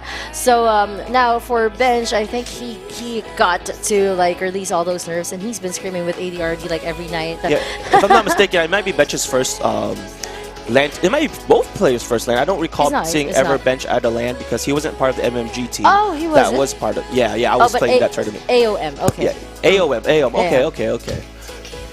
Now, so this is a good hand right here. Look at what you can do here is you can start off with Robin. Although we didn't copy a Cottontail, that's perfectly fine. We can copy, maybe start off with Nerdy, I mean. Then we can maybe Robin, Grandma's, and use one other, hopefully draw one more single target damage card or a single energy card. He didn't draw a single energy card, so his turn's gonna be a little awkward here. I personally would Robin Grandma's and save the Winghorn still. Let's see what he decides to do. Oh, he decides for the efficient play. That's perfectly fine too. Yeah, you don't need Robin because this guy doesn't have blackmails. We're gonna just choose to burn our energy. We need to keep up that tempo because we do still have one more Winghorn left in our deck, if I'm not mistaken. But like I said, when you use Winghorn too early, only 2 feathers there, not too efficient, right? It's not, you could have waited. Also, that Winghorn's on routine, but maybe he just wanted to like make use of his energy because it's, you feel such a waste when you're not being efficient about it. That is a huge parasite. So as you know, all good swirl players can keep track of how many swirls are in your opponent's deck. He chooses to parasite because he knows there's only 1 curse left in Rizia's deck. So it's guaranteed a good card. Guaranteed to discard a real card, and he gets to choose between 2. It's all of a sudden the match swung heavily in Bench's favor here. It was a great discard. He's going to heal up a little bit with a swirl, and maybe we'll look to toss in a confuse, if I'm not mistaken. Yep, actually things are getting heated up right now because Bench is actually it's already turn number 10. And turn number 10 in game number 1, and that was actually the time where the luck started to kick in. And as for Rizia, now it's his turn, but Rizia has a good Rizia has a good turn here. We're going to try feather here. But the thing, wait, actually I would Winghorn first and guarantee 6 feathers. No. This is still okay. We're going to guarantee 2. Hopefully at least one hits the back. That's 4. Just 1. We'll see what happens here. 3 hits. Destroyed these disgusting swirl players. Okay. Am I supposed to be non-biased or can I dislike swirl? You can dislike swirl. I mean, I don't like swirl. I'm kidding. I hate swirl. I'm going to always be honest. Yeah, we should be. As we should be. So yeah, one did hit back, so he did get 4 feathers. It was a pretty efficient one. But he could have guaranteed at least 5 feathers if he Winghorns first, then try feathers. Like I said, these are just small sequencing errors that most first-time new land players just have to iron out, and they'll be very, very good super soon. Yeah, that's true. Okay, now to end that turn, he's gonna go for a confusion. Just to add to that configuration against Rizia. I don't know if you noticed, JP, but Rizia's in his second rotation. Look at the bottom left corner. Yeah, 24 cards 24 in your deck. cards. That means you're in your second cycle. This game is 100% Rizia's game now. Four cards, 4 confused cards just came in for It him. doesn't matter. We're going to be using all our energy. Oh, wait, we have 4 energy. We'll still be having a good turn here. For sure. We do. Oh, actually, I'm so sorry. That's the backliners cards. So this is kind of scary. You're going to be using these, right? That's already 2. You only have 4 backliner cards left in the deck. One of them is going to be a Robin. One of them is going to be Kataro, which ideally don't do too much damage, right? We're going to see what happens here, because if Bench kills the midliner of Rizia, he might not draw the damage in time. We'll see. Well, what I'm actually curious about is how the cards of Bench is going to turn out right now. Is he going to rotate his card again? It's 19. No, it's 5. No. He's the one locking. He doesn't get locked. Okay. Yeah. The Rizia is the one whose deck counter you have to keep count of. All right, so here we're gonna see if Bench. We're gonna see if Bench has enough damage to kill the midliner, which he does. So after this midliner dies, there's 19 cards left in Rizia's pile. Like I said, only 3 of them do damage. There are 4 swords in there, if I'm not mistaken, though. So it might be enough for him to win. It's gonna be very, very close, JP.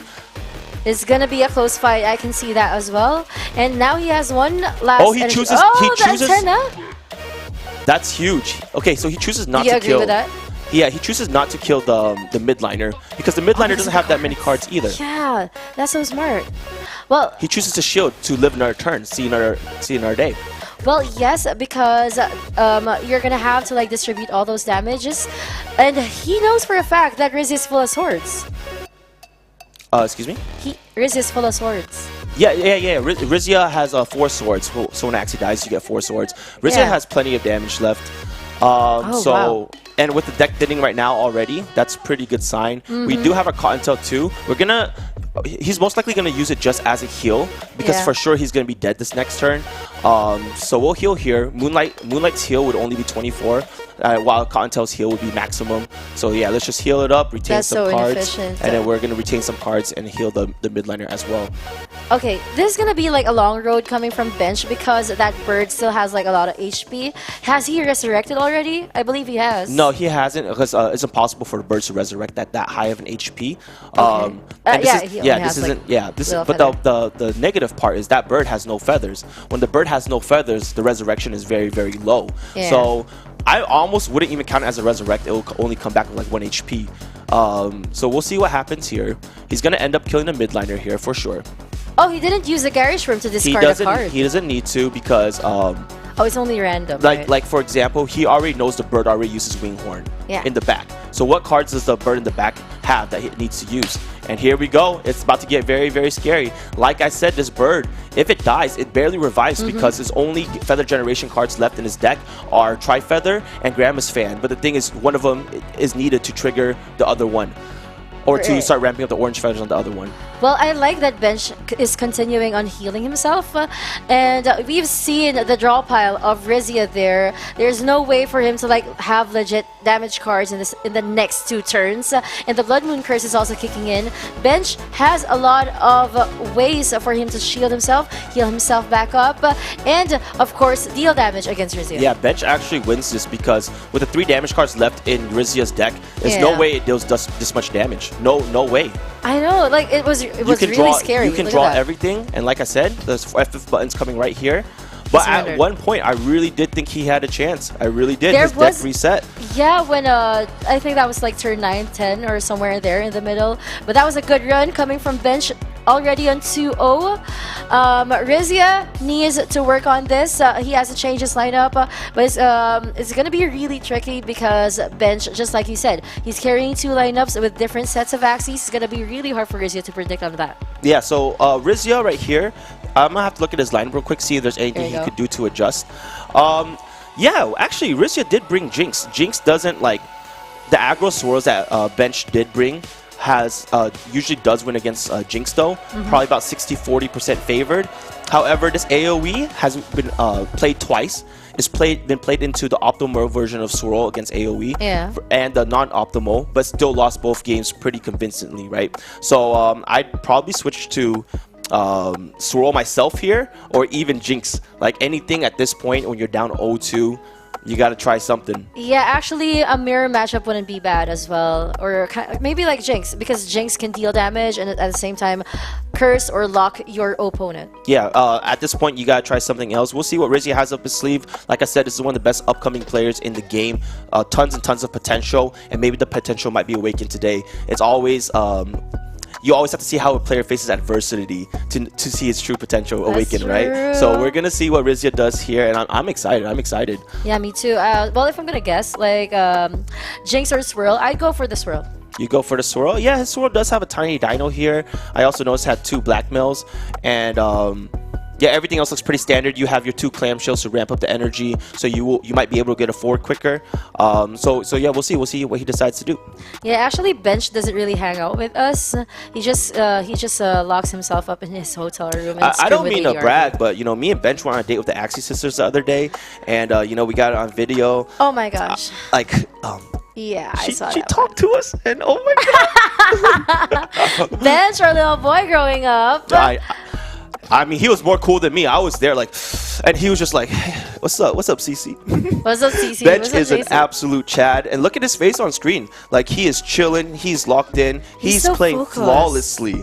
Yeah, I mean that focus that you see on screen, you know, that aura, that vibe he's giving off. It's just really so admirable. Yeah, shout out to you, Bench. But Rizia, we'll have to look for ways for you to come back up from this. This can still be a reverse sweep. Yeah. There was just maybe some small misplays I noticed out of Rizia's end, but like I said, maybe those might not have made a difference, but the next game it might make a difference. So it's important for him to lock in, know that, you know, this is do or die now. This is where I'm gonna land. This game you will be sent to the loser's bracket if you don't win. I'm so excited to see how he responds. I have a lot of faith in him. I promise. I know he's really good. Actually, Rizia, he's known for having surprising plays. I remember casting his games like in top 16, but right now maybe the nerves are kicking in. I mean, I'm going to give him that. Yeah. But this is already game number 3, and this is already match point in favor of Bench. Yes, for sure. Actually, I just remember the story of when he clutched it out last season, about just 2 weeks ago, or end of season 2. Oh yeah, he was like he was ranked 6 or something, right? And most people, or rank 5, most people choose to just camp. He decided to try for higher ranks, ended up dropping ranks, and then just playing games, clutching after clutching to get back to the top 5. And most people would have stopped to guarantee themselves, like, you know, that rank 6, that rank 7. But yeah, anyways, we're gonna be going into the next game here. Oh, there you go. Game number 3, match point in favor of Bench. My boy, sticking to his same comp. Wait, what? Why like would you do that? Also, Bench didn't have to change his lineup anymore. So the thing is, you might ask, why did he do that, right? Yes. I want to know. The second game was close, first of all, and then the first game, like I said, there was a misplay. The second game, there was a misplay. What if he's just like, you know what?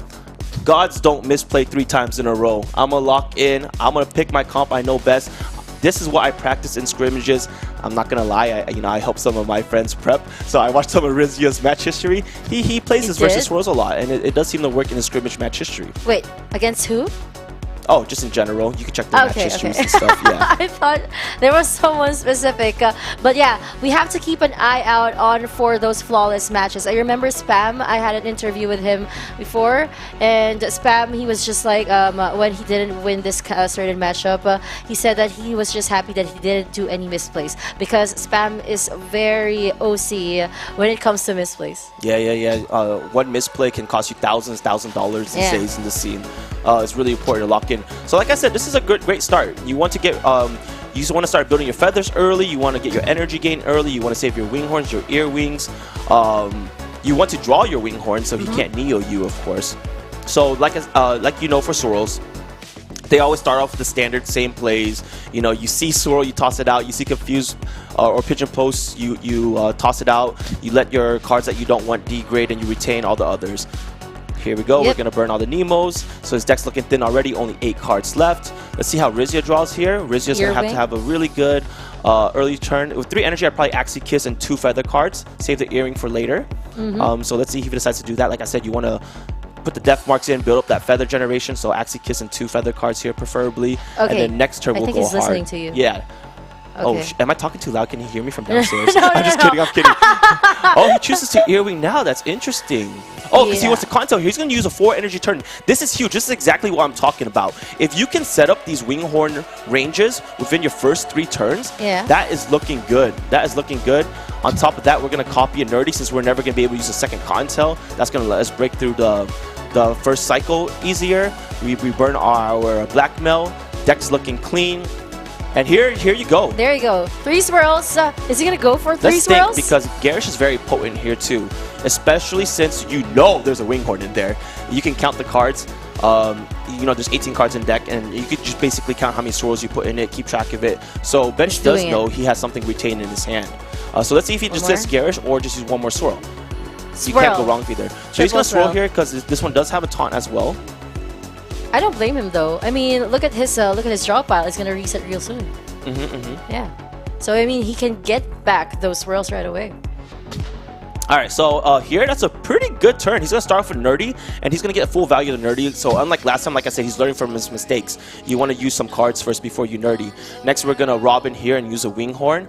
However, you know, last turn wasn't as scary as I thought. Why is Bench at full health? Oh, no. Exactly. those 3 swirls, like earlier. Just healing you up, huh? Yeah, he just goes for it, setting up for This those is good. ups. He does have 4 feathers. He is going to ramp up Robin. He's doing the math right now to see if Robin ramped up. Dying would kill the Dawn, but it wouldn't because it's not like the Robin can die on its own or anything like that. Oh, actually, it can. He doesn't have a healing prayer. That's nice. Yep, and it's Bench turn again. He chooses to hold though, Okay. just to avoid the Garishes because for sure all the Winghorns are in his hand. So he's gonna Parasite here. I wish I saw what Parasite was able to see. He's gonna Garish here, try to discard whatever's in his hand. Okay. I'm trying to guess what kind of card he's gonna use. He still has 2 energy. Garish Worm, it's kind of tricky because you know that's random. I wouldn't Garish because I knew that Yeah, you me put too. so many of those feathers into your hand already last turn. It's very unlikely that you're going to get a good card out of it. I may be mistaken. Once Rizzo's hand cam shifts over, I'll see for myself. For the last card here, let's see what he decides to do though. Oh, he has 8 seconds to think. Okay, Cute Bunny is not really a bad Nice. call. Okay, so Cute Bunny's really good because he hasn't used his Winghorn yet. So when the front uses his Winghorn, he can't spam those feathers. Okay, now it's Rizzia's turn. Pretty dang good turn. Oh yeah, he had to use his Winghorn, but it's still a super good turn. You're gonna guarantee to break the lock here. But wait, you should use some feathers first. Wait, Rizzia! Wait. Rizzia! Wait. Maybe sometimes the bug doesn't work. I'm panicking. So yeah, I'm so what panicking. happens is you can, what he's supposed to use first is 2 feathers, use the Nerdy, and now what happens is you're going to guarantee the Earwing and the Nerdy draws to get into your second rotation. But he only drew 1 card there. He didn't draw the Nerdy, which is the last card in his deck. Huge misplay here. And now we're not going to be able to guarantee ourselves a second rotation. Maybe he did it on purpose, Copium? I don't know. Copium, really? I'm a Twitch streamer at heart, JP. I know. But yeah, another nerdy misplay coming out of Rizia. No, this is not good, my boy. Yes, Stark is literally typing in F. But yeah, we've mentioned this like again and again. This is actually the time where we need to be like super duper extra careful because Benj is already on match point. But I don't know. Do you think Rizia can still come back from this? Oh, I was gonna see if we can still. No, he can't lock. He can't lock because what happens here? He only puts 2 swirls in. One of the cards is a guaranteed nerdy. He is gonna go second rotation. Let's see if that does anything. It should because both his Axies are still. Wait, what? All confused already. He's already confuggled. Oh, did the nerdy disappear from last turn? Yeah. Yeah, the one remaining in his deck. Oh no. He even used the innocent lamb. Oh, it's not game over though. He didn't because Rizia was able to kill Bench's midliner, right? Yeah. Bench didn't draw any curses here. Any curses whatsoever. He didn't. It was able to thin out the deck enough because the revenge cards went into his deck, and he ended up drawing so many of them. Well, he's now shielding up. Bench is doing the play again for the past 2 games. Like when it comes to the late game already, like turn 13 onwards, he's just healing himself back up, making sure that Rizia is always locked. Yeah. So right here, this is like some decent damage. He's deciding if he wants to use sword and one of the bird cards or 2 bird cards. 2 bird cards will be more damage if I'm not mistaken. Yeah, so 2 energy left. That one does more damage, but I don't know how much he values the feathers. So he does tries to do the sword for the more single target damage, higher chances of killing the front next turn. But now Bench is guaranteed to draw all his curse cards. However, with 13 cards left in Rizia's deck, the maximum. Oh, actually, you Parasite here first. You're guaranteed to get a good card.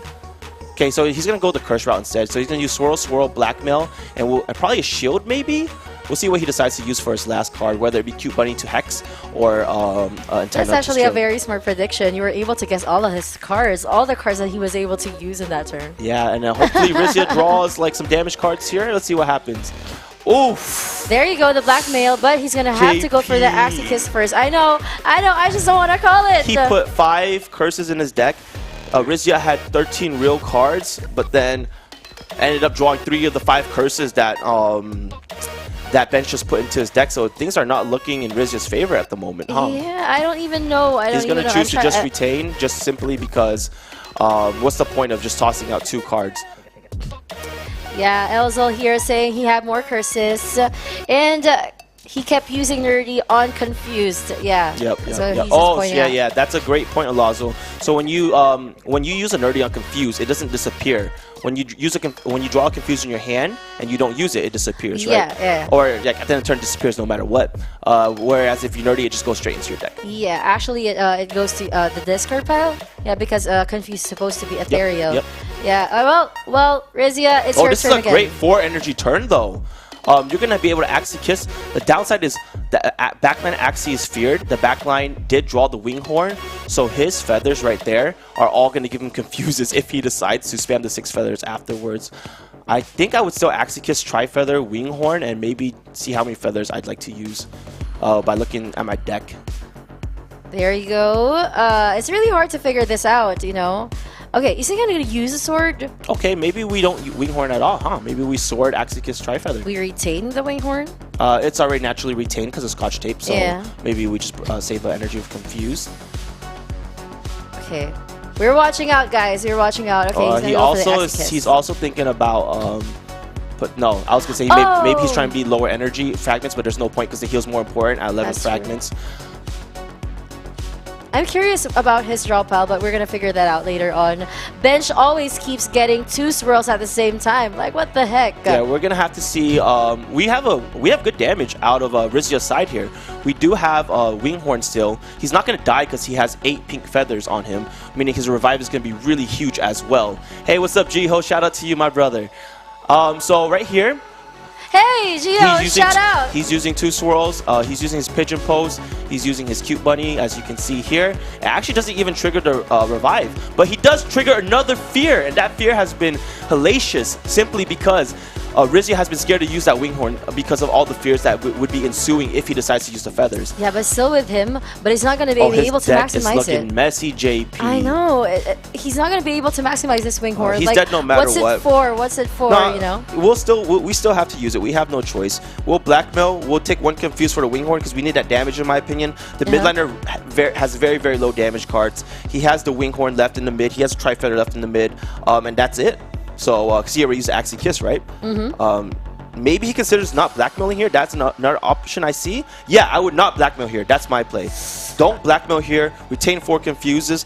Let's pray to live another day. Live to pray another day? What's the saying, JP? Pray to live another day. Pray to live another day. Don't blackmail, don't blackmail. No, that's your only damage. Oh, he blackmailed himself. Oh, he does have a revive, though. Hey. Oh, right. Hey. But he doesn't have any feathers. He has 8 feathers. Where? On the back, on the backs. Oh, there you go. The pink ones, yeah. Okay, I'm sorry. So his I'm not enough. Yeah, 135, but 3 cards do always kill at 135 here. So he is gonna be a dead bird. We can't blackmail there. It's okay. Live to fight another day. There you go, Stu. I appreciate you, my guy. Okay, 15 HP. What's he gonna do? Bench. He can still swirl though, but I don't think he's gonna do. He's gonna go for 5 energy. Like I said, no. You just take the kill. You always just take the kill there, because you know that backline has all the damage, right? It had the 16 pink feathers already. Right. So now it's just gonna be a damage race, and yeah, there's no way Rizio wins. It's simply It's simply 2 damage cards left in Rizya's side compared to Bench drawing whatever cards he wants each turn. He doesn't have to worry about the lock. We're just going to toss out 5 damage cards each time. He hits the Parasite on the Winghorn. Game over. 0 damage left. You can toss out Confuses. You can toss out damage. You know what? Close your eyes, Bench. Click cards. 50. And we're going to next 50 match. Razor Bite. Yep, game over. Game over. Bench takes the series with a 3-0 clean sweep. What a guy. Let's toss it over to Chief. Chief, Oh take it away. my goodness, what a match.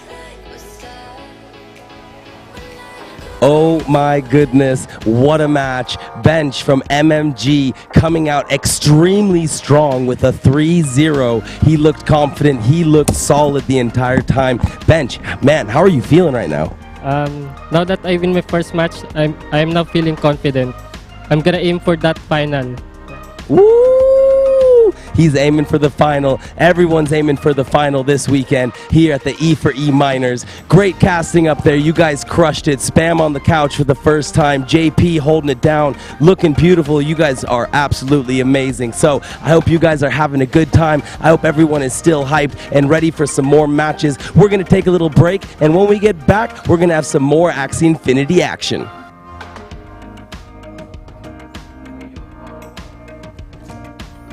There you go. Congratulations again, Bench, and thank you so much, Chief, for bringing us back.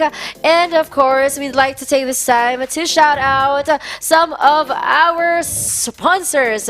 First off is Elite Metawear, the luxury esports apparel and digital fashion label, produced by South Korea. It's produced in South Korea, actually, the birthplace of esports. Founded by the legendary NFT collector Whale Shark, we are proud to be rocking their gear right here. You can actually buy all their sweet hats and hoodies using crypto.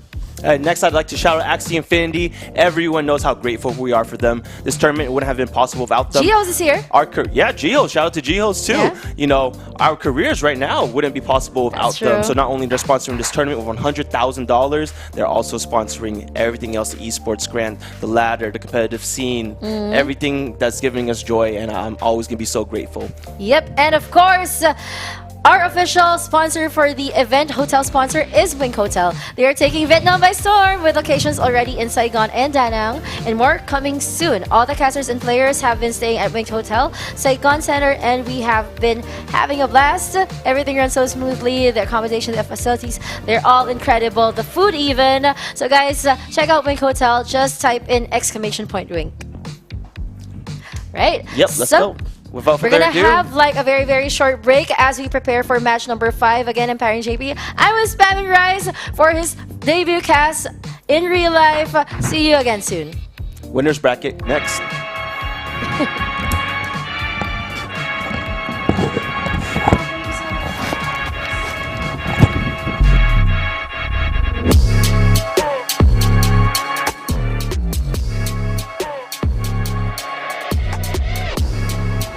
Don't waste your time. Play to earn.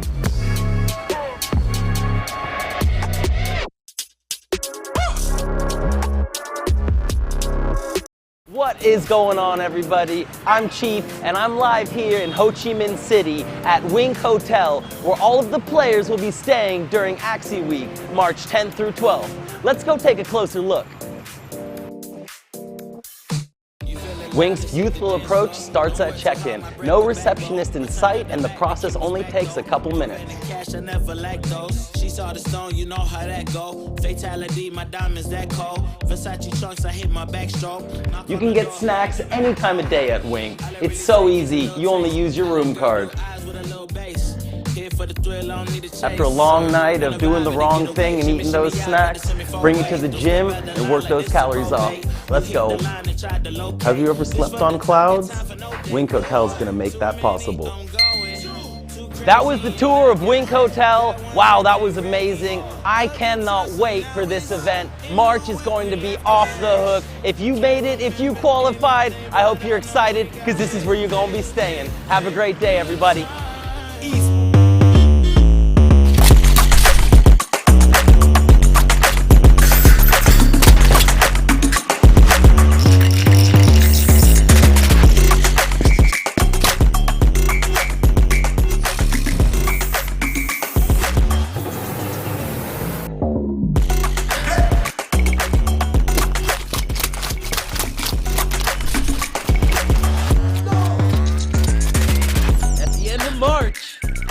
action begins. One of the biggest events in Vietnam's history. Axie Minors. The future of esports is now. Well, there's no problem. If you had a gun, shoot him in the head.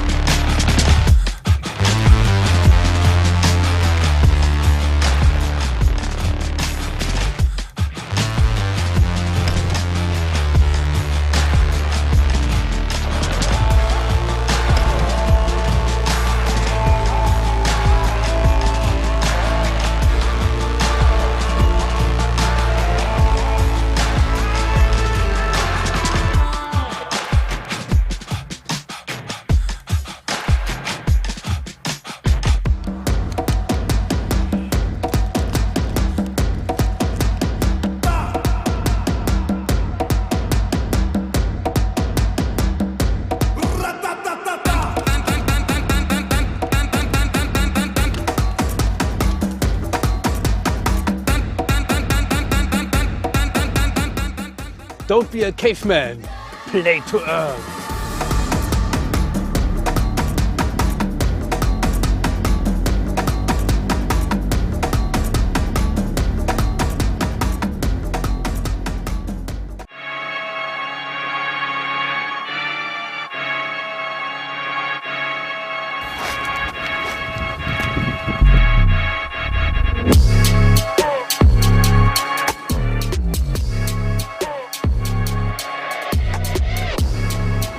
Don't waste your time. Play to earn.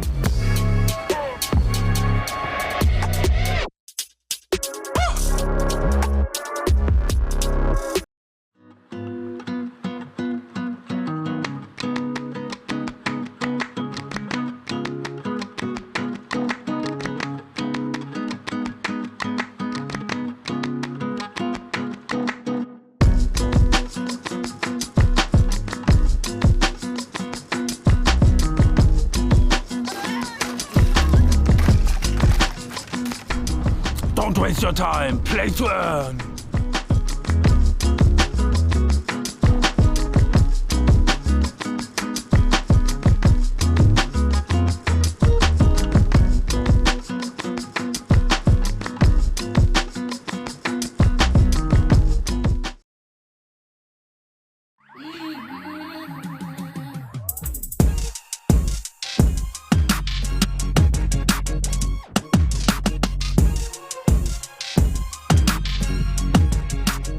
Don't waste your time. Play to earn.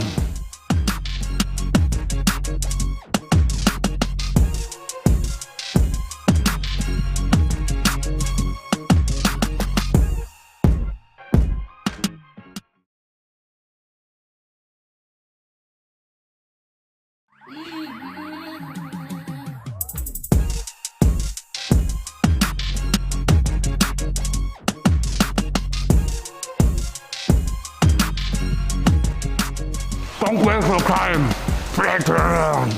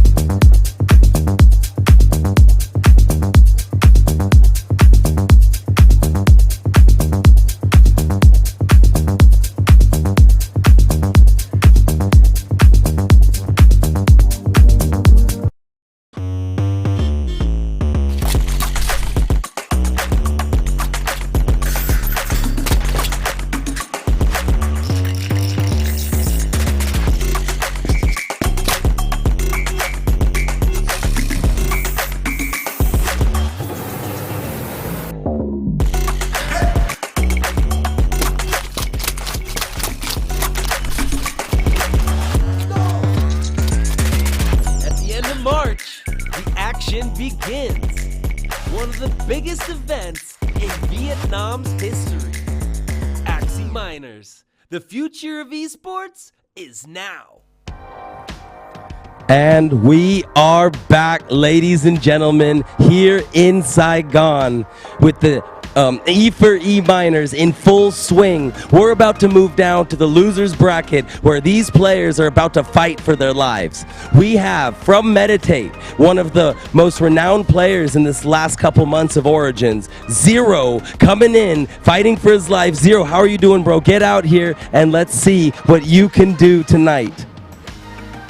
Hey Chief, this was not the place I expected to be, losing the meet in the first round, but hopefully I'll bounce back in the lower brackets and meet him in the finals. All right, man, let's do the tingy. And on the other side, his opponent coming in from Perion, based in the Philippines, we've got Ahil. He had a very, very tough match. He was up at first, and then the opponent was able to come back and take him out. Ahil, how are you feeling about this match? Are you ready to move on to the next round? Of course, yeah, feeling confident.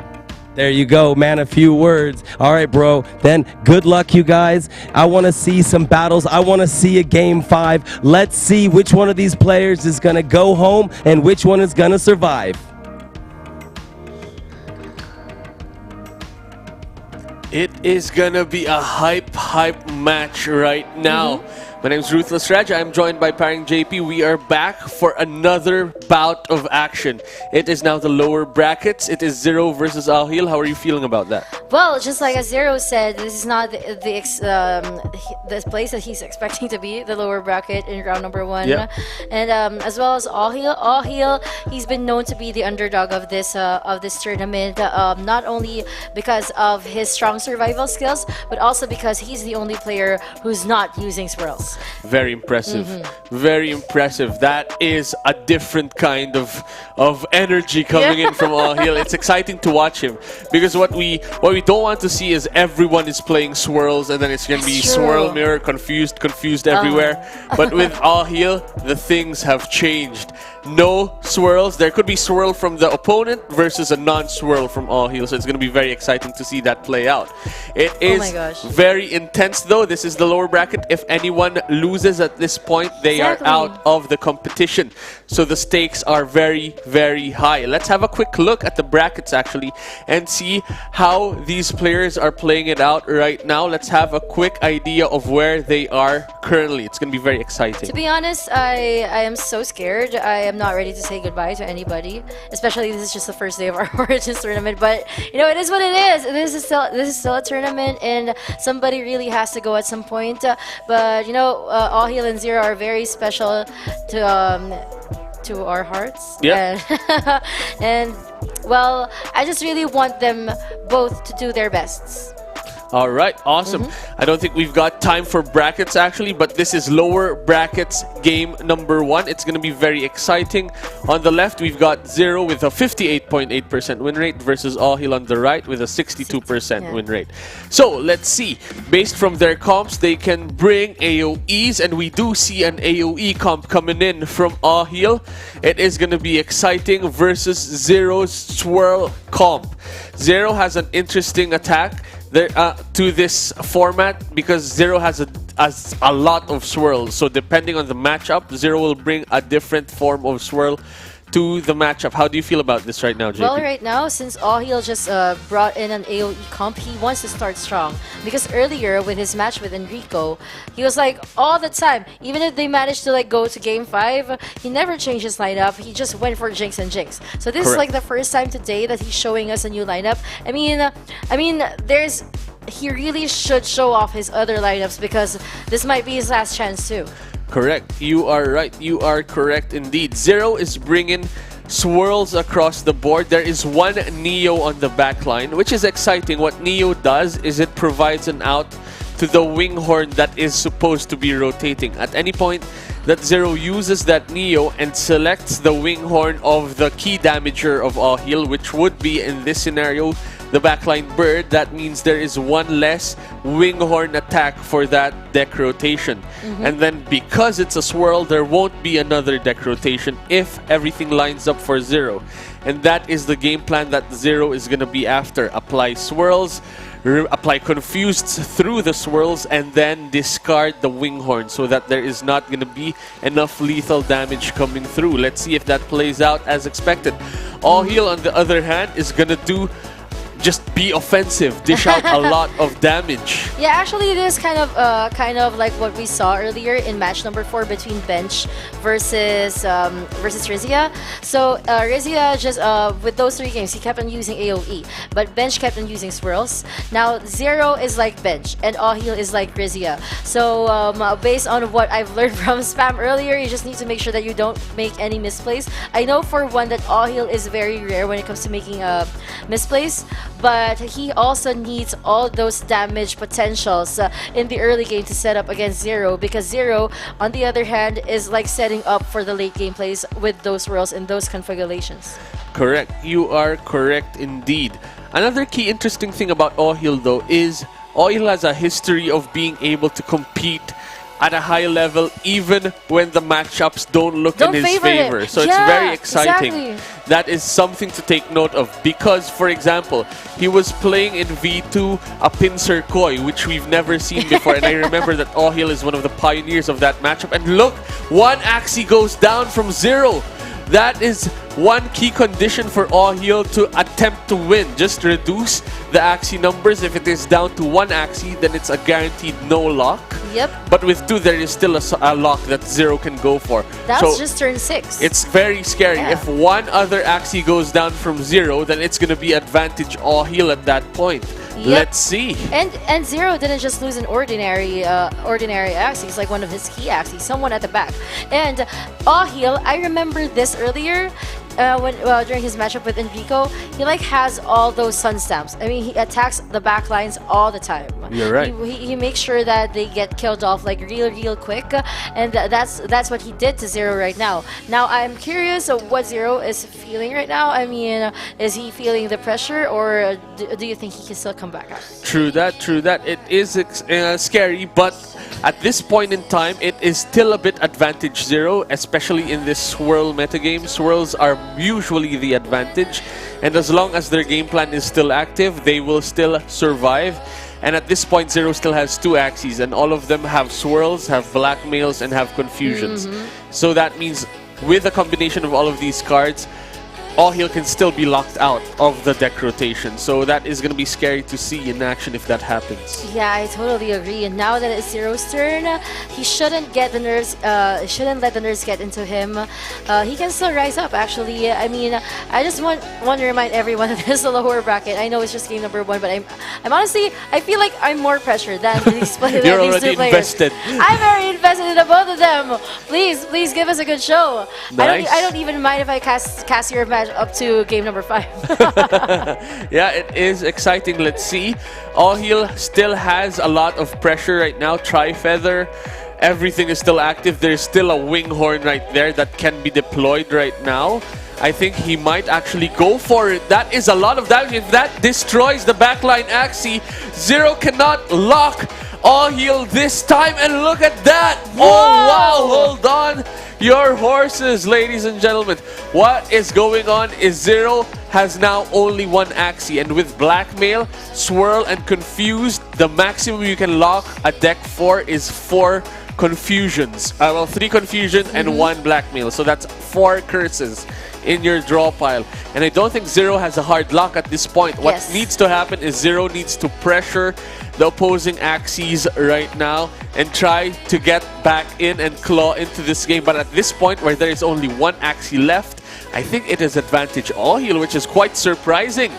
In the Swirl metagame, it is very exciting to see these things play out. Uh-oh, now he's gonna use the last 2 energies he has left just to keep those cards and just speed up those energy fragments. But anyway, I don't even remember like how many times Zero was able to use those swirls, because All Heal, for one, he keeps on drawing the right cards. You're right, you're right. Let's see. All right, that is 1 Axie down right now. Very wise from Zero's side, using all of the shield cards after clearing the Last Wish. That means you're not attacking into the Last Wish's shields. But what All Heal needs to do right now is break through the deck lock rotation. So as we see there is 1 card in All Heal's deck. Will Zero be able to lock for 1 more turn? What is Zero drawing? I think that is a lock. Yeah. That is a lock right there. Okay, a swirl, a confused, and the blackmail. The blackmail. That is total lock for All Heal. Now Zero is backing on his HP. He still has not only the HP, he has like a huge shield. And there you go. This is a lock turn for All Heal.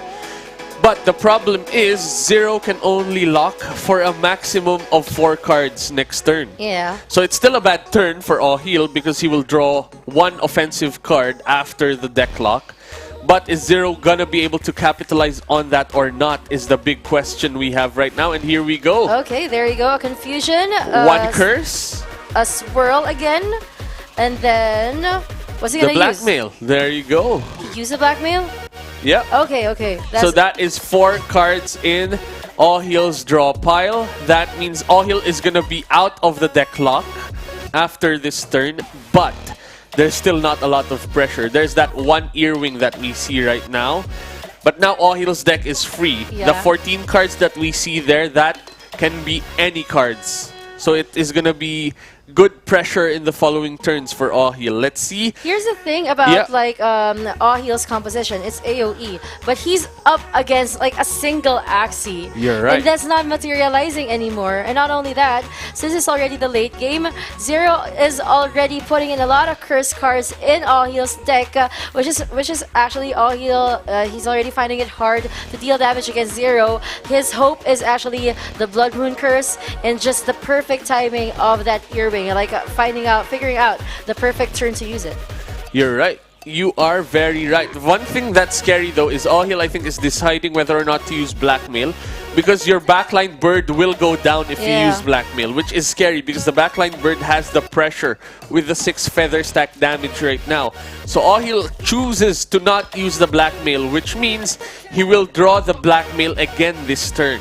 And then this Pigeon Post is going to add 1 more blackmail, which means it's going to be 2 curse cards definitely guaranteed to be drawn this turn, which is going to be scary. But are there going to be offensive cards? There are. That is 3 offensive cards. But that is a lot of blackmails now. All Heal needs to do something, potentially use those blackmails so that they are gone from the deck rotation. And he has to clear off with offensive cards from the midliner Dusk, which he needs to do to secure. But that's a lot of HP from Zero though, 320 HP. That is back to full health with swirls. Yeah, that's true. Now, okay, this is where actually spam is coming in earlier. To use the Axie is always first. And then, well, this is a good turn for All Heal because he doesn't really... he's not really like totally locked, but at some point in time he has to use those blackmails because Zero's deck is so thin right now. Yep. And like every turn It's he the can same. cast the blackmail, right? Yep, The you swirl, are right. and You then the are right. confusion. Yep, and here we go. It is that again. The bird is gonna go down definitely this time around. That is with the blackmail taunts. That has no chance of surviving, and it is now down to a 1v1. Zero is healing back up though, which is quite an impressive feat coming from a 2 Axie dead situation.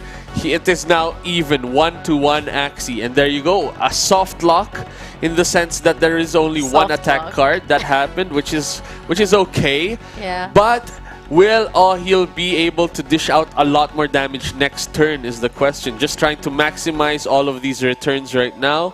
Just using that to just up the energy fragment count, and then is gonna swing or not potentially this turn. Alright, let's see what 5 is going energies for on. It's Zero just already. the Blood Moon damage right now. Yeah, actually Blood Moon is... Oh And my there god, you did go. you see that? Boom. Done and dusted. That is what Zero has just done. Swirl Where is did a that true damage beast. come from? Blood Moon has started taking a toll and has been reducing their maximum HP. So it was just a little bit more of damage coming in from Zero to end the game, and we saw it right now in action. Wow, very Congratulations, Zero, for winning game number 1. It was actually hard at first, you know, because All Heal was actually ahead the race. Yeah. But Zero was able to hold up. And it was just like, That's true. I love the strategy of that Aqua. You know, that Aqua of Zero where he just has like the swirl, the blackmail, and you know the Nemo, like everything's just banished, and then he keeps on getting those 4 cards like all the time. It's a very thin deck. It's actually a very smart Axie. Yeah, it is a very cool Axie. We saw it dish out a lot of damage even when its friends were gone already. Yeah. So very impressive indeed. And the way it's working is confusion. Like for example, you could have had an Axie with Neo instead of the confused eyes. But because it was confused eyes, it was still applying a lot of pressure while keeping on with the swirl game plan of shuffling confuseds into the deck. That's why having the confused eyes was very impressive to see in that scenario. It's always 4 moves that he is doing. Shuffling swirls, dishing out damage, and then surviving. And then we saw that true. turn after turn after turn. Yep. That is the power of the swirl deck. Well, I just like to read out this comment. Swirl coming in and another swirl and another swirl. Yeah, a lot there. Actually, a lot of these matches are full of swirls. But let me ask you guys, which do you prefer? The Rage season or the Swirl season? Just type it in. I just want to know. It is very interesting. What I do see though is we don't see all rages. It's not just rage. Yeah. Like if we apply it now, right? It's supposed to be a swirl metagame, but it's not just swirl. So that is something cool. Not like the rage metagame that Oh we my had gosh, before. that Rage season, like every tournament you go to, it's like Rage is the only option. Yep, and here we go. We are now into the game. Here we go. This is game number 2. Zero is ahead by 1 game. Ohil on the left, playing the Jinx comp that we saw earlier. And now Zero is playing the swirls right now. The same swirls, I believe, as before. We still see that Aqua with the calcium armor. That's still going to apply a lot of pressure. We will see that in action again. Swirl versus Jinx. It is either person's game right now because Jinx can still destroy the opposing deck as well. Yeah, this is the thing. Yeah, both of them will have to go for those late game setups, but it's hard to like predict that for now. But I love that Ohil's actually starting strong here, giving Zero some sleeping time. But he'll have to get lucky with that because what if Zero gets cards on the back and the front? You're right. Another interesting thing is we saw Zero's deck was very, very thin last game. Yeah. But because this is Jinx's now, it is not going to be thin. Right. It is going to be a lot of curses in the discard deck, which means And that's bad going to be rotating. It's not going to be a clean deck, which means Zero will miss some turns of Swirl, which means Ohil will not be locked out of the deck rotation potentially. So it's exciting to see it play out. Actually, that's actually a very smart move coming from Ohil. If I were Zero, I may have predicted that Ohil will choose the Jinx because, just like you said, I have a very thin deck earlier in game number 1. Of course, Ohil will have to do something about it. Yep, you're right. You are very right indeed. Interesting runes as well. We see Raven's Tactic in the mid line, and we see, I think that is a Vault Builder on the back line. Oh, no, that's a Shield Leecher, which means it is stealing shields off of the Axie of the front line from Zero. Yeah, especially that guy's been using calcium armor. I remember in game number 1, that Aqua was so annoying because he keeps on getting shields and shields. It's a good thing that Ohil here was able to adjust, but we're not sure. A lot of people here in the comment section are saying that Jinx will win, and I actually do favor the team of Jinx right now just because it's a direct counter to Zero's. You're right. I mean, it is interesting because it's both curses. The difference is Jinx is playing with a discard pile while Swirls is playing with a draw pile. Yeah. And Swirls is playing with the first deck rotation while the Jinxes play with the second and third and so on rotation as you play all of these Jinx cards. So let's see. Another thing is Jinx is more offensive than Swirl because Jinx is dishing out, look at that, 94 damage from one attack. That is not a joke. So that is a lot of pressure coming in from the Jinx setup, which is interesting to see, but it is scary to be on the opposite side of the table, taking 100 damage hits turn after turn, while your discard pile is getting destroyed. That's true. And you know, meanwhile, guys, we just saw Zero's Axie being put down, and Ahil still manages to survive 3 of his Axies. Oh no! Please don't do that. Okay, it's still ongoing. But as for Ahil, here his Axies are still very healthy. And okay, what is happening? It looks like we've got a connection issue, but I think we are. Are we still going on? There's a chance that we are still connected. Let's see. Let's see if the turn proceeds into the next turn. Please work. Please work. Survive, survive. That is what we are trying to go for. Let us see. In this scenario, I think it is still even. It is still anybody's game, which means if they manage to reconnect, that means they survive. That means the game goes on. Let's see what their game plan is. There's also an argument that if they have to restart the match, that they... Oh, there's movement. We are alive. We got there. It is continuing.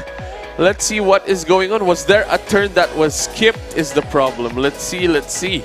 Yeah, are they talking about things? But I think we've got action. There are moves right now that can be done. This is Ahil's side of the table. It has Parasite. That's going to discard something. Oh yeah, we're going to have a remake for this. All right. Let's see what the arrangement will be. Is it going to be continuing the match? Is it going to be restarting with all of the same runes, charms, and Axies? Yeah. Let's have a quick look. It's okay. Things like that happen. We will proceed. We will stay strong. That is how it is. But we're all good. So but yeah. I actually appreciated how that game started. Yeah, to be honest, like Ahil was having like a good run already. Yes. But you know, connection issues are connection issues. But that's fine. That's fine.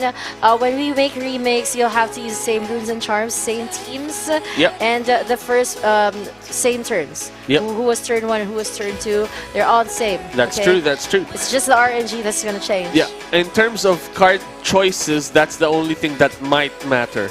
Because now the order of cards is going to be so different that it might change the pace of the game. But it is good to see the Jinx team now in action, which means there is a lot of potential. And if Zero has to choose the same comp, that means it's going to be the same matchup that we saw earlier. And I think they're jumping right into the match, proceeding as normal. We are on Zero's side of the view right now. And yep, they are choosing to keep all of the same Axies again.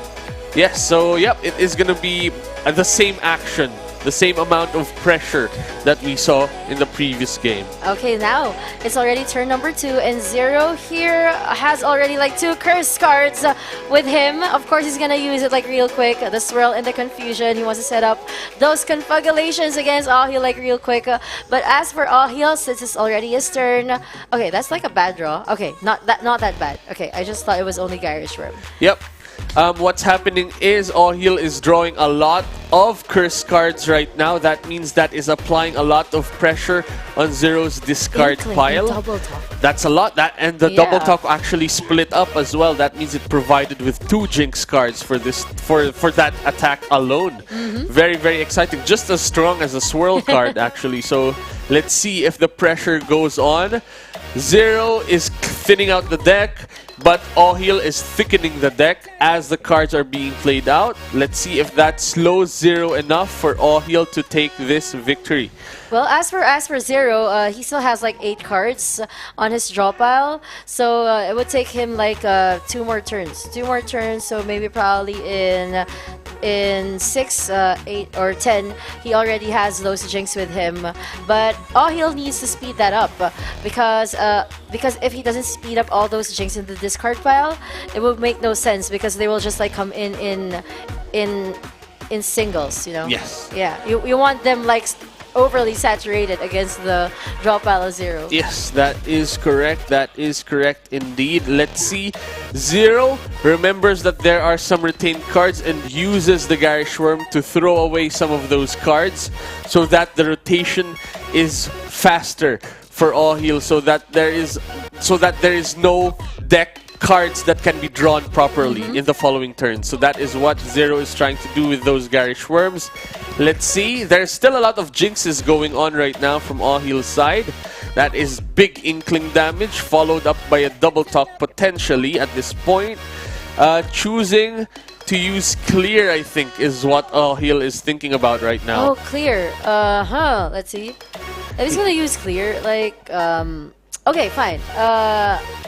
Yep. What's happening I don't think is he's supposed to though. what's gonna happen is Ahil is gonna look for cards, chooses not to go for it, as you said. So let's see. Chooses to He's gonna keep the retain it. clears, yeah. And that's gonna stay on for the next turns to potentially fix whatever broken hand Zero is trying to sculpt for Ahil's next card rotations. There you go. And speaking of, now it's already Zero's turn. Of course, he's gonna go for all-out curse. 2 pigeons post probably. Okay, there you go. He wants to make sure that Ahil doesn't draw all those damage cards, all those probably jinx cards against him. You're right. And let's see what Ahil's draw is gonna be. It's gonna be double blackmail, 1 Raven. This could potentially be a turn to clear if he wanted to draw offense, and Ahil goes for it because I don't think the jinx gets locked out anyway. So you just utilize all of your draws to make sure that you have good turns coming in.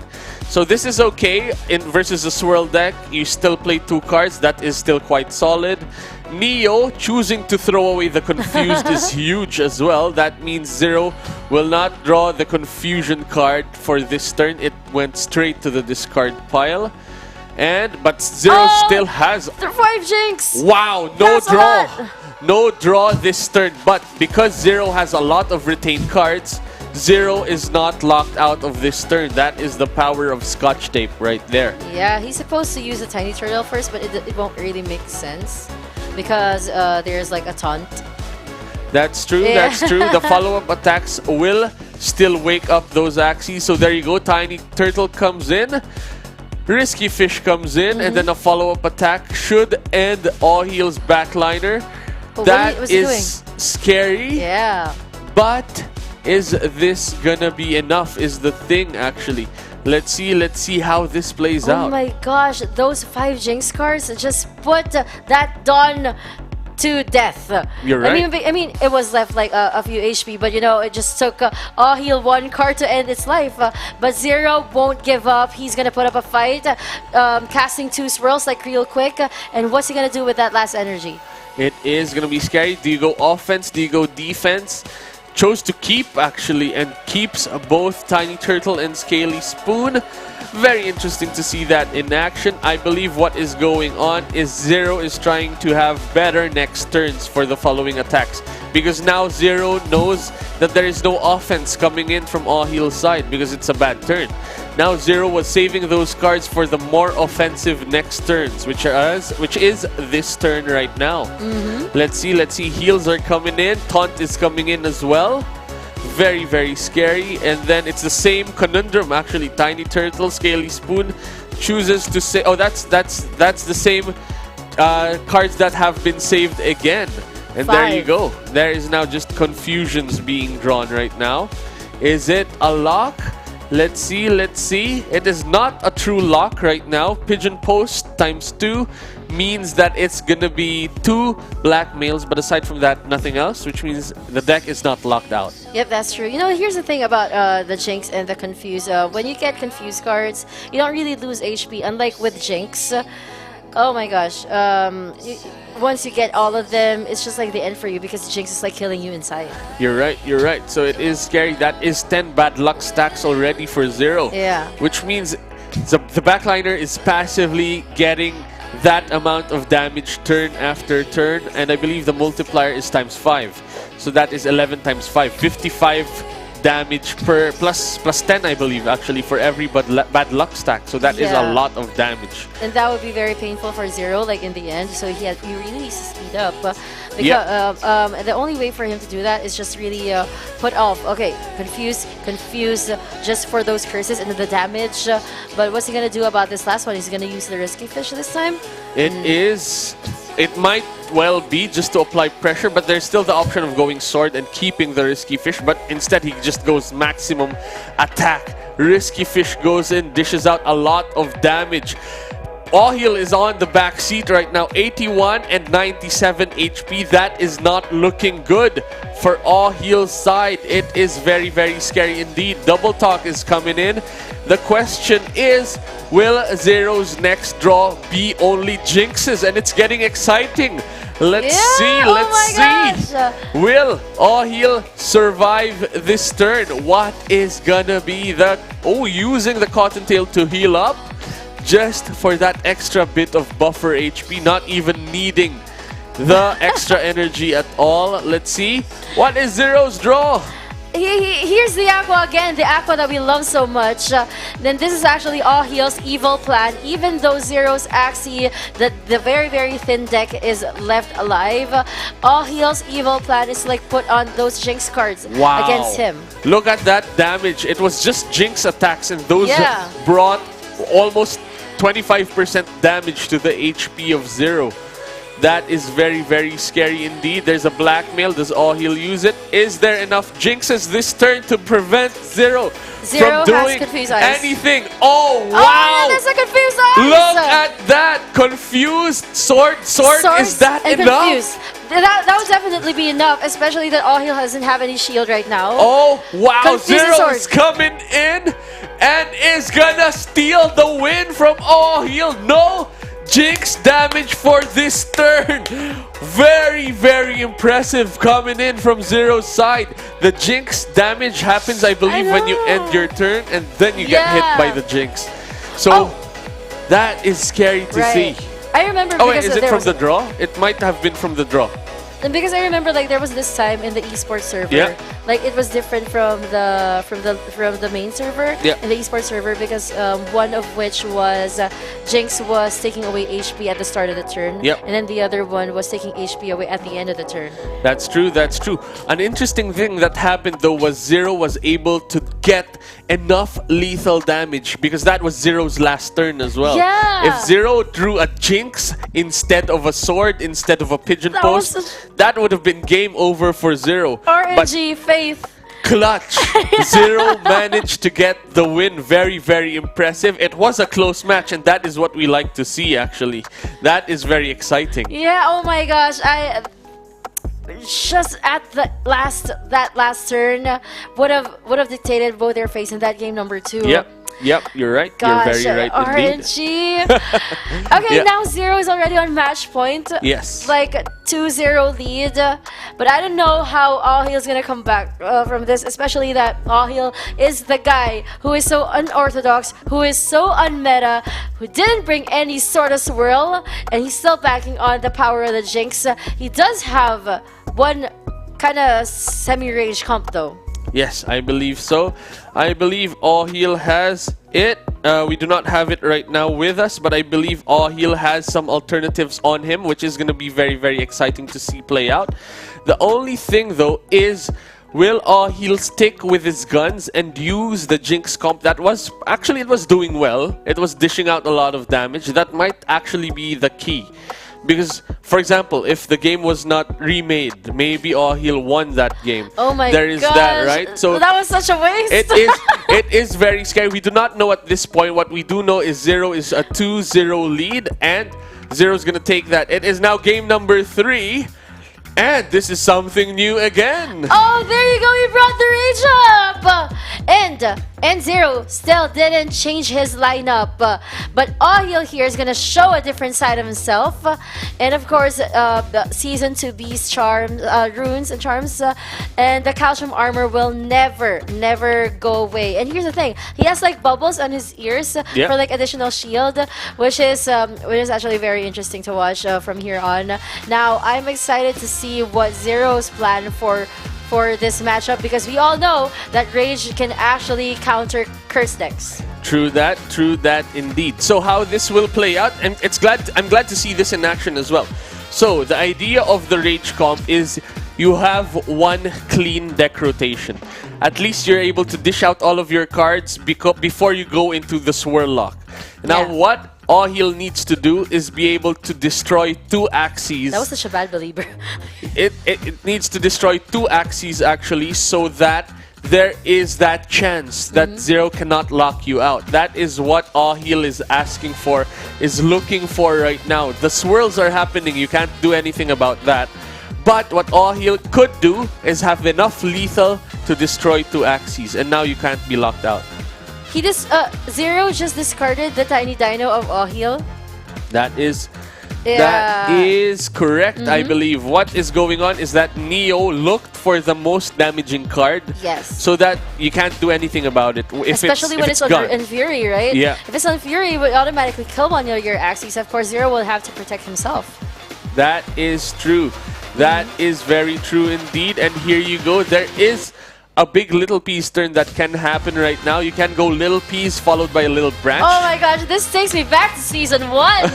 You go Little Piece and then you go Little Branch.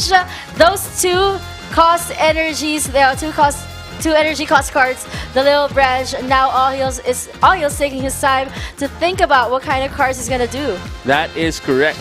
Little Branch applies a lot of rage tax, and there is, I think what he's thinking about is Kotaro Little Branch or Little Piece and Little Branch. Oh, there you go. You're right about the Kotaro. I think what he was thinking about is whether the Little Piece vulnerable can be followed up.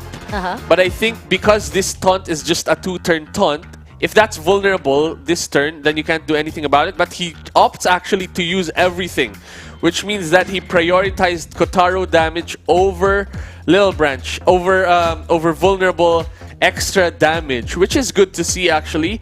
But we do like his card choices at that point because there's an option to go Little Piece followed by Little Branch, use the Cottontail for a Kotaro, but that's not enough Deathmark damage. So what he did was he went Kotaro, have the Deathmark damage, have the Little Branch dish out 30 damage, use the Cottontail because it's enough energy, and then swing with a Little Piece. Yep, actually that's the plan. I hope he makes it work.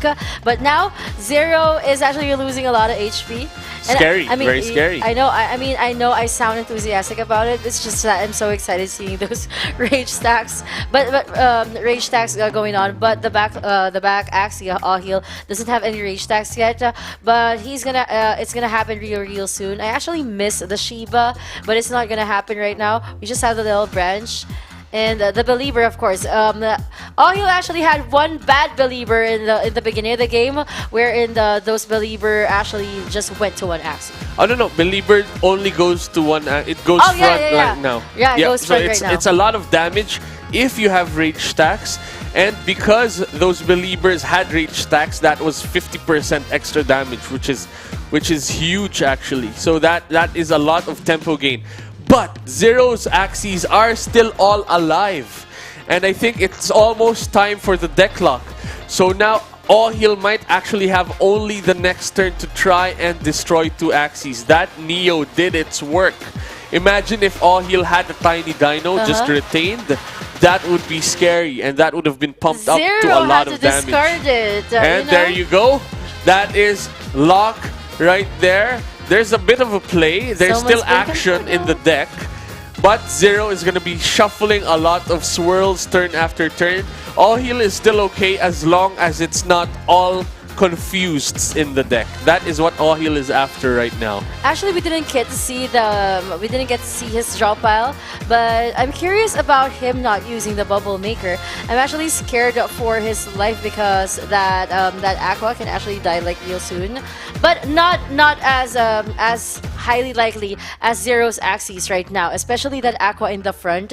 It has been surviving for the past 2 games, but right now I don't think so. Yep, you are right. Let's see. Will Ahil have a good turn or will it be a bad turn? That looks like an okay turn. That is the reason why he kept the Bubble Maker. Because with Square Teeth applying a lot of shields, and what does Square Teeth do? Armor equals damage. Boom! 125 damage.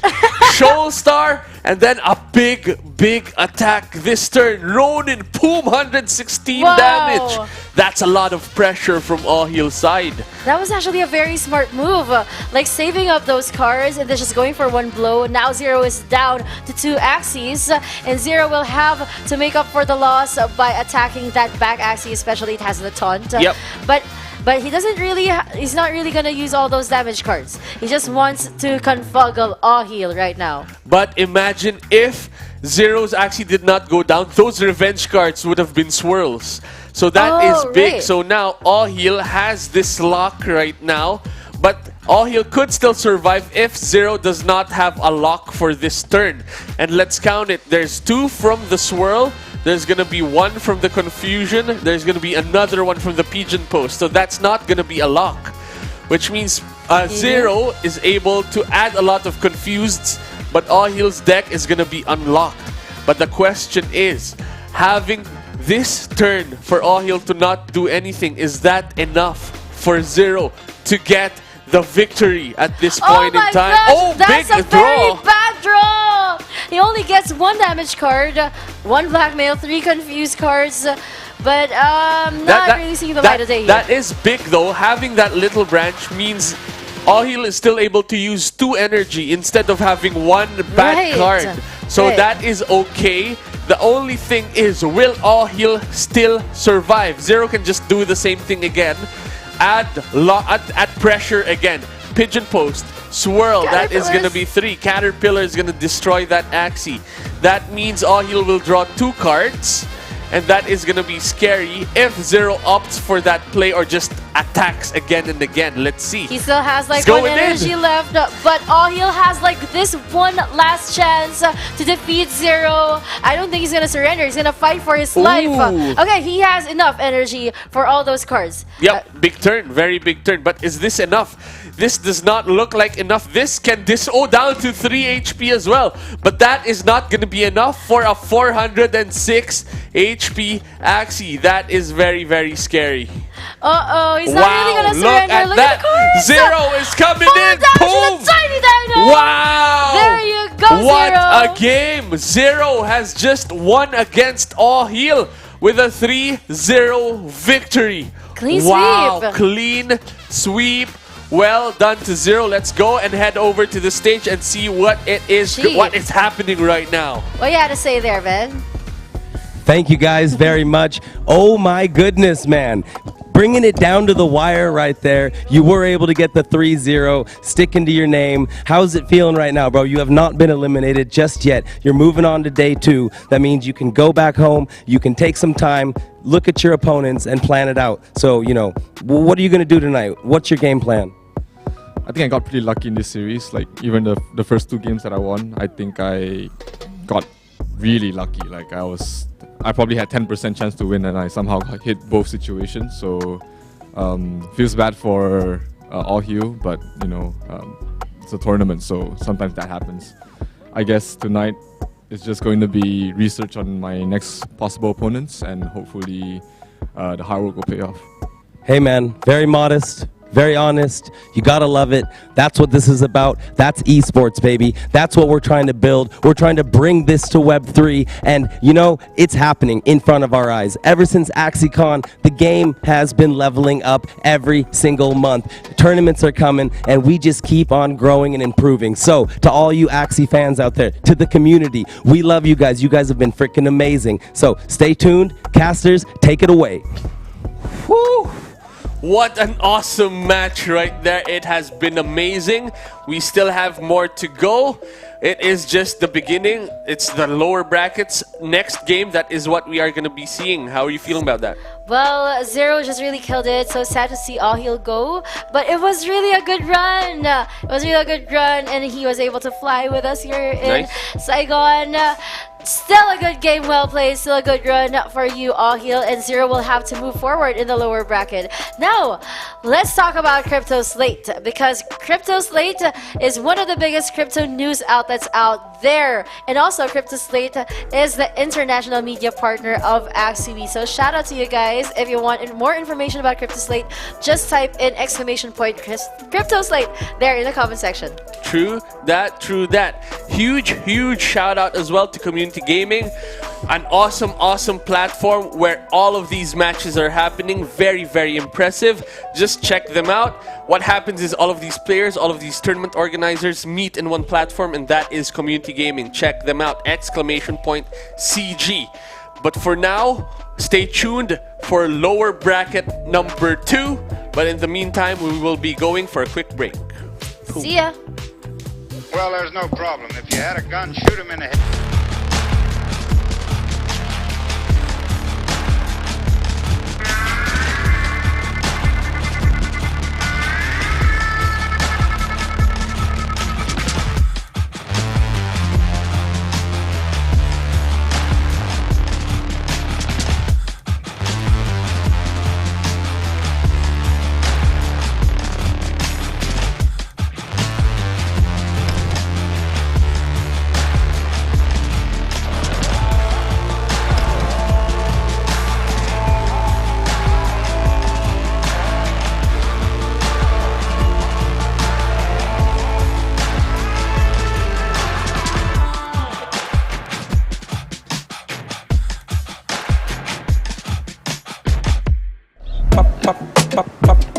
julep, pop pop pop pop pop julep, pop pop pop pop pop julep, pop pop pop pop pop pop.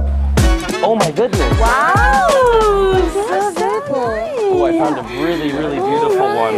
I have a gift for you, my dear. Oh, thank you so much. That looks so good. Really pretty. Yeah. So that's your welcome to Vietnam gift. So happy to see you girls. You Yeah. get chocolate later. It's Thank too you so hot. much. We don't want it to melt. You know, ladies, it's Yeah. so nice to have you here. And I have a couple questions. I wanted to ask you, how did you make it here to this time in your life? Yeah. We are two sisters and we have 6 million followers in TikTok. Yeah. And then we want to do something new. So we studied NFT. Okay. And we met Jiho. And then we know about Axie Infinity. And we made Axie Sisters. Wow, yeah. Sisters. 3 beautiful ladies from Korea. Yes. Yeah, so we went America and Barcelona and Philippines and Vietnam. And we met and you invited us. Wow. Thank you for inviting us. It was one of the best decisions I ever made. Yeah. I'm so happy you girls are here. It's been We're an so happy. absolute pleasure working with you. Wow. So the next question would be, you know, what are we doing here in Vietnam for the E4E Minors? What's going on? Let the people know what's Okay, happening. so we're gonna make the world best entertainment. Woo! Web3 entertainment. Yeah, that's why we are here and then making this video. Yeah, And we are composer, so we make music, and yeah. videos, and kids show. Oh. Yeah, you're a good leader. You heard it here first, ladies and gentlemen. We have content for days. The girls are here. They're making it happen. They're absolutely crushing it. We're on day 2, and we're just getting started.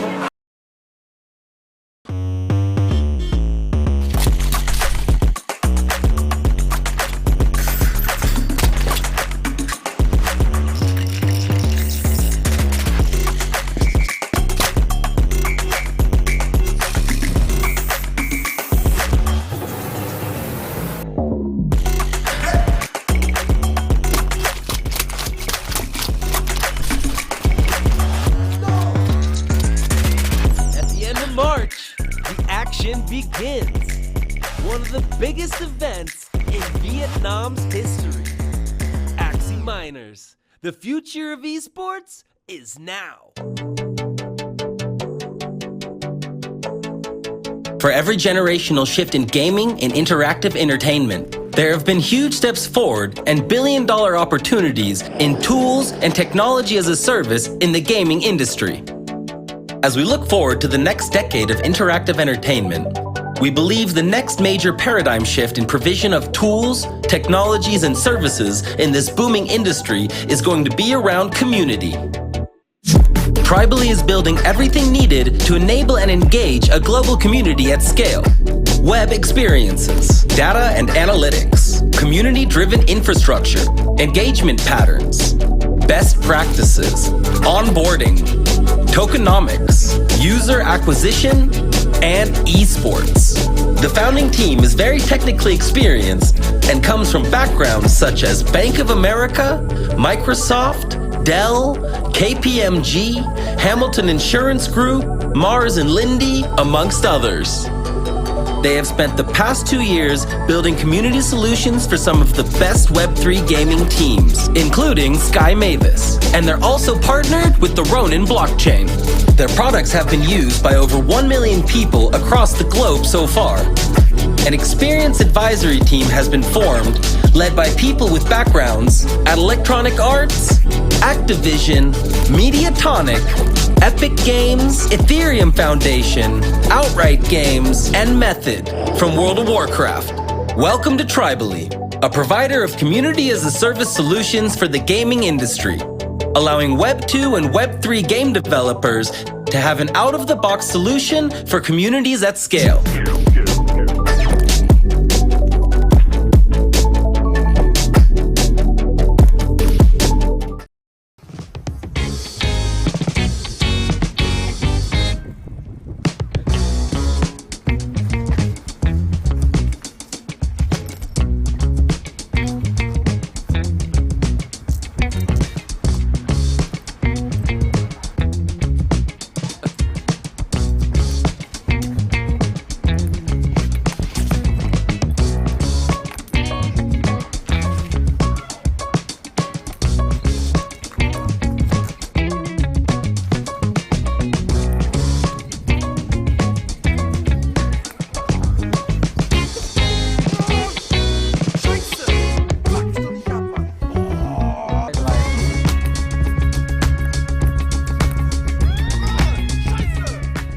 Don't waste your time.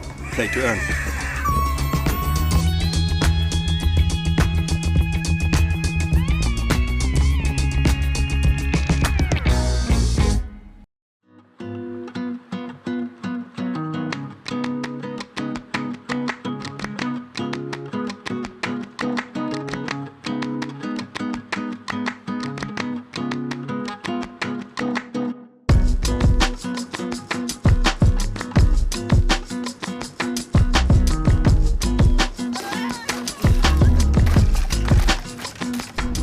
Don't waste your time. Play to earn.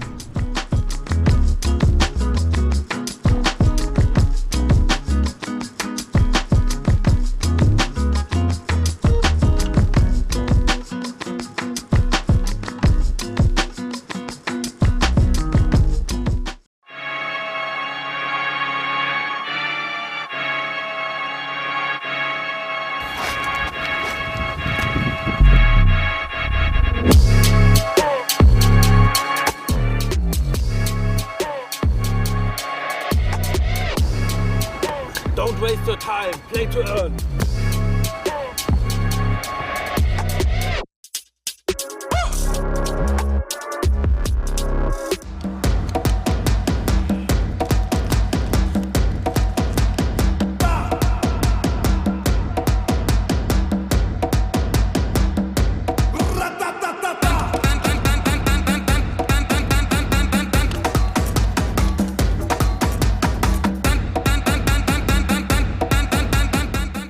Don't be a caveman. Play to earn.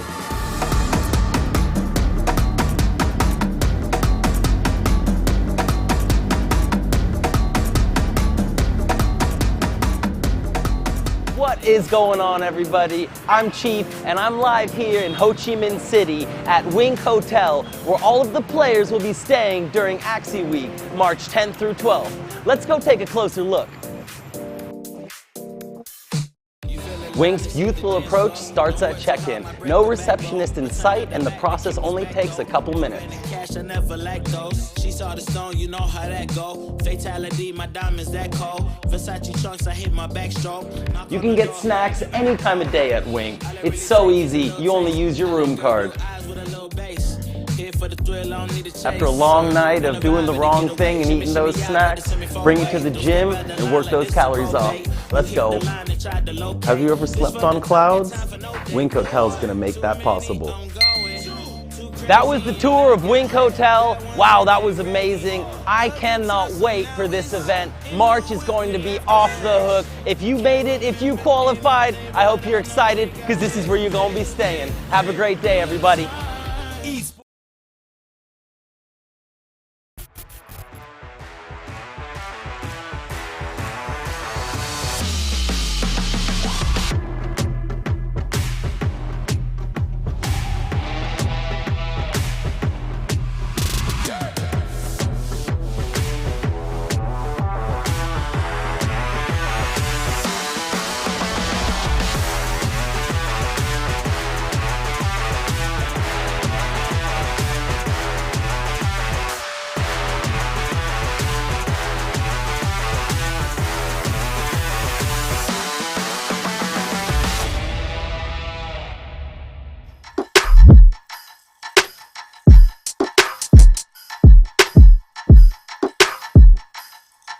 What is going on, everyone? I'm Chief, and I'm here in Saigon with the E4E Minors coming up in just about a week. And I have a very, very special guest here, Spam and Rice. Hey, what's up, man? Thank you for having me, brother. Bro, it is such a pleasure to have you here. You came all the way from Brazil from another Axie tournament. Here you are again, not competing, but we decided let's bring the boy out, bring him home, and give him a chance to be a part of this content, be a part of this epic week. How are you feeling about that? Dude, Axie never sleeps. Like you said, just coming straight from Brazil to Vietnam. And if I'm not competing, my next favorite passion is watching, spectating, and giving analysts. So I'm so excited.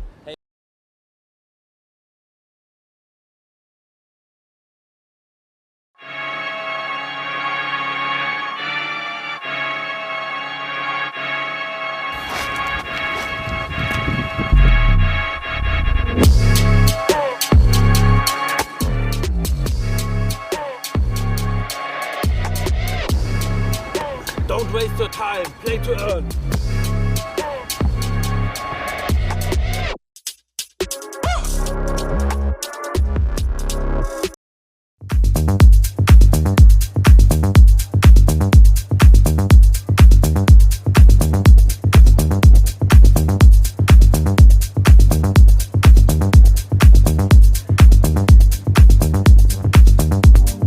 Well, there's no problem. If you had a gun, shoot him in the head.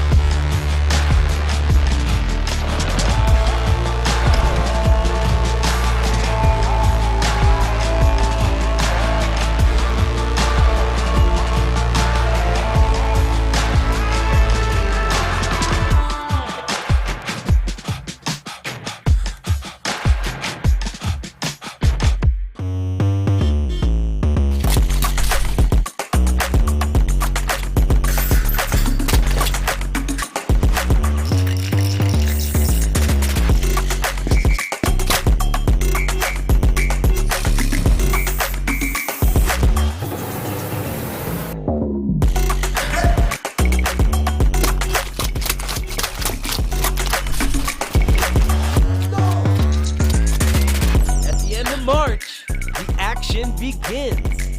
One of the biggest events in Vietnam's history. Axie Minors. The future of esports is now. The pressure in here is about to be crazy. It's about to be do or die. Our final loser bracket matchup of the day featuring Paradise representing Sora Gaming and Rizya representing Japan. This is going to be a do or die game. Loser has to go home. Their trip here in Vietnam is done. It's going to be a best of 5. It's going to be very, very intense. I know both these players are hungry to revenge themselves from the last series. Both of them are highly capable of redeeming themselves. So when you have two players looking for vengeance, it's going to get crazy. Without further ado, we're going to let them ready up, set everything up, and we'll hand it over to our casters. Boom! It is a wild ride so far. Yeah. Lower bracket number 2. How are you feeling about it, my bro?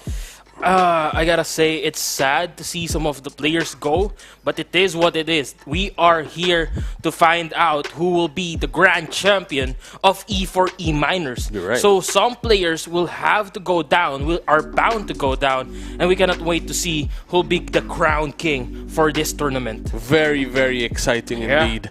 Wow. So, what are we expecting to see? It is going to be a very, very exciting set. True. Just because both of these players have 3 comps in their pool. Yes, it's a swirl metagame. Each of them both have swirls. But for example, Paradise is running Perch.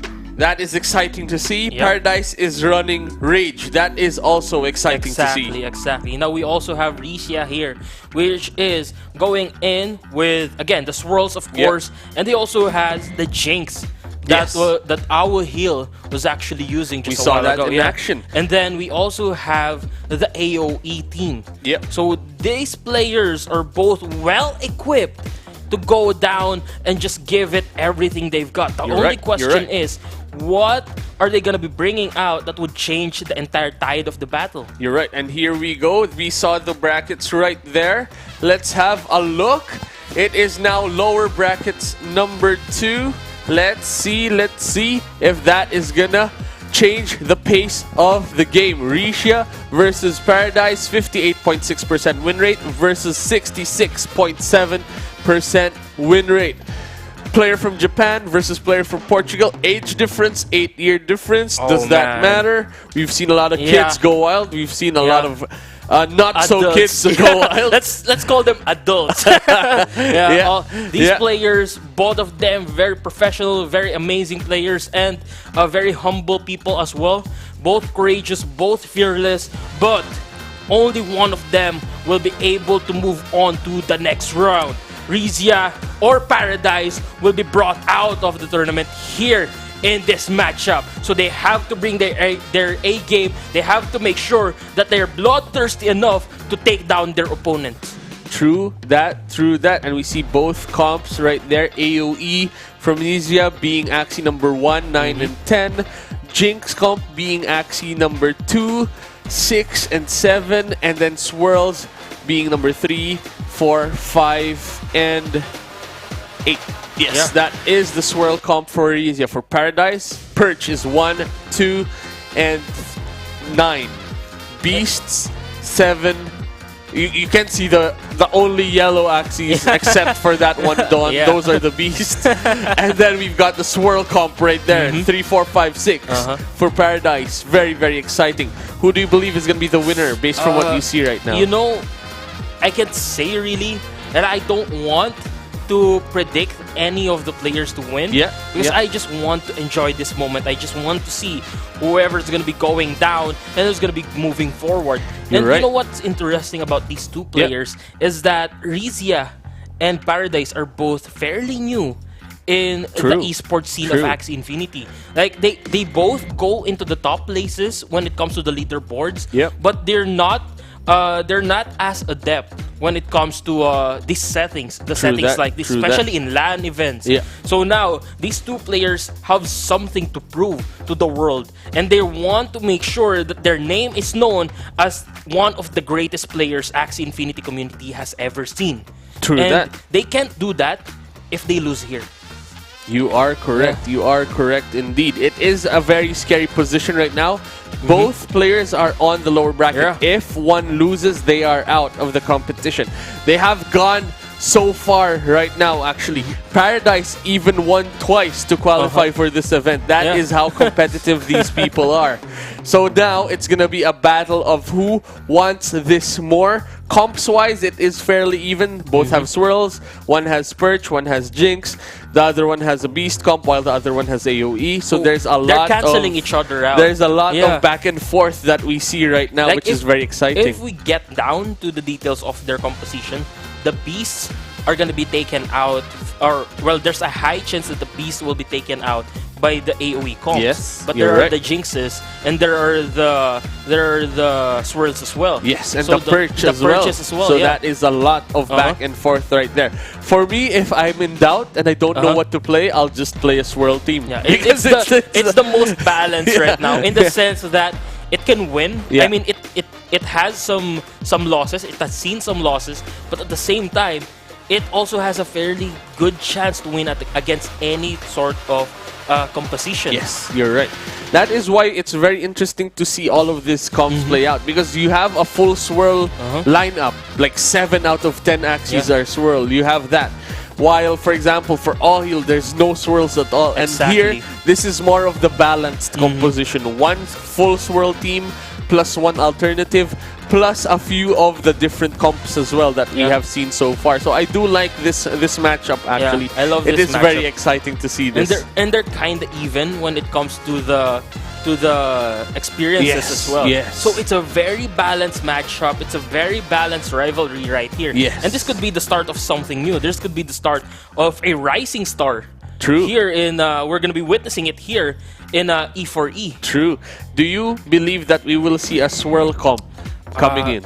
You know, I'm gonna say yes, just because swirl is a very simple way to do things. Yes. Especially in a high level, because we know the win rate. Yeah, well, you know, you can't use it in a normal way, but in the league that these players are playing, they're able to use the swirls in such a way that they make it look so easy. True. Yeah, You're right. So You're that's right. something that I can see happening. The swirls just going out and then being deployed into the battlefield. But at the same time, I think these players are ready to go into the battlefield. And just as I was saying, we are seeing swirls coming in from Paradise here on game number 1. Very exciting. Swirls from Paradise. It has provided a lot of wins earlier on, and it has worked out a bit, but it was not enough to push to the next level. Now Paradise is trying and seeing if this is now a good time to see that it works. Jinx comp is quite scary though, because as we saw earlier, Ohil was running a Jinx comp and Rizia is now running this a very similar Jinx comp as well, which means there's going to be a lot of Jinxes happening. And we saw from Zero got lucky actually by not being killed off by the Jinxes in that turn, because Zero had one turn to win or lose. He almost lost. Exactly. But he had just enough cards to take down the last Axies of Ohil there. Now, look at this. Risha now ending his turn. But I think Paradise here will want, and I think he is gonna be drawing a lot of swirls here. And again, this is another battle between swirls and Jinxes. True. The basically confused cards versus Jinx cards. True that indeed. And now what is happening is it is pre-rotation or post-rotation. Jinx attacks the post-rotation. After your deck is finished, there's a lot of Jinx in your discard pile. It now goes to your draw pile. It does 10 damage plus the bad luck as well. Exactly. So it's a very offensive game plan of the curse game plan, while the swirl is a very defensive game plan because it prevents you from drawing any cards turn after turn after turn. And this is what makes this matchup interesting, you know. They're both playing, in a sense, aggressively and yet passively because they're counting on the shuffles. And they're counting on those curse cards to get to their enemies, not exactly attacking them directly. You are right indeed. And aside from that as well, there is a lot of you don't see the pressure that often because the pressure is off the camera. The pressure is in the decks. Yeah, exactly. So what you see is just chilling, but what's happening in the decks, these people have pens and papers on their side because they are marking what the deck is looking like. We don't see the decks, but we feel the pressure that it is applying from their draws turn after turn after turn. And that's what sets them apart from normal players, you know.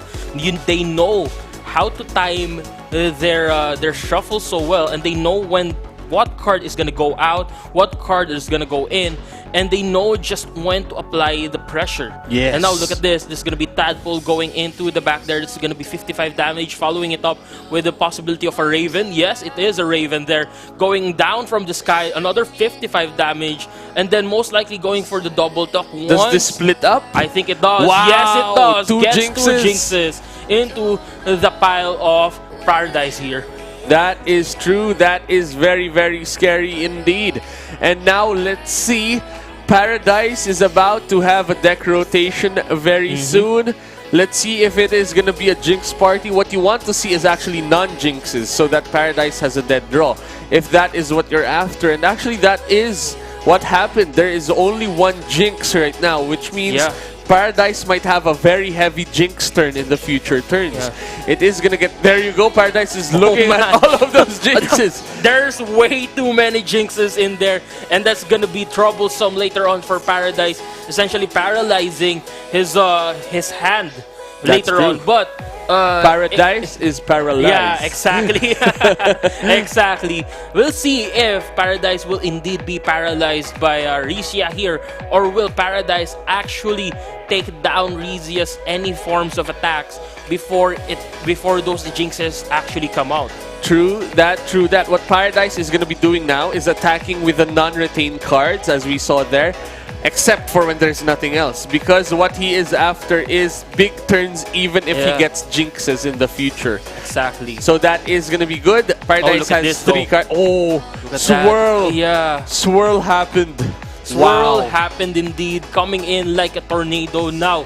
3 confused cards being drawn from his draw pile. This is gonna be really bothersome for Rizia here, especially knowing full well that he won't be able to maximize his current deck or his current hand here. Though he does have he does have that tadpole that he can use for additional damage and the parasite as well.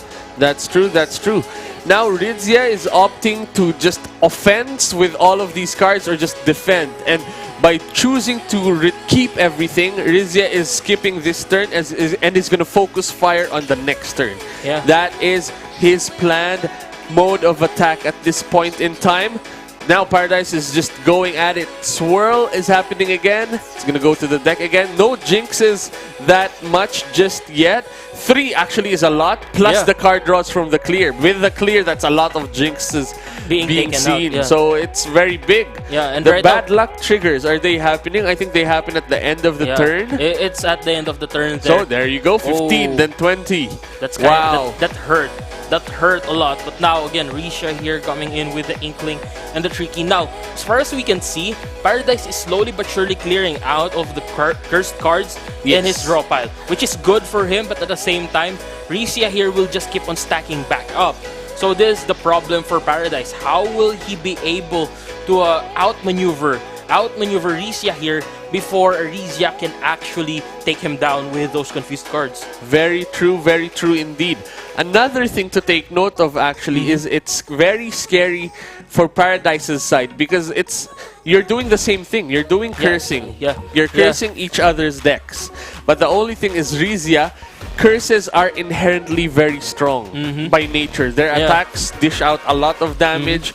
There are a lot of switched attacks, double talk attacks 2 Axies, Swirl heals 1 Axie. So there is a lot of offense coming in from Rizia's side, and we can see it actually in the life totals. Paradise has a bit less life than Rizia. Not as close as I'd expected to see actually, because now Paradise's turn is just a big attack turn, which means he will catch up to all of that damage, but then boom, goes down. Does not need to attack with Pigeon Post right now because there's a shield, but opts to go for it just for the blackmail trigger, which is okay right now actually. And there we go. He has already used up the Tiny Dino. So if that backlane actually goes away, it would not... at least he has given it some value. Correct. And at the same time, at least he has already removed the blackmail from the equation. Now he's going to be going in from the Parasite. Looks like... I think what could happen here is that backlane going down in the next few turns if it does get another taunt. You're very right indeed. It is still anyone's game at this point. Having 1 less Axie though from Rizia's side is very scary. I was not expecting this as well because the Jinx is usually the more offensive comp. Especially with those additional damages coming from the cursed cards and the bad lucks as well. Look at that, Paradise actually has 7 stacks of bad luck, so that's 7 times 5 plus the additional damage 10 from the Jinxes. Now look at this, a lot of damage is coming into the back there with that taunt. And then now, again, this is a 2v3 situation wherein Paradise is actually in the lead. Now, Rizia getting 2 blackmails, 1 confused. His card draws are just all over the place right now. And it's looking really dire for Rizia. You are correct indeed.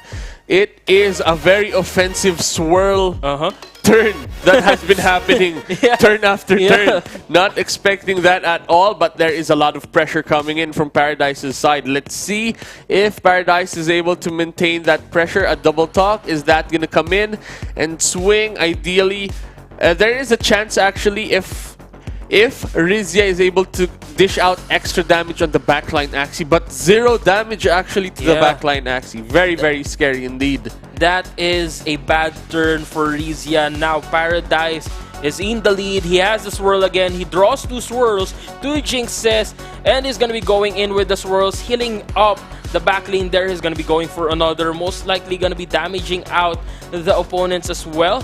And looks like that is what he's gonna be doing. Goes for 60 damage on the back lane there. Now this is the difference, you know. While jinxes does have additional damages, meanwhile the swirls are giving additional HPs, additional health to Paradise. So it's evening out. It's leveling the playing field all across. Yep, instead of being like a fully offensive comp, Paradise acts more like a bruiser comp, where you're healing a bit and then attacking a bit. So usually when you're like that against a full aggro comp, because heals are a bit stronger than attacks, it usually helps out actually. But Swirl doesn't heal for a lot, but it destroys the deck a lot. So it balances out actually in the end, which is very exciting. I like that term, bruiser. Just a bruiser comp here for Paradise. The swirl comp here is just going all in, and he draws another tiny dino here. I thought that backlane would be gone by now, but it seems like Paradise is going to be coming in with even more damages, although he does retain 3 of those cards, and he can just go in for the swirl and just wait for another turn here. But I think he's going to be going in with the kill here. That's going to be the Kestrel going to the back, and the tiny dino taking out that backlane. Again, look at that. It is now down to 1 Axie for Rizia's side of the table. Very, very scary to be in Rizia's seat right now. This is a 1v2 situation, ladies and gentlemen.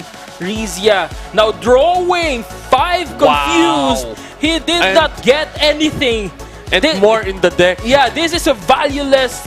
This is a valueless turn if I've ever seen one. Look at that now going in with the Raven. And here comes more damages, 46 damage from Rizia there. But that is all he can do right now. Paradise now coming in hot with even more damages and even more swirls for Rizia to think about. Wow.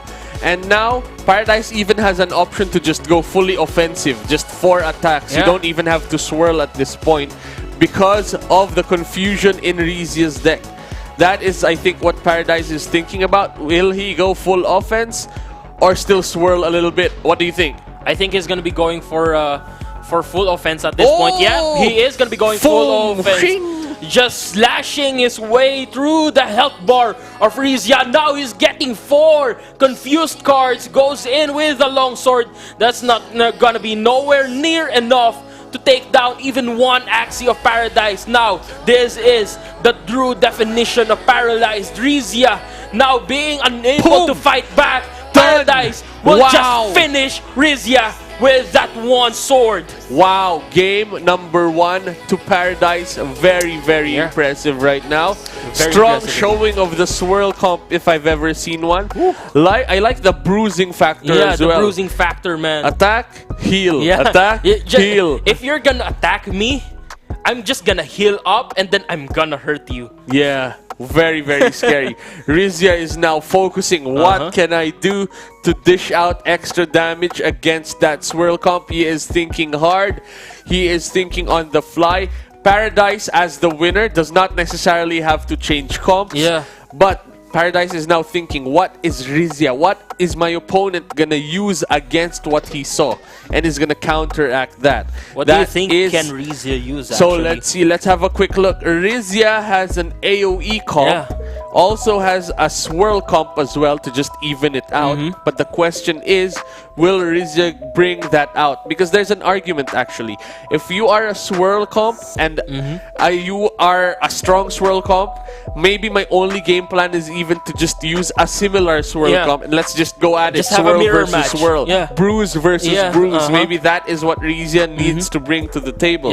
Because we saw it's not enough. The jinxes were not enough to win against that swirl. time and time and again. Yes, you are very right indeed.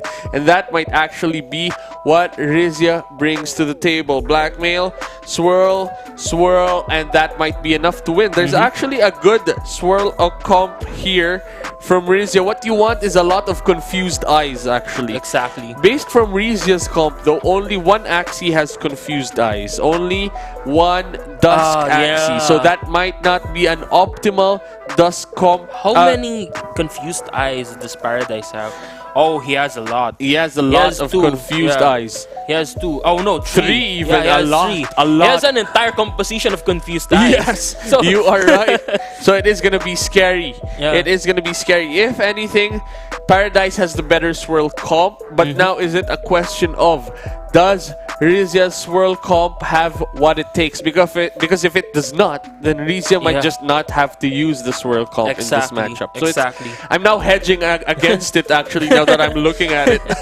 It is very scary to be in Rizia's seat. With the current lineup of Paradise here, as far as I can see, like you mentioned, he has 3 confused eyes, and then he has 3 swirls as well. So essentially, Paradise would have the advantage when it comes to a confused card battle. So we would opt out of using the same composition, opt out of using a swirl comp against Paradise's swirl comp. But I've seen Jinx, or I've seen the Jinx composition work against the swirl composition. That was when the battle was between Ohil and then Rico. That's true. Although Ohil went down, Ohil put up a really good fight. It was close. Yeah, it was really close. It was very, very close. They went in all the way to game number 5. You are right. You are right indeed. Now, if I was on Rizia's position, let's see, is there... Can he go AoE? AoE is I'm thinking bad, about... but it is in general badly favored against swirls, so it is very scary to use an AoE comp against swirls. But there might be a chance, actually. There At least is it a lot doesn't of have a time limit. Unlike beasts, like rage comps, wherein if you're up against swirls, you have to rush. Yeah, you have to rush it. You essentially have to speed run through the early games. True that. True that. Because the only thing that Rizia could play around is the one Garish Worm that Paradise is running. Paradise is not running any Neos at all, which means having no Neos whatsoever is gonna be something that Rizia can play around, because you can't discard your wing horns because there's no Neo, only Garish Worm. That is something that Rizia can bring to the table, but it is still very close. At that point, it's still not advantage Rizia. It is at most 40-60, 50-50 playing in those numbers, so it is very scary indeed. In terms of composition alone, the best thing that Rizia can do is even out the playing field. Just even out the chances of him winning and the chances of him losing. But that doesn't mean Rizia is out of the competition. We still have to take into consideration the skills of a player, their mindset, their fortitude, and their perseverance. So there are a lot of factors to think about and to consider and to add into the calculation if you actually want to be a champion here in Axie Infinity. True that indeed. So maybe actually Rizia's comps, all of them have a chance. All of them have a chance, but it is all 40-60 or at most 50-50. So Rizia at that point can actually just play with the most comfortable pick. We have not seen comfort picks at this point. Maybe we will now see Rizia's comfort pick at this point in time, especially when your back is slightly on the wall, because you have been seeing this swirl comp dominate you, especially on game number 1. So that is something to watch out for from Rizia's side of the table. Will Rizia choose the comfort pick or not is the first question right now. Well, you know what they say, a beast is most dangerous when it's cornered. So now with Rizia a bit on the down low, in danger of being eliminated from the tournament, he might just go Super Saiyan, he might just go out, wild out, and just show what it means to berserk in a single tournament like this. True that indeed. The main question though is, will Paradise switch it up? Maybe in Paradise's seat, I don't think I'd switch, because I wouldn't switch as well. It was so good. It was such a dominant performance from the swirl comp, and then you saw it worked. You saw how it destroyed. Even with the jinxes happening, it still survived and won. It just kept on going. You know? I think he's still okay at this point. He is still well positioned right now to not switch. I think what the problem is, Paradise has that chance to actually eliminate the the curse cards Yes. in his draw pile. Yeah. That is true. That is true indeed. So let's see. Mhm. What other options are there? I don't think there is much actually. I think Yeah, you I just don't think go so, with your yeah. comfort pick. The team that you have practiced the most with if you are on Rizia's position of the table. And then for Paradise, what you have to do is just be just do what you've been doing. Play the Yeah. swirl comp, continue at it, and now we've we go. got game. This is game number 2 right now. Paradise on the left side at the moment versus Rizia on the right. There's Let's a go. bumpy right there. There's a swirl right there as well. What does Paradise opt for? Just goes for the bumpy, which is very, very exciting. Because Yeah. of that rune, there's a lot of cocoons in the midline of Paradise. Yeah, And you can what see that. happens is, with cocoon, you save your shield. So every turn, you have shields left over. Those stack up, especially with bumpy, until you have extra shields on the midline, and then you're safe for a few turns. Basically, it stores Yeah. the shields that you had on the last turns. Now look at this, Rizia now going in with that AoE composition, now damaging all of the axes of Paradise here. But Rizia isn't really doing that much damage just yet because this is still the early rounds. He doesn't have enough feather stacks just yet. But Paradise is now slowly but surely building up the confused cards into the deck of Rizia here. Now this is the problem. Rizia will have to build up to even more damages to essentially eliminate Paradise. But the problem here is Paradise is actually building up as well with the confused cards. Actually, here it comes. 3 confused It's very cards. early as well. Yeah, it is very early. That is the confused happening. There are already a lot of confused there. Confusion is happening Yeah. right now as early as turn number 4. Robin, there's an option to play that right now because of it has bonus damage every Yeah, turn with exactly. Healing Force. Healing Force keeps the Robin alive, which means that every turn it damages itself for 8 HP. Yeah. But because of Healing Force, you heal that damage back heal up back again. up, yeah. So it can stay there forever as long as there's nothing of an attack coming in from Paradise's side, and that can go as high as 100 damage for the attack. This is actually a really interesting tactic because now we all know that Paradise isn't going to be leaning on towards actual damage, physical damages. He's going to be leaning in towards using the confused cards. But at the same time, he does have the damage cards, but he has limited of them. Now, that means Rizia can just keep on stacking up damages using that summon. And that essentially means Rizia will be able to damage all those 3 axes over and over again without that backlane being eliminated. Yes, you are right. That is true indeed. Rizia is now using the discard and is deciding which ones to throw away because Rizia wants a big turn right now. He is just deciding what cards to play, but he has to decide right now because he is going to be running out of time. Chooses to discard Kotaro, draws everything else, and then from here opts, I believe, to go Tri-Feather into Winghorn, I think is the play by the looks of it. Yeah, I That think will so, dish yeah. out a lot of damage. You would want those extra feather before you go in with the Winghorn here. And there goes the Winghorn. He adds the taunt as well. Actually, this is actually another really good play. Just using the taunt on that Robin. You're so right. it wouldn't damage any of your current axes. And that's 4 turns of taunt as well. So 4 turns of taunt just goes to the bird on the back line, the Robin that you placed in. And there you go, damage, AoE damage coming in from the Robin. And here we go, it's exciting to see actually. Rizia stopped to play the Jinx and opted to play the AoE comp. Exactly. So very cool to see that in action. Now the swirl is coming in again.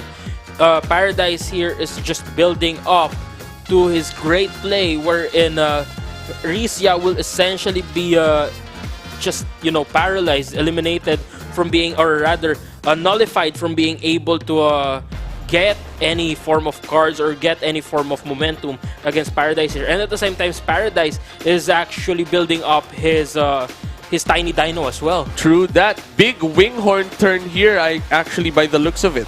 Having that taunt on the bug mid-line means all of your Winghorns is going to go there. And that bug looks like it's below 60% already, which means this Winghorn is going to draw a lot of cards right there. That is going to be a lot of feather stacks.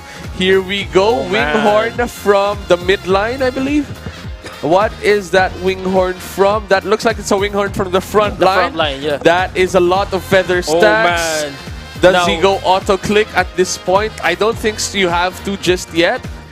Just enough so that you have... I think he's going to be saving that up for the earwings. Now, Paradise here is on low health. All three of his Axies are actually feeling the pain, feeling so much hurt that we are seeing a bit of trouble coming in from Paradise. Now, again, he does have the tiny swing or the tiny dino, and he does have a lot of cards in his deck and in his hand right now that are being retained. But at the same time, will he have enough space? Will he have enough time to actually use all of those at the right opportune moment? Will that right opportune moment even come? True that indeed. So what is now happening is Rizia is going to try to bank on a big Winghorn turn next turn. That is why this is set up like this. All of the Axies that we see in Paradise's side is red. All of the Winghorn attacks is going to generate 2 feathers for every hit. And that is going to be huge. That is going to provide a lot of tempo for Rizia's side of the table. Let's see. Big turn coming in from Rizia's side. There are no attack moves at all. 0. But you can't really do anything about that. But you just have to make do at this point. You have to take the hit. It is now Swirl Lock-in period. That is the unplayable Feather Dagger on the end. It's going to be these 3 and that Winghorn right there. That Winghorn is going to dish out a lot of damage and draw a lot of feather stacks. Is this going to be enough? My God. Didn't even attack the front line Axie. That is very scary. That means all of these, while one Axie will go down by the looks of it, but the mid and the back line will survive. He forced that kill. He took out that front lane. Now it's down to a 2v3 situation wherein the 2 Axies of Paradise right now are actually struggling to survive. And he does have the Tiny Dino. The Tiny Dino isn't even in full and maximum damage output yet. And yet he goes in with the swirl. He might heal up the front lane here. He's thinking about it. It might be a good idea because that front lane does have the shield, and at the same time, if you heal that up, that would heighten the chances of that front lane basically getting even more survivability. True, and now I think the question is double blackmail or single blackmail and single confusion. Paradise opts to use single blackmail, single damage from confusion, I think just for extra bonus damage. Just because confusion has 5 more bonus damage right there. And now we see Rizia will not have a draw next turn. It is 4 confused cards in the draw pile. That means this is Rizia's 1 big turn. Will this be enough? Opts to keep all of his cards right now. Very interesting. And now there is this swirl attack that's going to come in again. Swirl heal actually from Paradise's side. So that's going to be 2 confusions plus the pigeon post. That is going to be locking Rizia out of the next turn. And that is going to be a problem from Rizia's side. And he also has that cute bunny as well. But right now, here it comes. He's going to be getting even more shields. It's going to be 64 shields. And looks like he's going to be going for, let's see. He still does have 1 more energy. And he's going to be saving up all of those retained cards and just goes for that revenge card, the long sword, for additional damages on Rizia. Now he draws 4 cards, 4 confused cards, and 1 blackmail again. Rizia is having a lot of trouble trying to get out of Paradise's grasp here in terms of the confusion. You're right. You're very right indeed. This is 2 confused in the deck, I believe, which means Paradise just needs to shuffle 4 every time, and that is lockout. And that is 4 swirl, confusion, and pigeon post. That is 4 unusable cards being shuffled into Rizia's deck at this point in time. Rizia has been locked out of any form of possibilities of getting a valuable turn. Now Paradise is going to be going in. Again, he's going to be keeping up with adding stacks upon stacks of confused cards and blackmails, and he's actually going for the tiny dino. That's going to be 120 being taken out of the life of the backlane Axie. Now he's not quite done just yet. That's going to be 60, 21 HP remaining. He goes for the swirl. That backlane Axie is going to survive, but I don't think Rizia will be able to do anything about it. You are right indeed. And now look at that. There's still even one extra dead card in the deck. And now what is happening? All of this deck mold is just gonna stay there again and again and again. Paradise's comp is not gonna be rotating at any point in time. What Rizia needs to do is energy burst so that there's an extra draw, but I don't think that is gonna be happening anytime soon. Paradise is just on a free roll right now. Look at that. The Paradise show just going in, now damaging the back lane there. He does heal up with that immortal bird is gonna heal up. Now he goes for the swirl.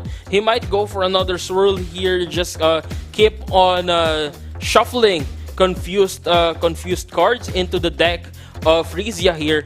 And right now, again, there's now two unplayable cards remaining in the deck of Rizia, and it's just gonna be coming one after another. It is now an official lock. I think this is the first time we have seen a true lock. Yeah, a true lock in this tournament. At least we have the audience see what it looks like to be on the opposite side of a swirl matchup. This is where it can go to very, very scary. The swirl comp is a very, very strong comp. Paradise can just go ham right now. He even uses Tiny Dino to just attack. Doesn't even mind that he's not shuffling enough curse cards because there's already a lot in the bank, in the deck curse card bank of Rizia. And there we go. Look at that. This is amazing. This is the Paradise show, and everyone is just a puppet against this puppeteer. Rizia now locked out of being able to do anything against Paradise, and now Paradise is just going in with even more swirls with that pigeon pose as well, and he can just keep on damaging out Rizia, just going to He needs 5 though, is the thing. He needs 5. So that's 4. If there's one more, Rizia is locked again, and there you go. Yeah, he has the confusion. Plus he does have the pigeon post as well. So it's just gonna be be coming in, and that's gonna be a surrender from Rizia. Now Paradise with 2 points and in the lead against Rizia. Wow, 2-0 Paradise. We now have seen a true lock of the swirl composition right now. Very, very scary.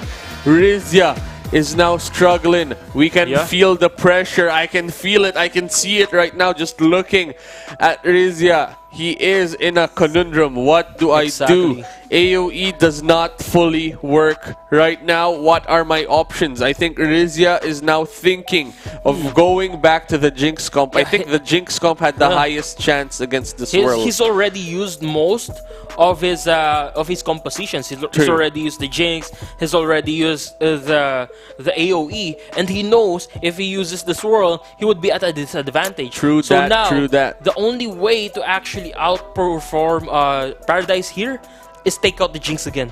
True. Yeah. True. I think that is what Rizia has to bring on. Yeah, but now, if I'm on Paradise side and then I read that, I can feel that Rizia is going to bring out the Jinx. Paradise might even go ham and swap out the swirl for something else. Yeah, he does have the Beast. You can go for Beast and go crazy against the Jinx. Just go crazy with the Jinx. Yeah. But I don't think so because Paradise is just dominant with the swirl comp. We now have seen the first true lock. He would actually he would switch out now. True. He's just gonna be keeping on the same team composition because that's exactly where he's winning.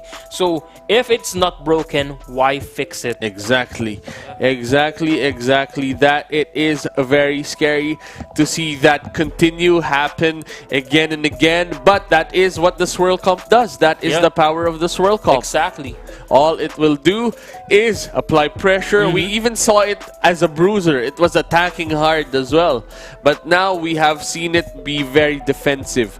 We also have seen it lose though. Paradise lost against Minnow in the previous game. So that is quite interesting. And Mino was just using AoE in that matchup. And I guess that's what Rizia was trying to gun for.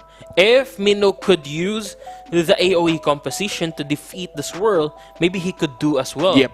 But the only difference though is Mino has the double talks in the AoE. Yeah, so he was shuffling in his own sets of curse cards as well. The jinxes were in there. Yep, and we don't, because of the jinxes, it's not a good rotation of cards, because what's happening is there is a lot of missed swirl turns, because instead of doing a swirl, there's just a jinx that you draw. And that is the power of the double talk mouth from an AoE comp.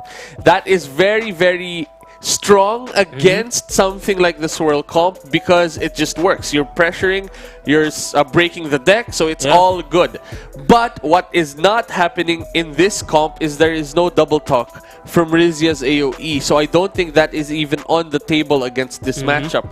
So I think Jinx is the only way to play against a swirl comp that locks you out of the game. You don't want that feeling ever. Maybe you lose again, but it's just a bad feeling to get locked out of the game, and you do not want that. That is why you need curses to come in. You need your own curses to prevent the lock from the swirls. That is the most optimal solution.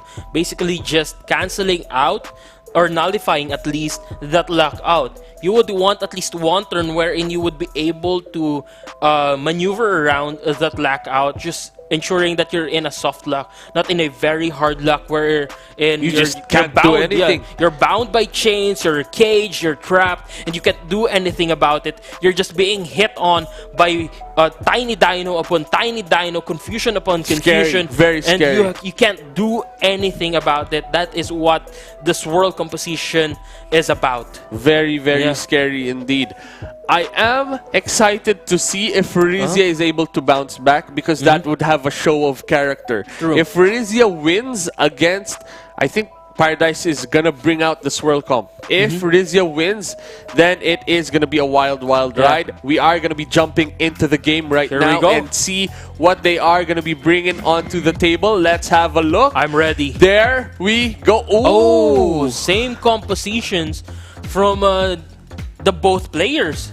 That is true. They're going for the AoE versus the confused the swirl team again. And this is gonna be really hard to defeat. Paradise is gonna be really hard to defeat by Rizia here, especially again, like you mentioned, without that double talk. Now, the thing here is the only situation that's worse than a 2-1 situation is a 2-0 situation, wherein you're one loss away from being eliminated from the tournament, and yet you're still so far from getting ahead of your opponent. And that is very scary indeed. Having access to this swirl comp actually is a very strong, now that we see that lock, and we might potentially see that lock again, it just goes to show the power of the swirl composition right now. True, I have to agree with you on that. And now look at that, Axie is being played in. That's a huge meteor coming from the sky, follows it up with a Kotaro. 2 balls of magical energy being dropped onto Paradise there, but to no avail. Again, we've seen this before. Even though Paradise was low on health, Paradise managed to clinch the victory, managed to get that victory against Rizia by locking out Rizia from his own deck. Yes, now that you mention it actually, the main game plan of anything that's playing against swirls is you need to reduce the number of Axies quickly. Exactly, you don't want 3 swirls in the deck. You want 1 swirl at most. And AoEs, they don't actually do well in killing 1 Axie. They kill all of the Axies at the same time, which means none of them is gonna go down. And this is the very problem. Scary. Yeah. This is the problem, you know. We talked about this like earlier, wherein AoEs are, well, area of effect by the name itself, by the title of this team itself. They're well versed in taking down huge waves of opponents, huge waves of monsters. Meanwhile, the Rage composition is well versed in terms of taking down one opponent at a time, basically assassinating them, basically launching nuclear weapons on them. True. And that's the difference here, and that's the problem for Rizia right now, is that he doesn't have Although it doesn't have that huge of a win rate against the Swirls, but he still doesn't have that beast composition. Yes, there is nothing to single target except for the Jinx. So that's why I think Jinx was the way to go.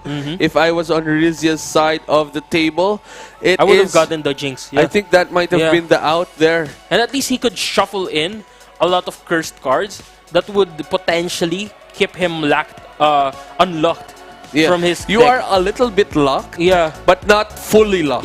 Just soft locked. There's still some leeway for you to get out.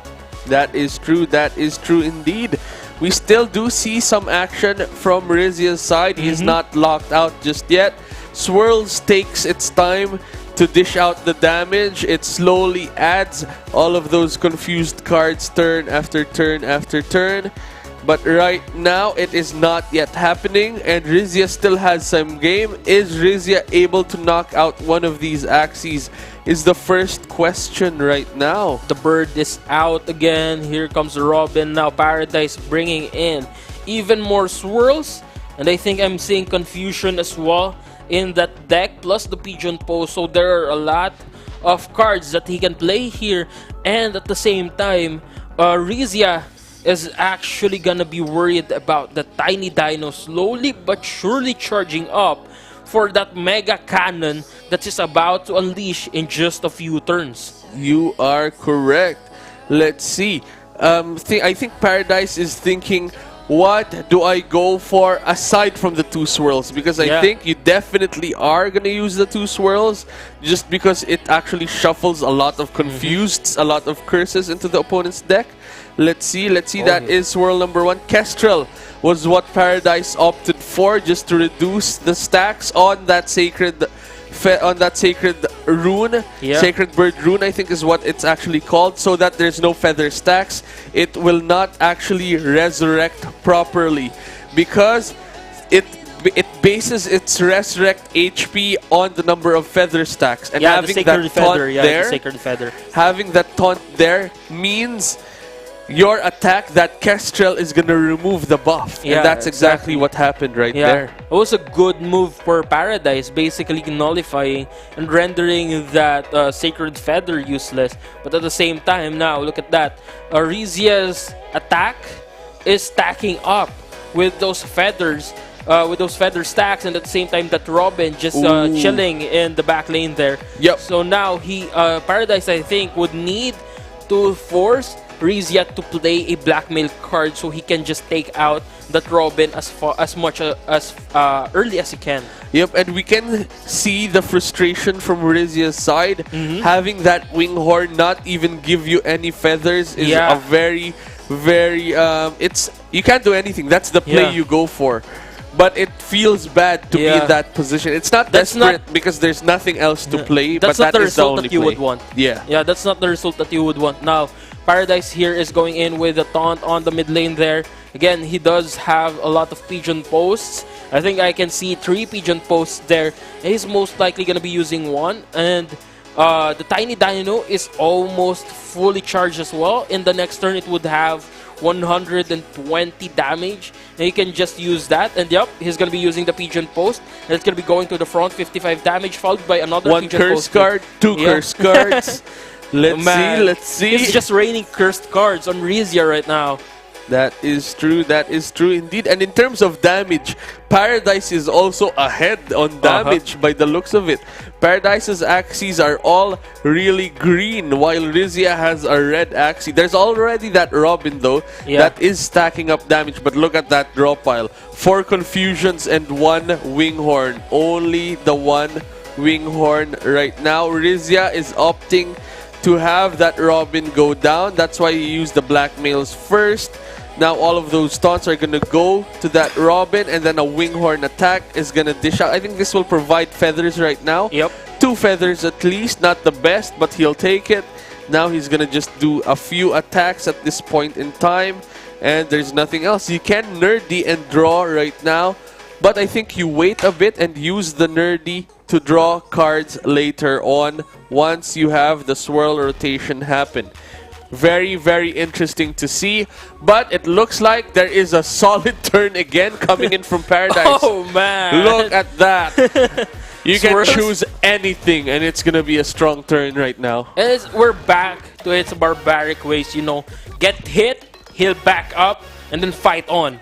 That is what Paradise is doing. Now the Pigeon Post is coming in, 55 coming in hot as well. Is that shields up and another Pigeon Post. So now, even though Paradise has already forced Rizia to play 2 blackmails, it's gonna be going in with even more blackmails now. Look at that. That is wild. And now, I think the lock begins at this point in time. Rizia's deck is 6 cards right now. I think there is a Winghorn in there. Is Rizia able to at least destroy 1 Axie? Is the question. Is that going to be enough damage? Let's see. 19. Is the next one going to be enough? 20. And I think that is it. It's not enough. And look at that. Confused. 6 confused in the deck. That could have been his key to. This could have been his key to get out of that lockout. Now Paradise again going in with the swirl, healing up the mid lane there. He's gonna be going all out with the Pigeon Post, I think, as well. But he can also use the Tiny Dino now. But I doubt he's gonna be using that because those cards do have retains. So he can just wait for those cards to be used later on. And here comes the Pigeon Post. And there's gonna be a lot more cards, a lot more cursed cards being shuffled back into the deck of Rizia here. Yup, there goes the swirl. That indeed. And look at that. Now it is over. Victory! Man. Wow! Wow! Wow! Wow! Lock. Full lock just happened. Paradise, I believe, is smiling on the inside right there. Oh. Wow. This is really sad though because now we're gonna be witnessing Rizia being taken out of the E4E Minors. That means Paradise is gonna be going forward. And now let's see what the stage has in set for us. Chief, what do you think about that match?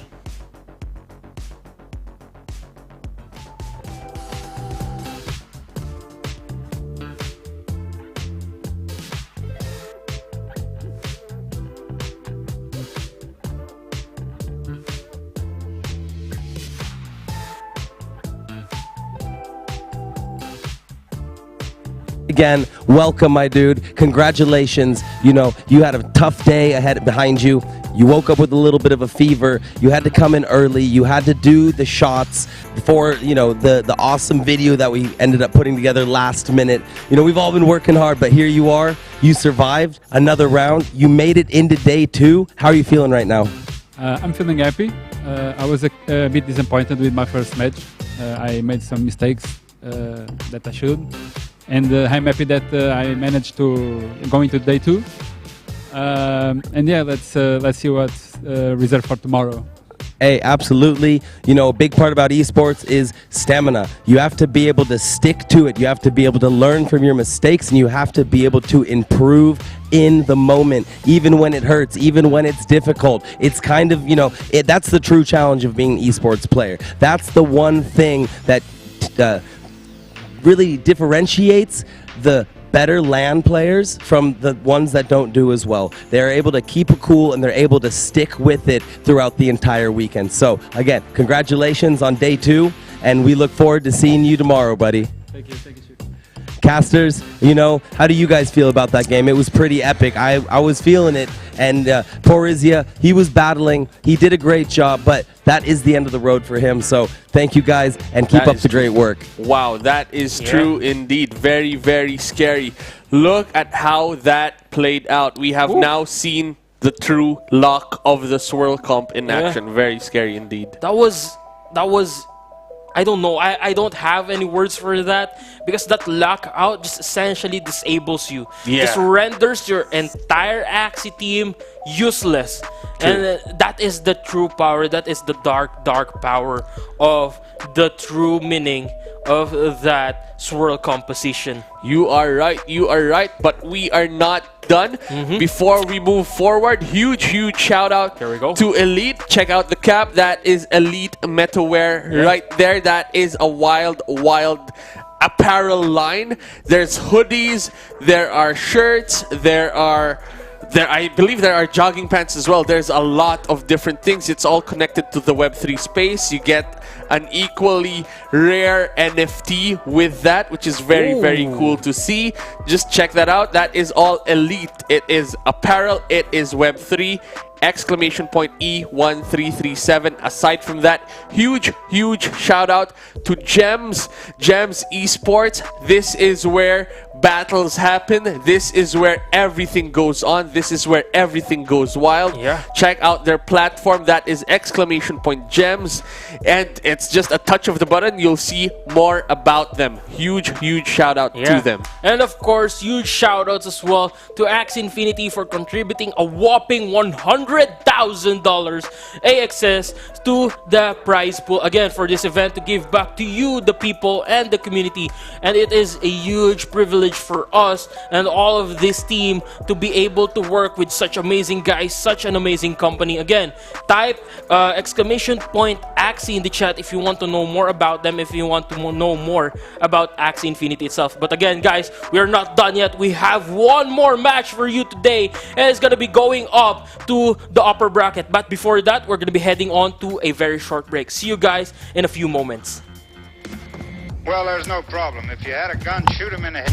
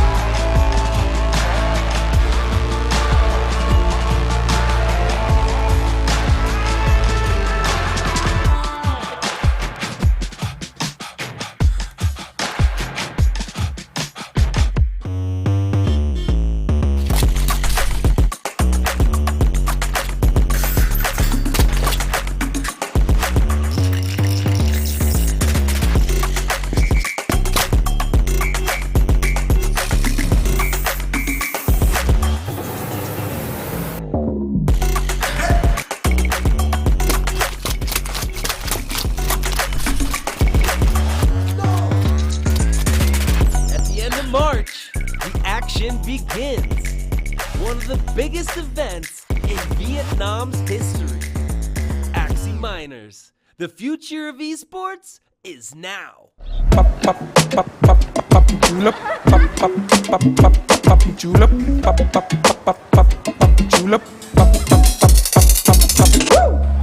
Oh my goodness. Wow! So beautiful. Oh, I found a really beautiful one. I have a gift for you, my dear. Oh, thank you so much. That looks so good. Really pretty. Yeah. So that's your welcome to Vietnam gift. So happy to see you girls. Yeah. You get chocolate later. Wow! It's Thank too you. hot. We don't want it to melt. You know, ladies, it's so nice to have you here. And I have a couple questions. I wanted to ask you, how did you make it here to this time in your life? Yeah, we are two sisters, and we have 6 million followers in TikTok. Yeah. And then we want to do something new, so we studied NFT, and we met Jiho. And then we know about Axie Infinity, and we made Axie Sisters. Wow, yeah. Sisters. 3 beautiful ladies from Korea. Yes. Yeah, so we went America and Barcelona and Philippines and Vietnam, and we met, and you invited us. Wow. Thank you for inviting us. It was one of the best decisions I ever made. Yeah. I'm so happy you girls are here. It's been We're an so happy. absolute pleasure working with you. Wow. So the next question would be, you know, what are we doing here in Vietnam for the E4E Minors? What's going on? Let the people know what's happening. So we're gonna make the world's best entertainment. Web3 entertainment. Yeah, that's why we are here and then making this video. Yeah, and we are composer, so we make music, yeah, videos, and kids show. Yeah, you're a good leader. You heard it here first, ladies and gentlemen. We have content for days. The girls are here. They're making it happen. They're absolutely crushing it. We're on day 2, and we're just getting started.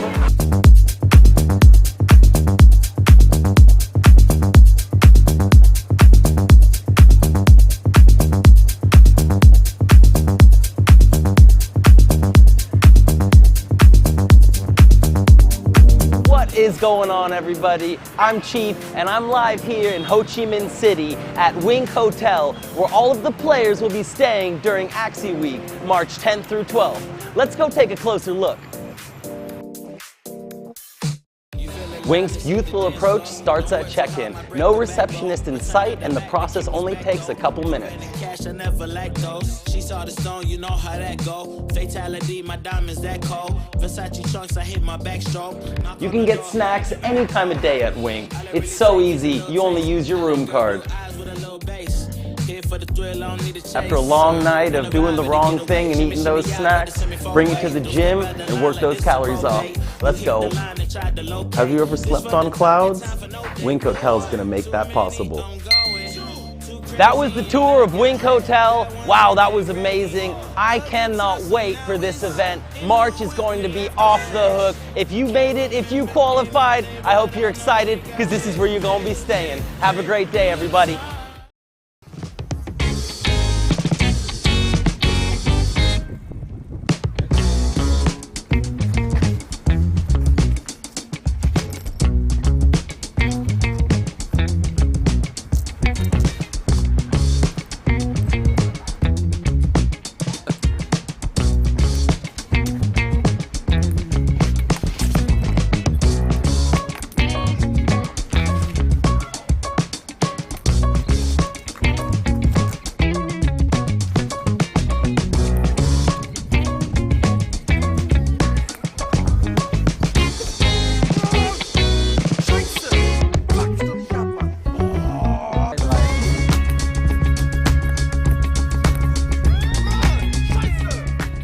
Don't waste your time. Play to earn.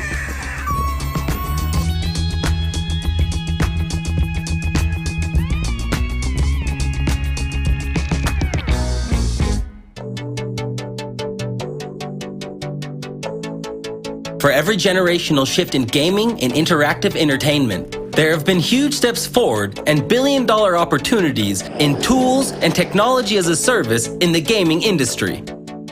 As we look forward to the next decade of interactive entertainment, we believe the next major paradigm shift in provision of tools, technologies, and services in this booming industry is going to be around community. Tribally is building everything needed to enable and engage a global community at scale. Web experiences, data and analytics, community-driven infrastructure, engagement patterns, best practices, onboarding, tokenomics, user acquisition, and esports. The founding team is very technically experienced and comes from backgrounds such as Bank of America, Microsoft, Dell, KPMG, Hamilton Insurance Group, Mars and Lindy, amongst others. They have spent the past 2 years building community solutions for some of the best Web3 gaming teams, including Sky Mavis, and they're also partnered with the Ronin blockchain. Their products have been used by over 1 million people across the globe so far. An experienced advisory team has been formed, led by people with backgrounds at Electronic Arts, Activision, Mediatonic, Epic Games, Ethereum Foundation, Outright Games, and Method from World of Warcraft. Welcome to Tribally, a provider of community-as-a-service solutions for the gaming industry, allowing Web 2 and Web 3 game developers to have an out-of-the-box solution for communities at scale. Bounce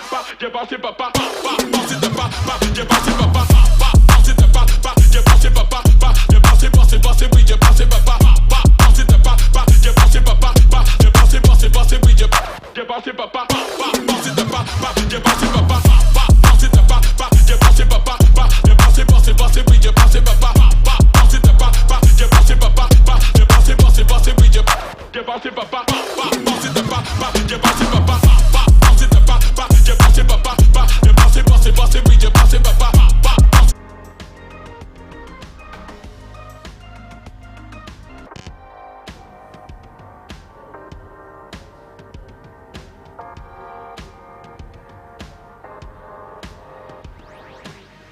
Welcome back, ladies and gentlemen. It has been an extremely long day. We had a couple tingies to do earlier, but we've been flowing ever since, and we are about to reach the final match of the night. We have our two probably favorites coming into this tournament after their epic match in Brazil, where Enrico ended up bringing that tournament home. You know, he is here to defend his title. He is here to defend his honor. And on the other side, we have Meat Value. He's coming here to get some revenge. He wants to show the world that that was a fluke and that this is going to be his tournament to win. Both of these players are zoned in. They're locked and loaded. And I cannot wait to see who is going to go to the winners bracket finals. Casters, take it away. Boom! We are here. This is the last match of day number 1. It is very, very exciting. It is very, very interesting to see everything play out. Yeah, exactly. What are we feeling? How are you feeling? This is the second match of the upper brackets that we are going to be seeing. And we're going to be witnessing some of the best players that we have seen so far here in E4E Minors, Meat Value and Enrico. So I'm feeling really great about this, and I cannot wait to shoutcast the games that they have in store for us. I'm predicting that this is going to be going all the way to game number 5. Ooh, yeah, that is going to be exciting to see. Yeah. I had a chat with these players earlier on. Enrico is feeling confident about the comp. He is excited. He is going to go at it full battle mode. The only interesting thing is Meat Value said that he is wary of one comp of Enrico. So did I think he mention which one? He did not. So it's going to be exciting to see what it is that he is afraid of. Maybe we see it in the first game. Maybe Enrico brings out that comp. Based from what Enrico has, it's going to be exciting. He's got Beasts, he's got AoEs, and he's got Swirls. While Meat Value only has Swirls and the Perch comp, but a very, very strong Perch comp indeed. We will have to see that play out. There's a mech frontline.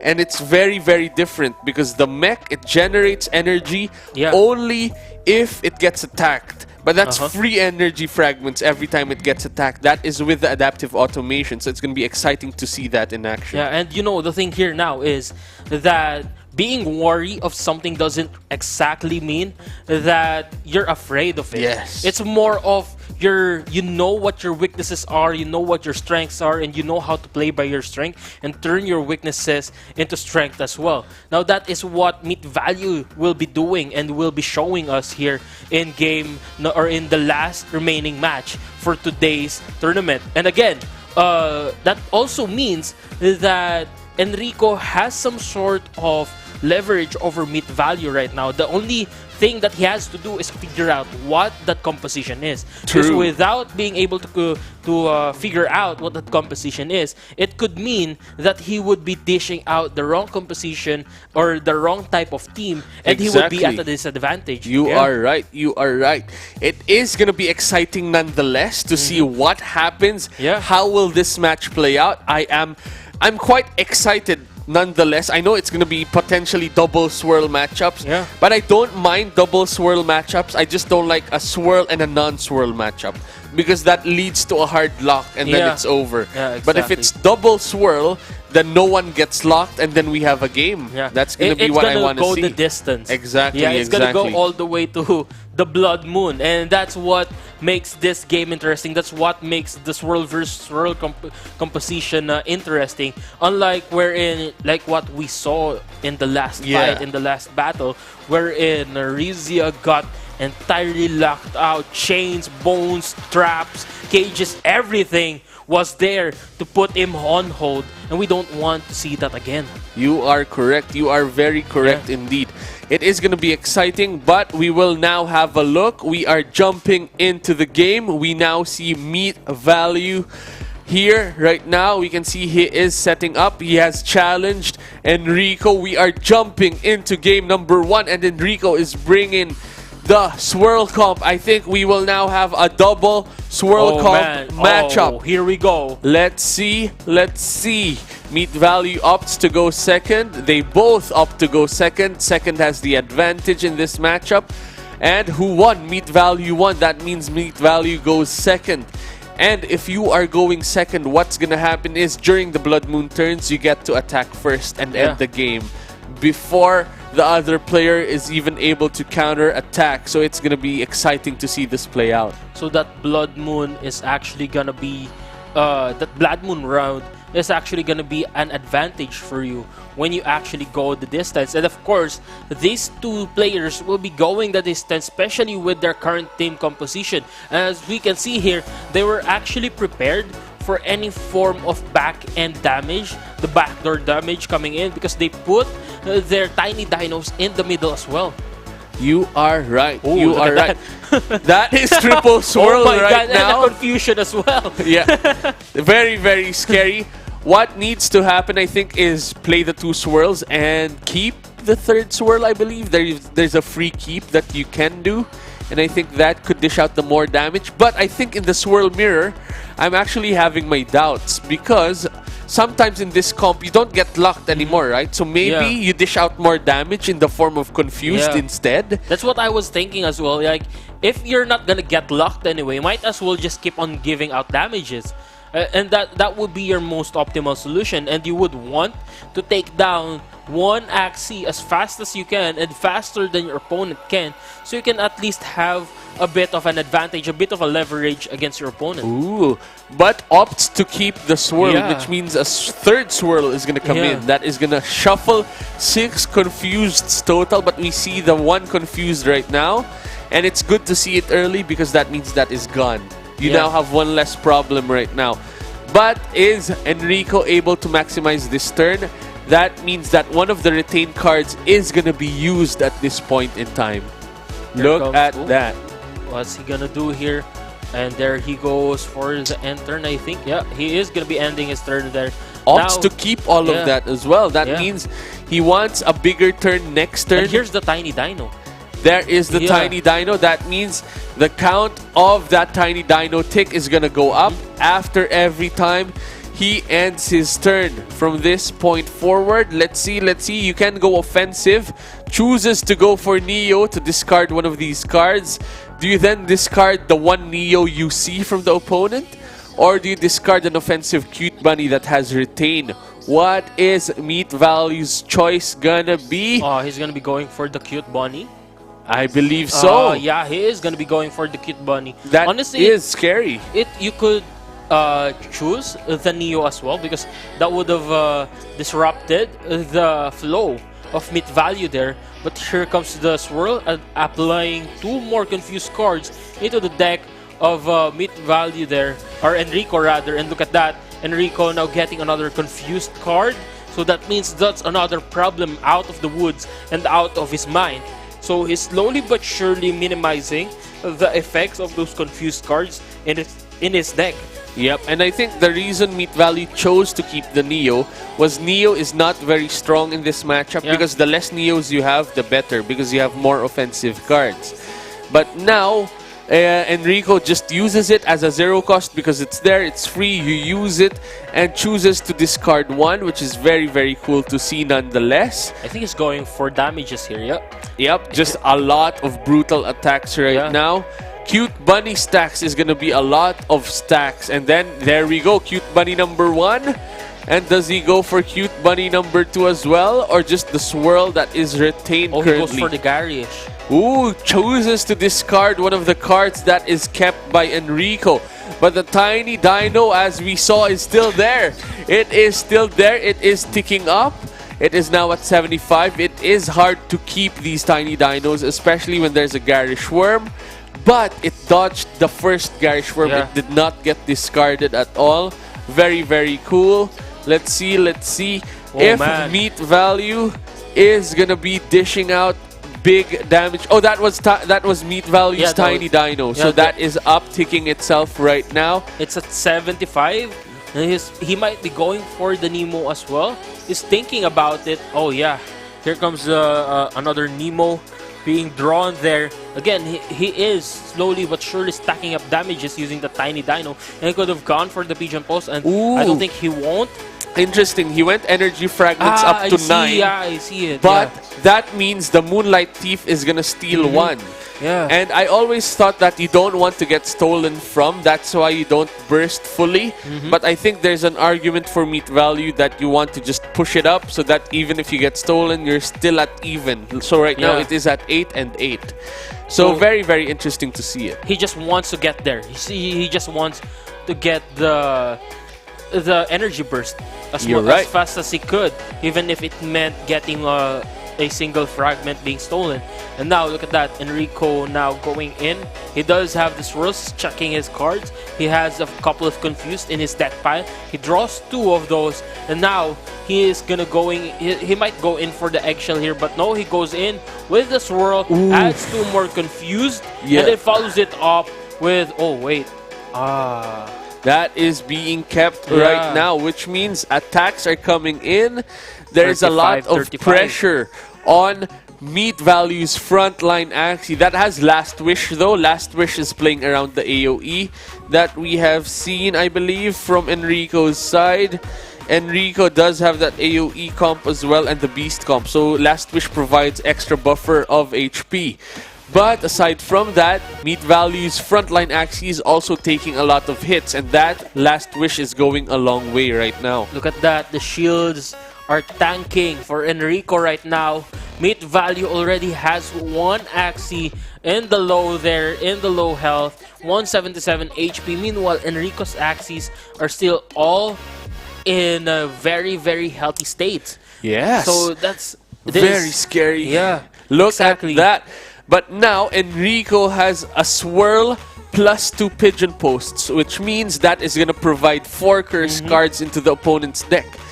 And now Meat Value actually is not going to be locked, but the next turn is going to be a bad turn because there's only going to be 5 cards to draw. 4 of them, 2 of them are blackmails, 2 of them are confused. Yeah, so there's only 1. Yeah. So that's a bad turn for next turn for a Meat Value. Enrico is applying a lot of pressure right now and still has a lot of cards to play with right now. That's the thing, you know. Enrico was throwing confused cards one after another, not in entire batches, just a few of them in every single turn. So he was minimizing the threat of those swirls and those confused cards. And now look at that, Enrico just doing some damages on the front lane again, and that front lane is almost out of the battle, out of commission. He just needs 1 more turn. Now this is what we were talking about. Meat Value drawing 2 blackmail and then 2 confused cards. He's just gonna get, was that a swirl? 1 swirl. Yeah. The good thing is Meat Value has all of these scotch tapes, which means there is still lines of play. You can still play out of this, which is great. That means you can still maximize your energy for the turn. The question is, do you go offensive and attack with Dino and Cute Bunny, or do you go defensive and then Scaly Spoon Cute Bunny? I think he might just go for the Scaly Spoon here. He might go for the defense move. Optimally, I would want the Tiny Dino to keep on charging up instead of using it now, because that would just be forcing it, and actually he doesn't use... Yeah, he Zero does nothing. cards He's is gonna be being sacrificing used. the front lane. Oh, wait up. Enrico now drawing 4 confused cards, and he's gonna be going for the swirl there. And it still does have that Cute Bunny retained and the Tiny Dino as well, but I don't think he's gonna be using that just yet. So they both had really bad turns. You are right, you are right. But Meat Value is keeping all of those cards for the next rotation. They have retained, so why not? It stays there. Tiny Dino is at 120 HP right now. Meat Value's frontline Axie is really red. That is quite scary. He's slowly healing it though. But Meat Value is maximizing the blackmails that is being brought to him. Look at that. There is now a taunted backline Axie, which means this frontline can heal up bit by bit, maximizing using the cards of the opponent to his advantage. This is what I was talking about, turning your weaknesses into strengths. Now that taunt is playing to his advantage, playing to his side, and now he's going to be using all of these cute bunnies going to the mid lane there, now damaging that mid lane. Now the thing here is Meat Value already has a full stack Tiny Dino. Meanwhile, Enrico is still on the way there. He draws 4 more confused cards. He shuffles in 2 confused cards onto the deck of Meat Value here using that swirl. And now it's a Meat Value's turn again, and he is now in a position of power.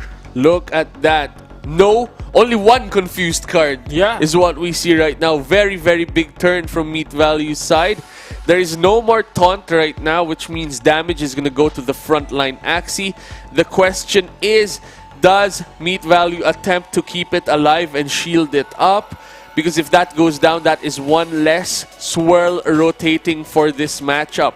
Let us see what is Meat Value's game plan. Do you go defense? Do you go offense? He's going for full offense right now, trying to damage that front lane, but that shield was giving him a bit of a hard time, although he did manage to break it. Now he managed to heal up the front lane as well, and now that front lane also has a bit of shields. Now Enrico here is drawing 2 blackmails. He does have the Tiny Dino ready and well prepared to go now, but I don't think he's going to be using that just yet. Look at that.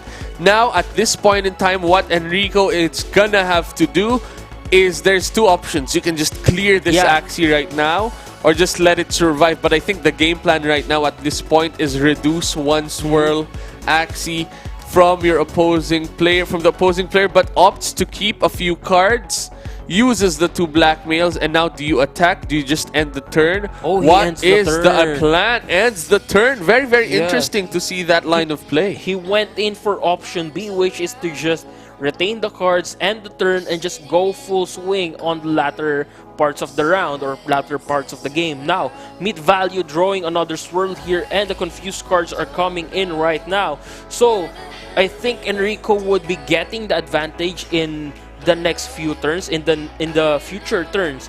So now Meat Value would have to capitalize on this leeway, on this space that he has right now. That is true, that is true. And now, let's not forget as well that Meat Value has the advantage of going second as well. Which means that if this goes to Blood Moon, in theory, Meat Value's Axies have a lot more potential of winning the game. And here it comes. comes. If the game goes longer, it might be Meat Value's game. What is Enrico's game plan about that? Let's see, let's see. Enrico has a lot of retained cards though, so if he's looking forward or is looking to destroy that front lane Axie, I think now would be the optimal time.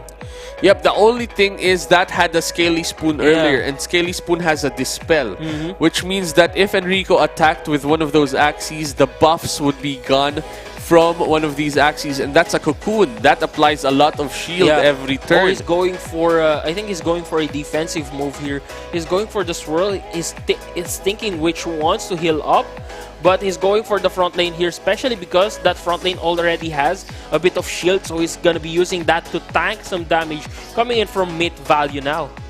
Choosing to not move at all, Enrico ends the turn. There is no pressure from Enrico's side. Let's see what is the game plan of Enrico from this point of the table. Maybe Enrico's comp actually survives Blood Moon really well. Maybe that is the idea of what he is doing right now.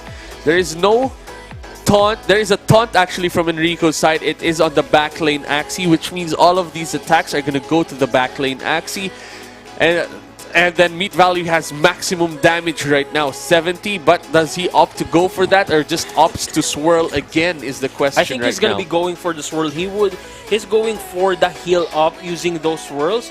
And he gets the taunt as well on the back lane. Now that would ensure that his front lane is well protected from any sorts of damages.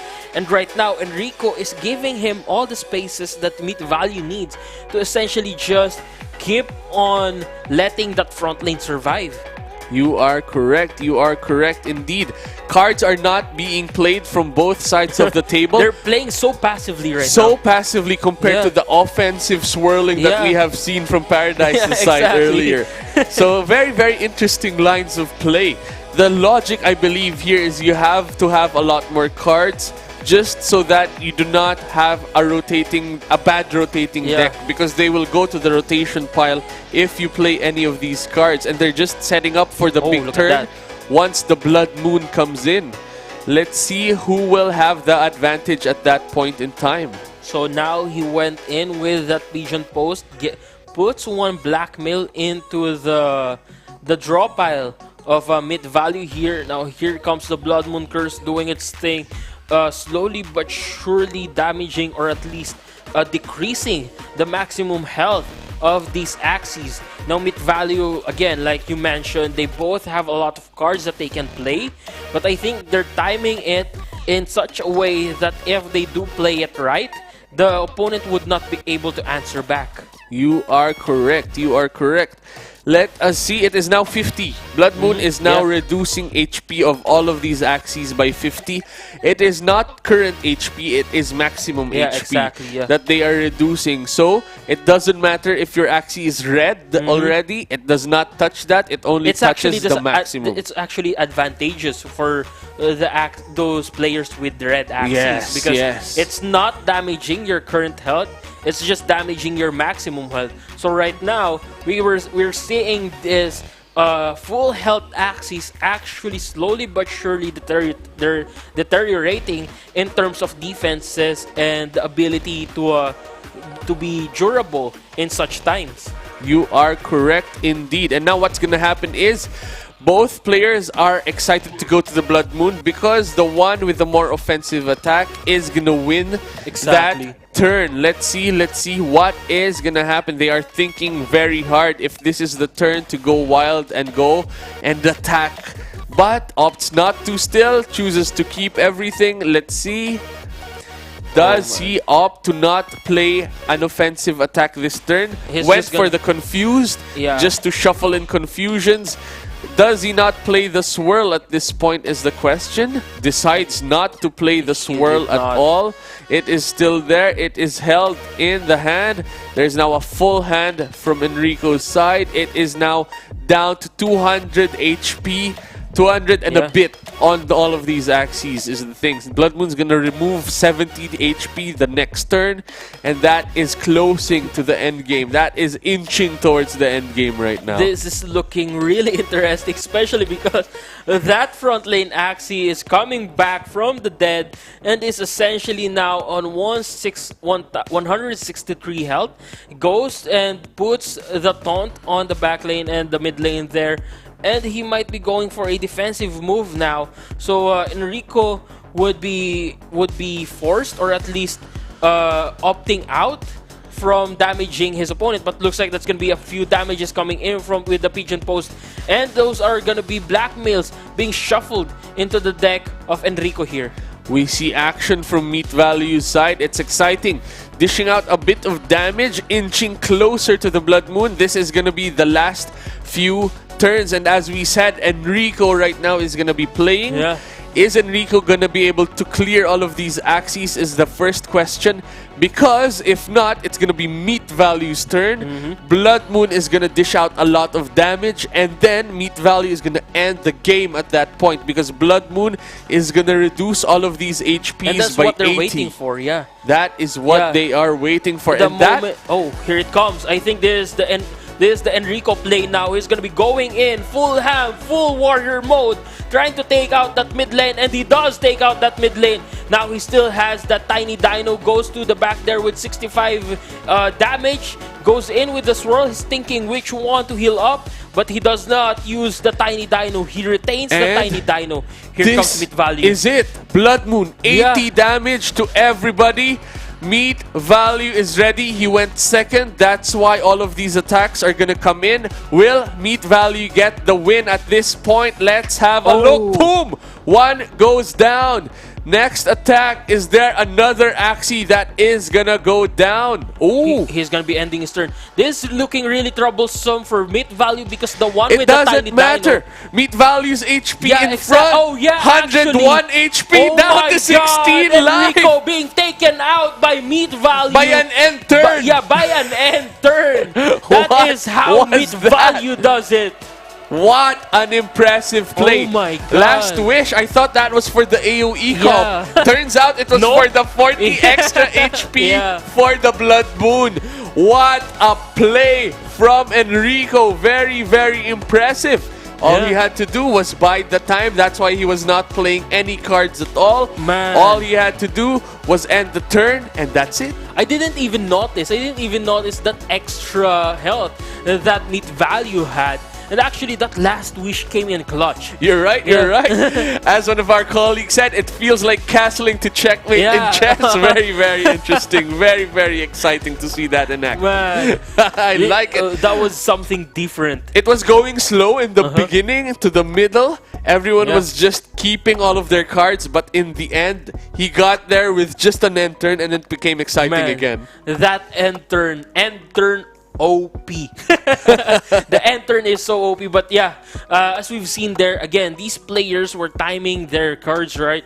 They wanted to go to the very last moments wherein they could one hit their opponents or at least damage them. Well, for Enrico at least, he wanted to go to a moment wherein he can at least out damage his opponent or at least damage them to the point where it would be killed with just a few cards. But the problem was Meat Value had that extra health, and with that extra health came with the alliance with that Blood Moon Curse. Yes, and I think what was Meat Value afraid of in that comp? I believe it was Enrico going second, potentially. That could be something. Yeah. If Enrico went second there, there's a lot of damage coming in. Yep. But we now know that their game plan is actually just save up to 5 energy, wait for the Blood Moons to just take over and just one shot. Kill.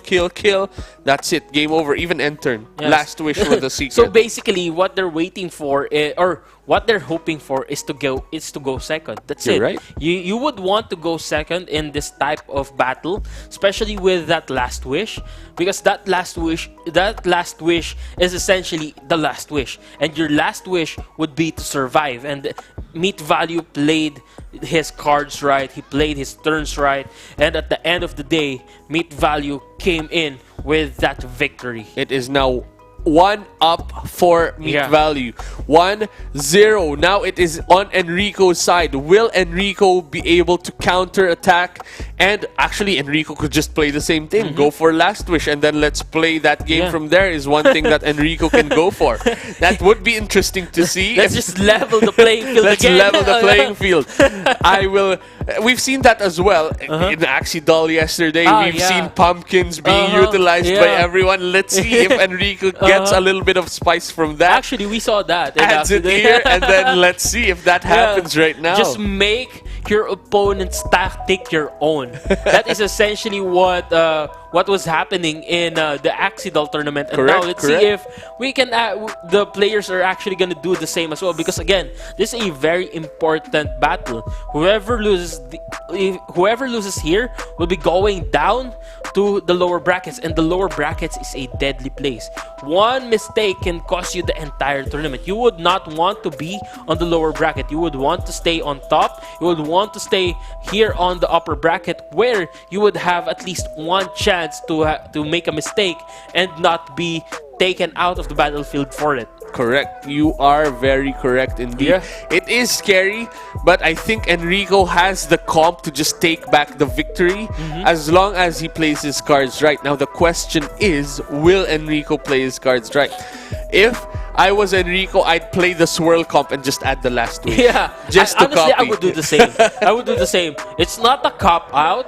I would call it more of a strategic move. Get into the mind of your opponent. Yeah, even. exactly. Why would you change something that works? Why not just copy it, you know? Why not just use it as well? Oh, and here we go. Totally different game plan from Enrico's He's side. going in with that rage composition. Finally seeing some beasts up here in the battlefield. We've got action. Another interesting thing is to play against the beast comp, you need the Neo to remove all of those rages, to remove all of those big attack moves. But Meat Value doesn't have that. He did not play that right now. Meat Value has that composition to Not play this one, against though. rage, but it is not here right now. And Enrico can just, I believe, get back the game potentially with all of these rage stacks. Let's see that in action.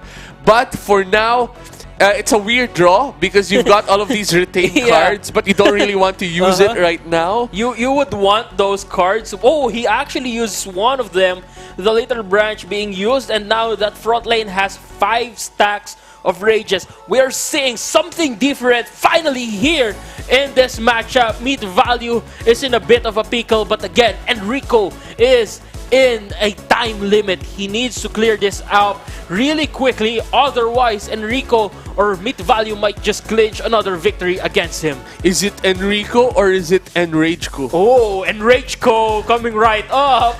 Enrageco is coming into the table. Let's see if there is enough rage stacks to get the victory. What you need, your win con is kill 2 Axies so that there is no swirl rotation that is happening. Let's see, Little Peas comes in. Is there a follow-up attack? That's going to be a big attack. Oh man, boom, 200 damage my God. with 1 energy. That is the power of the Belieber.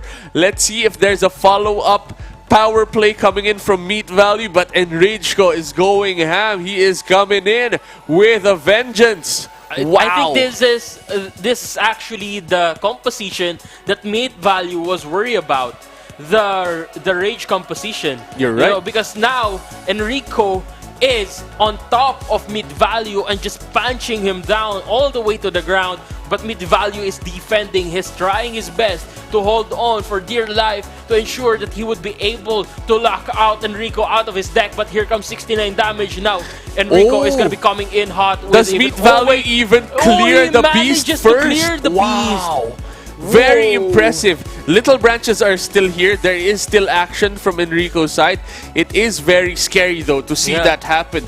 The one with the defensive cards actually killed the Axie first. One of the frontline Axies first. There is a counterattack though. Who is aggro now from the chats? Look at that. There is some spice happening right now. Meat Value is not here to play defensive. He's here to go in with the aggression, with the violence that the beasts can take out, and he's dishing out just as much as these beasts are giving him. Now Enrico is in a bit of trouble. He goes for the little branch, takes out the front lane. He gets 5 stacks of rages on his mid lane. Very, very scary. Because now it's a 2v2 scenario. Swirl has slight of an advantage at this point. As we said, beasts are technically the counter to that, but it is not happening right now. It is very, very scary indeed. That midliner as well. That is a soft midliner for Enrico because yes, there are 5 range stacks. That is very offensive, but that is a glass cannon right there because of Reckless Hunter. All of the damage that is going to be taking is increased by, I believe, 10% is the damage count, plus the range stack. So this is going to be what defense. This is all offense. Meat Value is loyal to the Swirl gang, dishing out a lot of damage, going all in. Is this gonna be enough to just end this Axie right here? Let's see. It doesn't look like it, but it is really low at 121 HP. 121 HP now. He does have that little branch. He does have the little piece, the Axie keys, and the believer. He goes in with the little piece, applies vulnerable, follows it up with an Axie keys, the meteor coming down from the skies, and then believers as well. 206 damage. 206 now, 34 HP remaining for that mid lane. But I think Enrico's mid lane is actually gonna go down first before Meat Value's mid lane here. Yes, and the win condition that we needed to have 2 Axies go down is not happening yet. It is still alive. Yes, it is at 40 HP, but it is gonna attack before it goes down, and it is scary to be in Enrico's position right now. We know that Enrico would need to go into Fury form for him to actually dish out the maximum damage output that he can. But right now, Meat Value is just hammering down on Enrico. That's going to be 274 HP remaining for that back lane. The last remaining Axie standing in his team. That's going to be 35 and 35. Not quite enough to take down that Axie. But here comes Enrico going in. Oh man, that's a bad move. That's a bad card. It's okay to dish out a lot of damage, but is it enough to survive is the big question. Yeah. Cottontail is going to be used so that there's a lot of damage this turn. Now this is potentially the last turn of both players. Will Meat Value be able to shuffle in swirls, shuffle in confused, and make Enrico skip a turn? Or is Enrico going to be drawing big for this turn and end the game for Meat Value?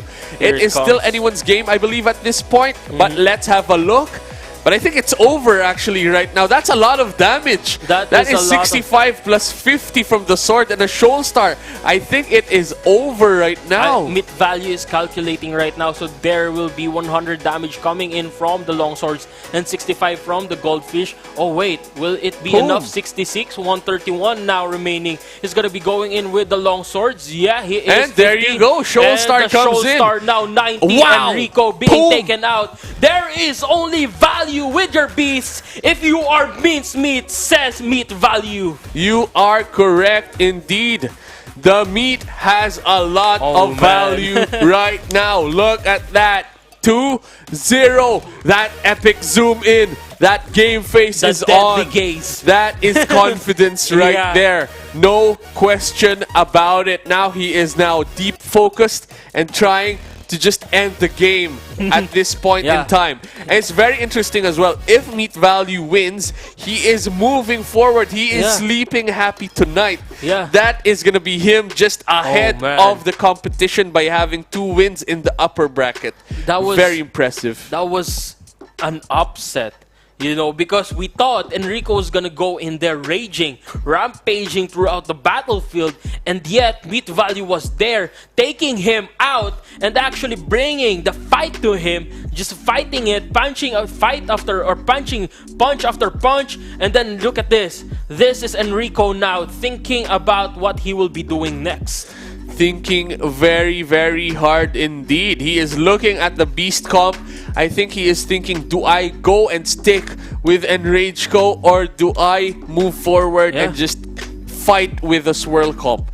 If he went second in the Swirl comp and had that last wish, maybe it's Enrico's game. Yeah, it would have been a different result. Maybe that's the game plan you go for. It is quite scary still to be in this position, but Enrico has the composition to do what Meat Value did. That is very interesting to see if that is what his game plan moves towards. Well, right now, we've seen that the Beast composition is not gonna work against the Swirl composition because essentially the speedrunner got outsped, which is really, really interesting to see and really, really amazing to actually witness. But now Enrico is in trouble. He's 1 loss away from being brought down to the lower brackets. Now Meat Value is chilling. He knows that he has what it takes to take down Enrico, and now Enrico has something to prove. He needs to find that composition that Meat Value was worried about. It's gonna be very, very scary to be on Enrico's side. I think Meat Value has that confidence to just be relaxed, enjoy the 2-0 lead. Enrico, I think, is a bit backs to the wall. What do I do now? And I think this is where it's testing you. You are now figuring out what you need to do to survive. You are figuring out what you need to win. It's going to be very, very exciting. But if Enrico pulls this off, there's going to be an upset because now Meat Value would be shaken. But the question is, what is Enrico's game plan? We will be heading off soon into the match. It's going to be exciting to see how this plays out. What do you think is going to happen? Man, if, like you mentioned, if Enrico does have that last wish, maybe Enrico is gonna go back in with his swirl composition. But the problem there is, it would boil down to whoever goes in second. And look at here, I think there's gonna be game number 2 or game number 3 being prepared right now. Meat Value. Ooh, and Enrico. Enrico is sticking with the Rage comp. I think he feels that he had a bad game then and is opting to choose to go for the Beast comp right now. This is game number 3. It is very exciting. Let's see how that plays out. All right. We saw the double little branch again. No. But there is exactly 1 energy to use this turn. At the same time, at least you do have the retains on those little branches. So at the moment you won't be able to use it, but at the same time you'd be able to save it at least for when you need it the most. Now that you have drawn it, you wouldn't have to worry about it being lost along with the confused card piles. You are correct. You are correct. Maybe there's a gem hidden here. We do see that there's a last wish on Enrico's frontline Axie. That was a way of the beast before, and we actually saw it go down too early. It did not do maximum damage. So this is a nice change of pace. That's a Shiba Axie as well, which means if it swings with Shiba, everybody gets some rage is what's gonna happen. We will have to see it play out.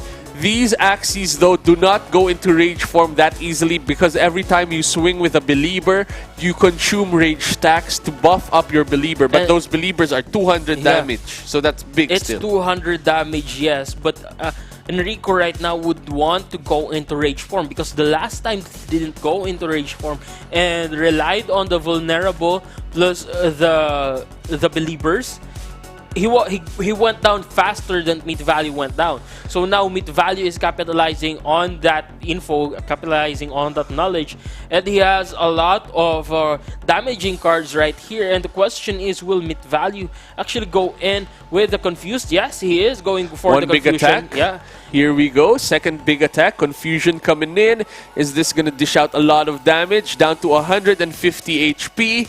It is quite scary still to be on Enrico's side, but that is a big turn. No confused whatsoever for this turn. There is a lot of damage potential. This is 3 energy right now. No Cottontails, but you don't need it at this point. You're going to draw it in the following turns, and that's going to be great. As soon as you're in that 7 energy fragment turn, Cottontail's going to do a lot of damage. And here we go, Belieber, 202 damage. That's quite enough. Big damage though. That's enough to end one Axie. So one down. That is one problem down. Two Axies to go. Before, we saw Enrico's Axie frontline go down first. But now it's Meat Value's Axie that went down first. It has tanked just enough to give Enrico a bit of space to take down an Axie of Meat Value, and at the same time just fill up that gap that he was missing, or the gap that he created earlier. Now with Enrico getting the space that he needs, he can now build up stacks again and just clear out the mid lane as well. The question is, will Meat Value actually be able to shuffle enough confused cards into his pile that Enrico would be forced to get those confused cards and slow down the pace of Enrico here? Here we go. Shoalstar comes in, dishes out a lot of damage. Swirls are coming in as well to heal up, and that's going to be ending the turn for Meat Value. Now, does Enrico have a big turn this turn? Let's see. Little Peas is going to come in. Boom, 74 applies vulnerable. Lil Branch is going to dish out 188 damage, and one big Ronin. Oh man, the Ronin is coming in. Boom. That is a kill. That's one Axie less for Meat Value. Now Enrico going in with rages. He is now mad against Meat Value. Meat Value now helpless against the beasts of Enrico. And now that is Enrico's win condition. Enrico needed to knock out 2 Axies. And he did that. To be in the winning, and he did just that. It is now down to Meat Value's 1 backline Axie. It is a reversal by the looks of it. Is Enrico able to capitalize and win at this point? That is still a lot of damage right there. The Tiny Dino, although it's not at its maximum potential, it's still 105 waiting to be swung against Meat Value here, and he does have that Little Branch as well. Although what he can do here is play the Little Branch or the Tiny Dino. He can play both because he only has 3 energy right now. You're right. He now can opt to go for Risky Beast and Little Branch and keep the Tiny Dino for the next turn if he wanted to. That is one option to go about it. This is going to be very, very exciting to see play out. What is Enrico's game plan? Triggers the Risky Beast, applies Death Mark to self. Little Branch comes in to dish out a lot of damage. And now it is down to Meat Value to ensure that there is still a lock If there is no lock, then that means this is going to be Enrico's game. And there is no swirl or confused or Just pure blackmail revenge cards in right now. this draw pile. Look at that. Boom, And I think this is goldfish. it. Enrico's turn is coming. Enrico, the mad Enrico, the rage, the enraged, the rampaging Enrico is now coming in with the last and final turn to finally take out mid value. It is big attack. Boom! Game is over. Game 3 goes to Enrico. Reversal. I think that is the first wild match we've seen so far where Rage did its job, and I believe Enrico is happy. I believe he is excited for that win. And actually, he is excited and he is happy.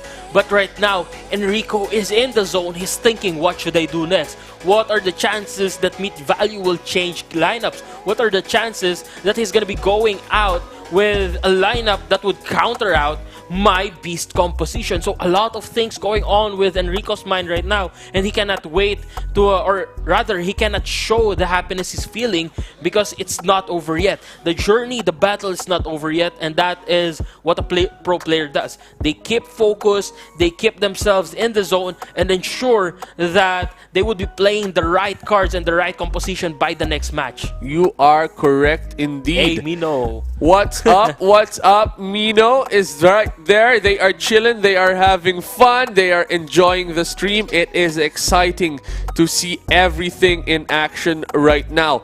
But the question is, will Meat Value win, or will Meat Value be equalized by Enrico for a 2-2 spot?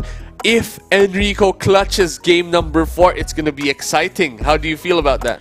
Man, I cannot wait to see how this would actually turn out, because like you mentioned, it could be a reverse sweep, or it could go in with a 3-1 for Meat Value. It could even go to game number 5. At this point, anything can happen, because now Meat Value has proven that he can beat Enrico, but at the same time, Enrico getting that 1 point shows that there is still a light inside him. There is still a chance at victory. There is still a chance for him to get back up into the ball game, equalize the playing field, equalize the scores, and essentially get that reverse sweep. But you know what was clutch that we talked about? Last wish. The last wish made it all happen right there. Having that rune on Enrico's side ensured that there's a bit more HP for those Axies, and I think that clutched him the game right there. And actually, it shows that yes, Enrico has the last wish. So if he does want to fight swirl to swirl,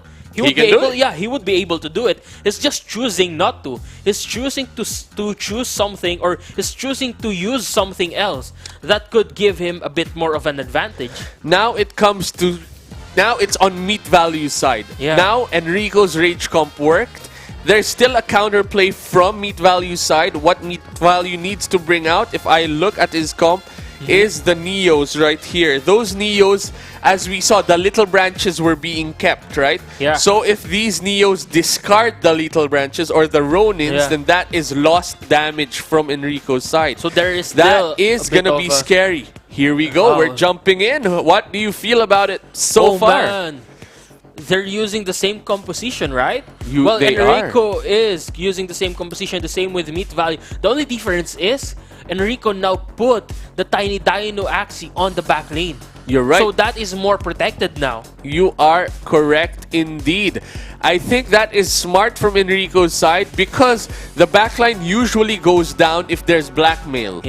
But Meat Value's comp did not use blackmail for this match at all. It's just double Garish Worm and 1 Goldfish, which means there is no threat to the backline whatsoever. Very, very smart on just swapping positioning. It changes the pace of the game at this point in time.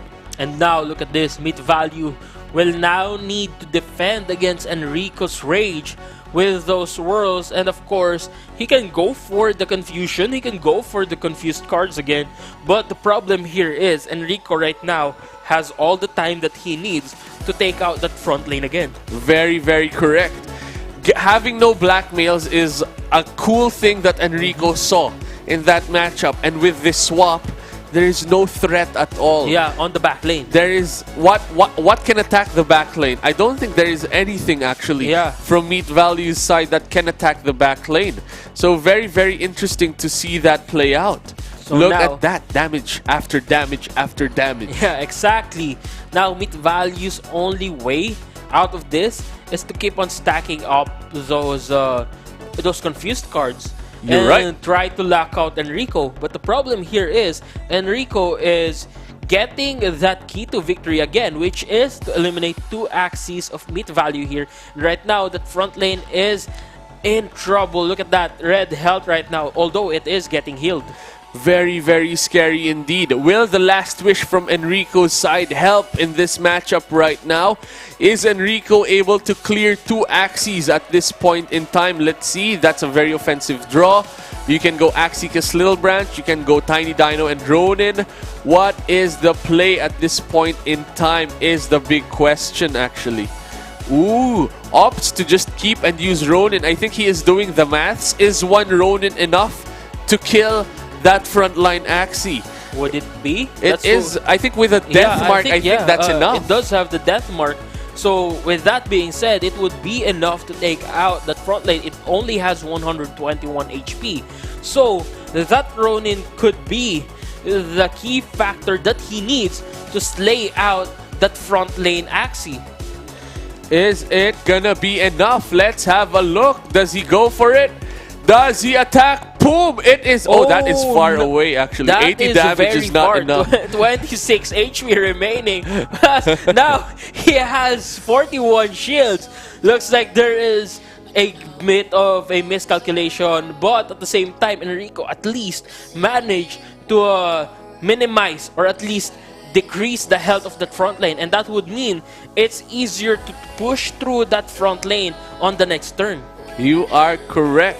The problem is that was a weak Ronin. That's why it wasn't dishing out. That was not enough to clear the Axie, and that might cost an Axie reversal actually, because the Axie of Meat Value, all of them is still alive right now. That is able to use a few more cards from the front line.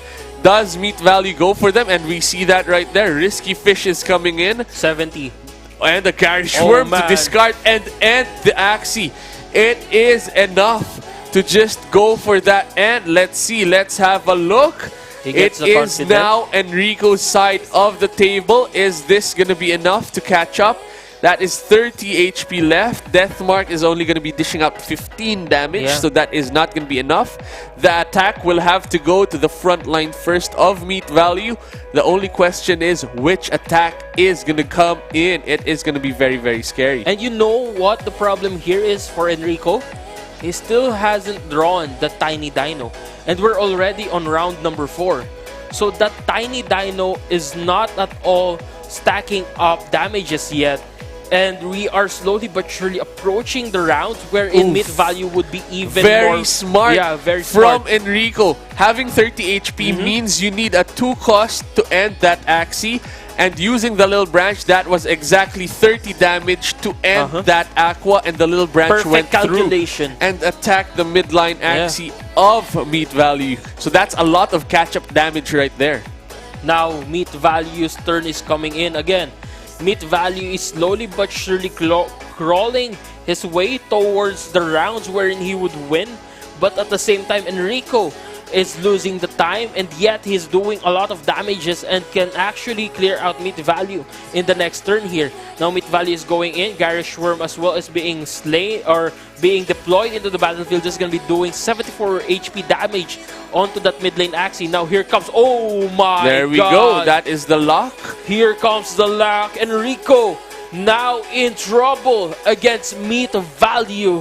What an insane turn of events. That is a lot of offense from Meat Value's side. Is Enrico locked out of the game? I believe he is. Let's see. Confused applies 1.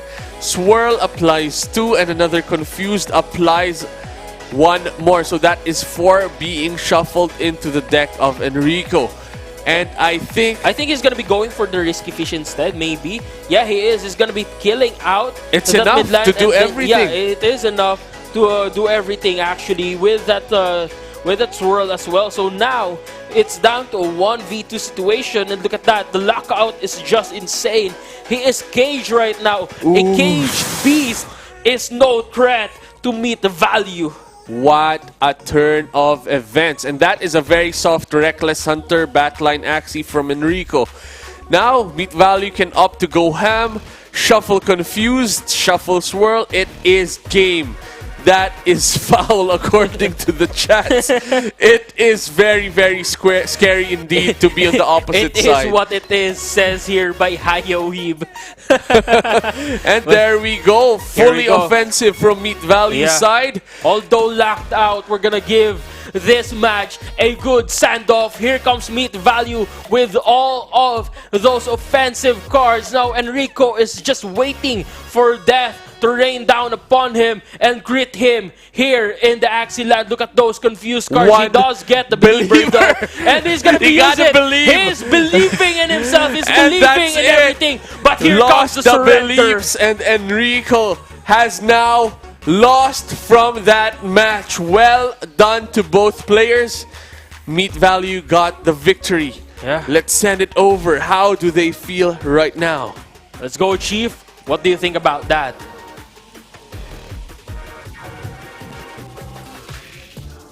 Oh my goodness, another amazing match between two amazing players. Meet Value is the true believer today. He comes through, he brings it home with a 3-1 score, puts himself in the winner's bracket championship. Meet Value, my dude, you said you wanted your revenge. You got it. How are you feeling? Good, really good. I'm glad I show everyone what the real aggro comp is. Hey. It's Swirl. Swirl it is. He is swirling around his opponents. He only lost one game all night. So you still have to lose 2 times. Who are you most worried about that's left in the pack? Enrico. There it is. Enrico. No tournaments at 4 a.m. We need to see the rematch in the grand finals. I can't wait to see what happens tomorrow. We have been here all day. It has been absolutely amazing. The E4E Minors are in full swing. Axie Week has been absolutely amazing. People are here from all around the world. It has been incredible. So make sure to tune in tomorrow. We're going to be back with the rest of the bracket, starting with the other winners bracket match between Mino and Bench. So if you want to see that, tune in early tomorrow. Casters, let's end this. Oh, that is a spicy one. There you go. You hear it from Meet Value himself. Thank you, thank you, thank you. That was an insane play. That was an insane turn of events. It has been very, very wild right now. Huge, huge turn of events. That is an amazing day one, I must say. Before we move forward, quick shout outs. Check it out, Elite MetaWear. Hey. This is the gear right here. This is what it's all about, MetaWear apparel. Check them out, !E1337. Check out Wink Hotel as well. This is where all of the players, all of the casters, everyone involved has been living. It is an amazing, amazing place. Check them out. That is Wink Hotel right there. And then Esports for everyone as well. Big shout out to the team for making all of this happen. Check them out, !E4E. These are the people behind the scenes, in front of the scenes, everyone that is making all of this happen today. And of course, big shout out as well to Axie Infinity for giving us a whopping 6,500 AXS, and of course for building such a great community. Please do type !Axie in the chat if you want to know more about them. We also would like to thank We Compete, which is an epic new esports website where you can link your Ronin wallet, set up a profile to flex your account essentially, and of course scout the opposition. Now you can just type in !We Compete in the chat for more information. And of course, Gems Esports, a huge shout out to them, our official esports sponsor, Gems Esports 3.0. This forward-thinking esports organization has partnered with E4E as part of their mission to bridge Web 2 and Web 3 gaming. Type !Gems in the chat to learn more.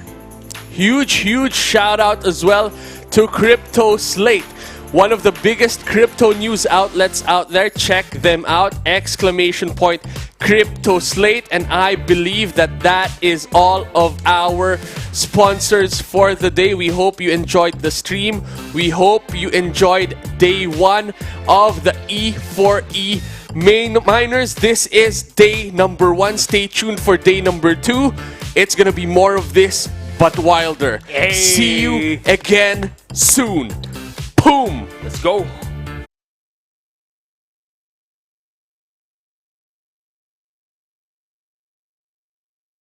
Well, there's no problem. If you had a gun, shoot him in the head.